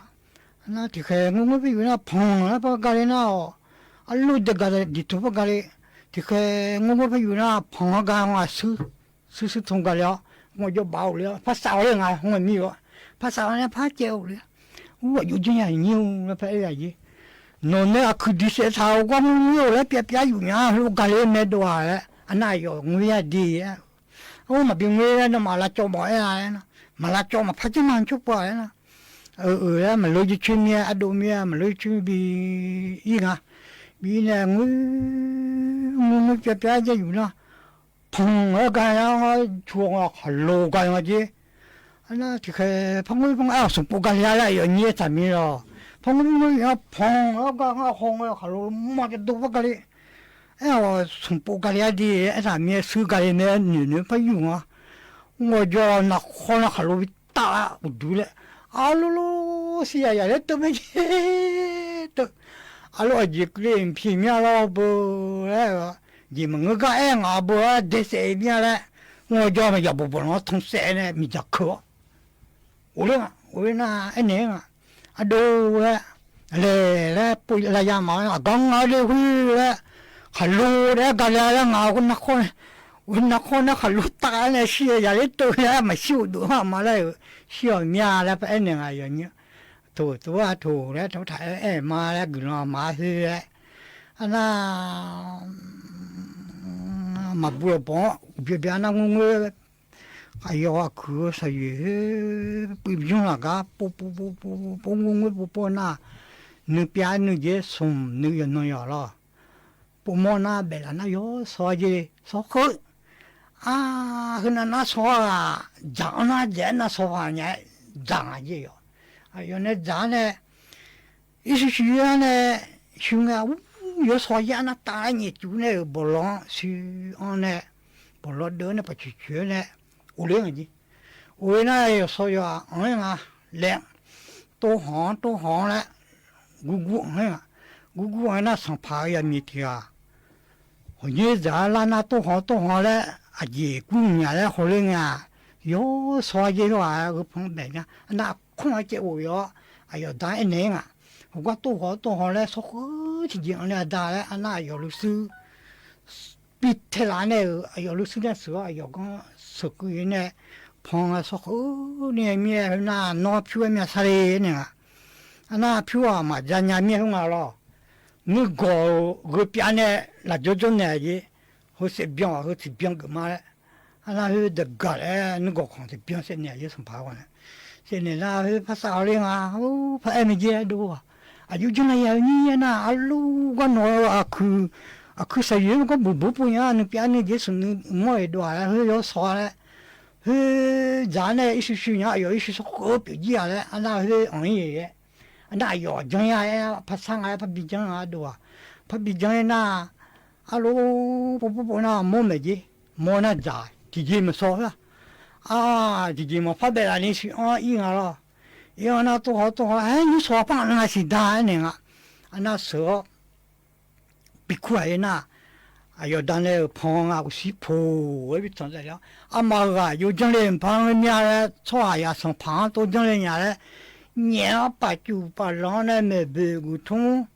一时不得到沟通接到空到沟通接呢，都看地么地呢撇过来个呢，撇过来那也没啊，还有呀，我拉路都不出来，ยังไงเหมือนอีน่ะตัวจะหลุมเนาะอย่าให้ว่าหลุมน่ะแล้วจนเนี่ยว่าเย่มาแล้วอายุมาเถิดบ้ามาแล้วเจ้กูเลย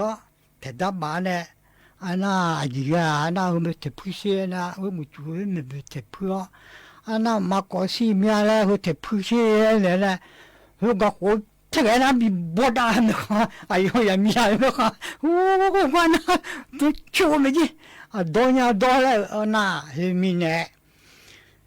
有哈阿妈到一头有哈的咋标那一般呐，是米啊有一般是哎呦大就那不，是米呢，啊那有你啊那有大要嘛出着米呢，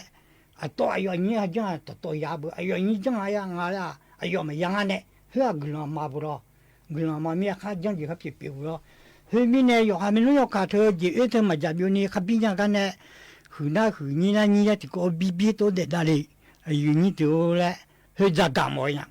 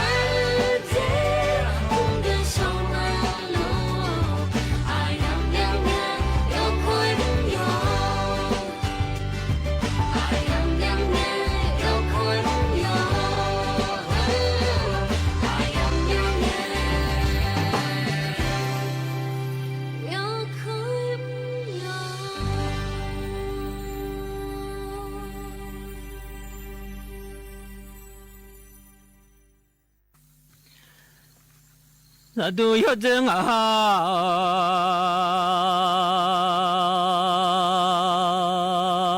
提个人有这上妈妈不妈叫我就送了去嘛弄啊不，这个小了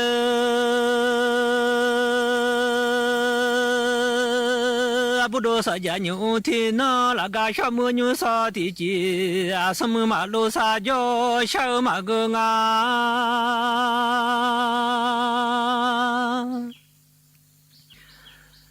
什么那多啊，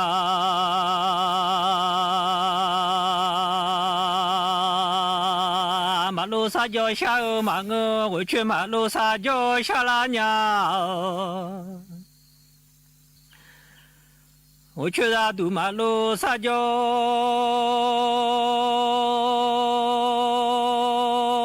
小拉家什么卡吉马路家啦爷马个，我去卡吉马路家啦爷啦了小拉娘，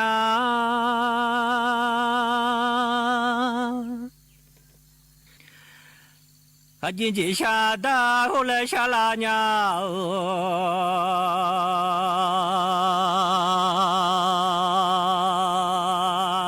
吉达罗吉下大香啊，达罗马苏吉下小马个木，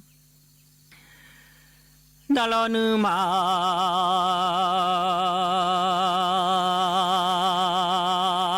苏吉下小马个，达罗车尼亚苏苏爱木。达罗努马车尼亚苏苏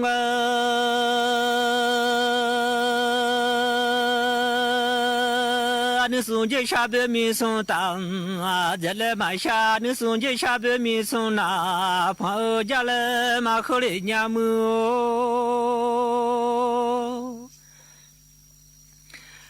啊金大喽，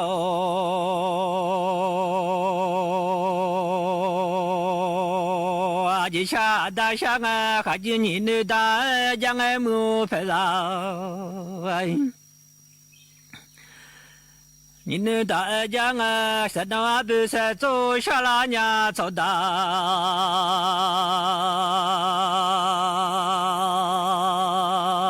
山东走大不是走那大你阿拉，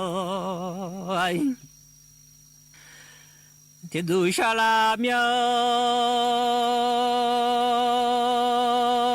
都有真啊哈提啊，有哈吉那帮呀么脏那大那呀拉提都，下个去到咱小包都小拉娘，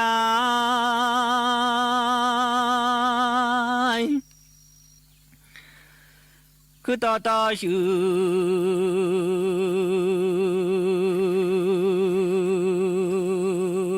那小包都上啊，什么那都马路撒娇下马我，我去马路撒娇上啊，我去那都马路撒娇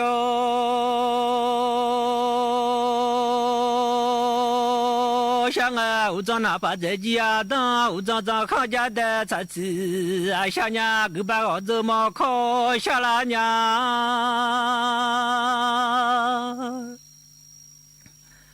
我把chuẩn bị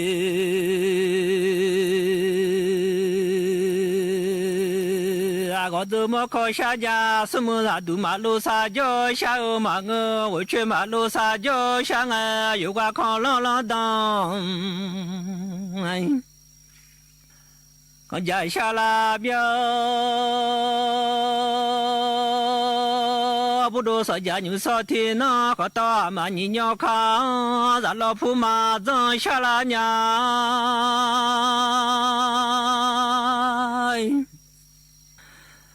咱老爷少。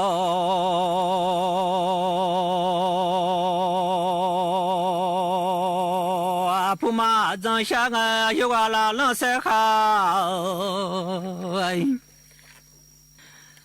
那都下拉苗，那天的走了呗，下个我去那都马路撒娇，下个不啊。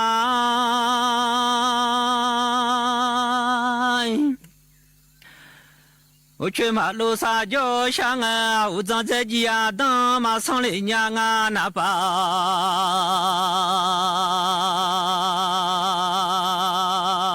在街啊，当马上我站康家的，在芝麻上面。你把青我怎么考马上考朗朗当康家，马上考到马你鸟康，咱老爷说铺买。咱马上考朗朗当康家，马上路拉朗汉塞卡拉路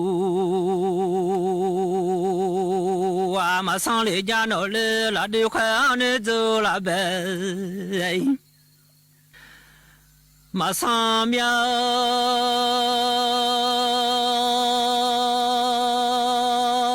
我去啊，杜马路上就想啊，俺大老姐下大想啊，俺姐下马去家来马后娘，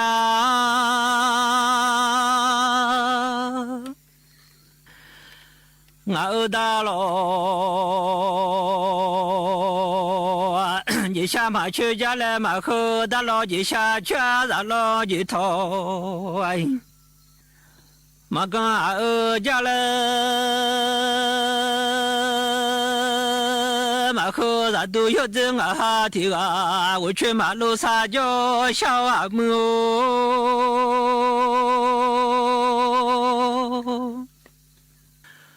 我去咱都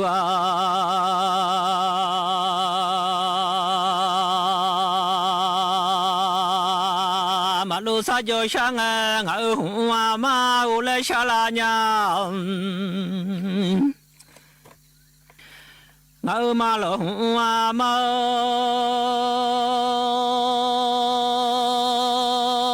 想俺脑里妈的马苏红，妈我俩么，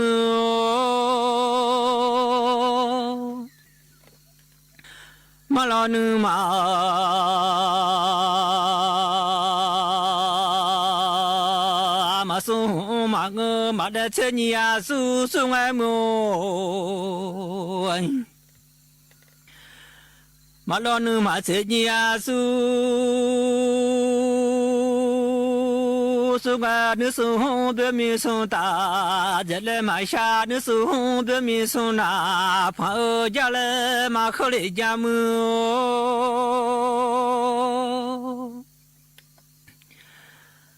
俺妈老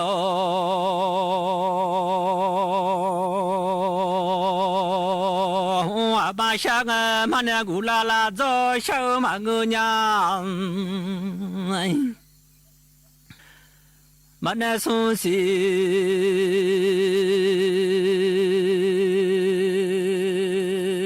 阿古拉拉走小马我马那古拉拉么下娘嘞。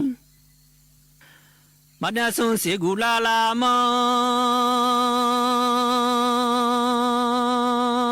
想俺活动了当嘎子，可不是打岔来想娘么。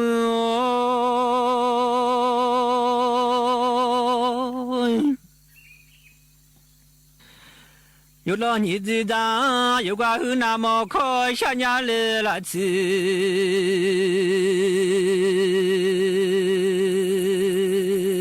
那么可想娘会弄盘当干，那就别吵了。下家拍子个子去好事情，咱来下家拍炕了我，得了炕。想娘咱老拍票拍那烧口，下个什么马路上叫小马我妈，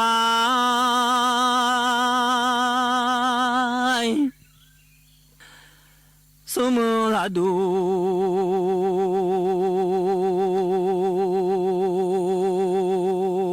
马路上叫小马我去那都马路上叫想阿帮那就拍家面目。阿妈拉杜拉就拍家มีอาลาจุนเพจาบาอิมาชาเลบาโบลาชุนลาซาชามาเกมา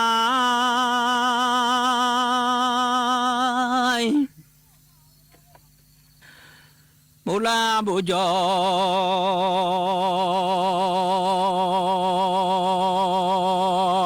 ชุนลาซาชามาเกโบลาโบตุนอาชุนโอ้ชามาเงโบลาโบจอยิชุลาซากโยโบลาโบตุนยิชุ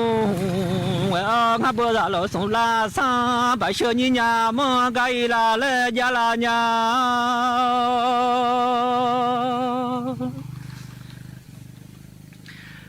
บาโชบา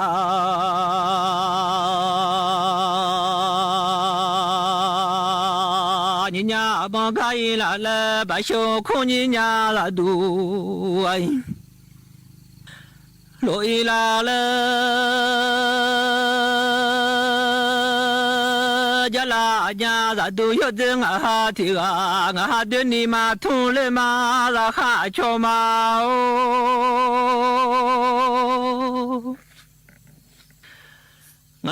ชด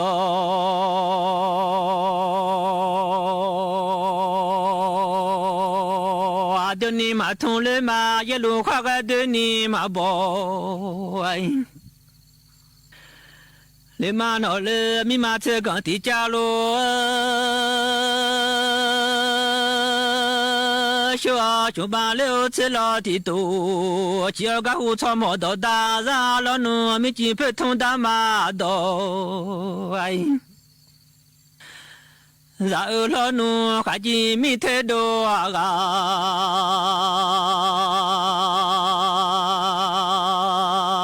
ซาเมอิเจมิมาโอเชเทโดเลดาเบมูไอมีมาเจอกันโอเธอดูแลดาเบะดูยอดจังอาหาที่กามีมาโอเธอมาดูแลมามือแข็งแรงและอบอุ่นตลอดไป29 กรกฎาคมวันภาษาไทยแห่งชาติภาษาไทยคือมรดกทางปัญญาและเอกลักษณ์อันล้ำค่าของชาติเป็นสื่อกลางเชื่อมความผูกพันและสะท้อนความภาคภูมิใจของคนในชาติร่วมกันรักษาความงดงามของภาษาด้วยการพูดอ่านและเขียนอย่างถูกต้องเพื่อส่งต่อคุณค่าแห่งเอกลักษณ์ไทยนี้ร่วมกันคุณหมดเงินไปเท่าไหร่กับน้ำเปลี่ยนนิสัยที่ทำลายสุขภาพแล้วคุณพลาดโอกาสกอดคนที่รักไปแล้วกี่ครั้งเพราะฤทธิ์น้ำเมาวันเข้าพรรษานี้หนูไม่อยากได้ของเล่นชิ้นใหญ่แต่อยากได้คุณพ่อคนเดิมที่แข็งแรงกลับมาค่ะ30 กรกฎาคมนี้วันเข้าพรรษาและวันงดดื่มสุราแห่งชาติร่วมลดละเลิกเหล้าเข้าพรรษาคืนความสุขให้คนที่คุณรักโทรฟรี1413สายด่วนเลิกเหล้ากระทรวงคมนาคมและหน่วยงานที่เกี่ยวข้องเร่งแก้ปัญหาน้ำรั่วซึมอุโมงค์ก่อสร้างโครงการรถไฟฟ้าสายสีม่วงบริเวณวงเวียนใหญ่โดยเสริมความแข็งแรงของดินพร้อมตั้งศูนย์ช่วยเหลือผู้ได้รับผลกระทบ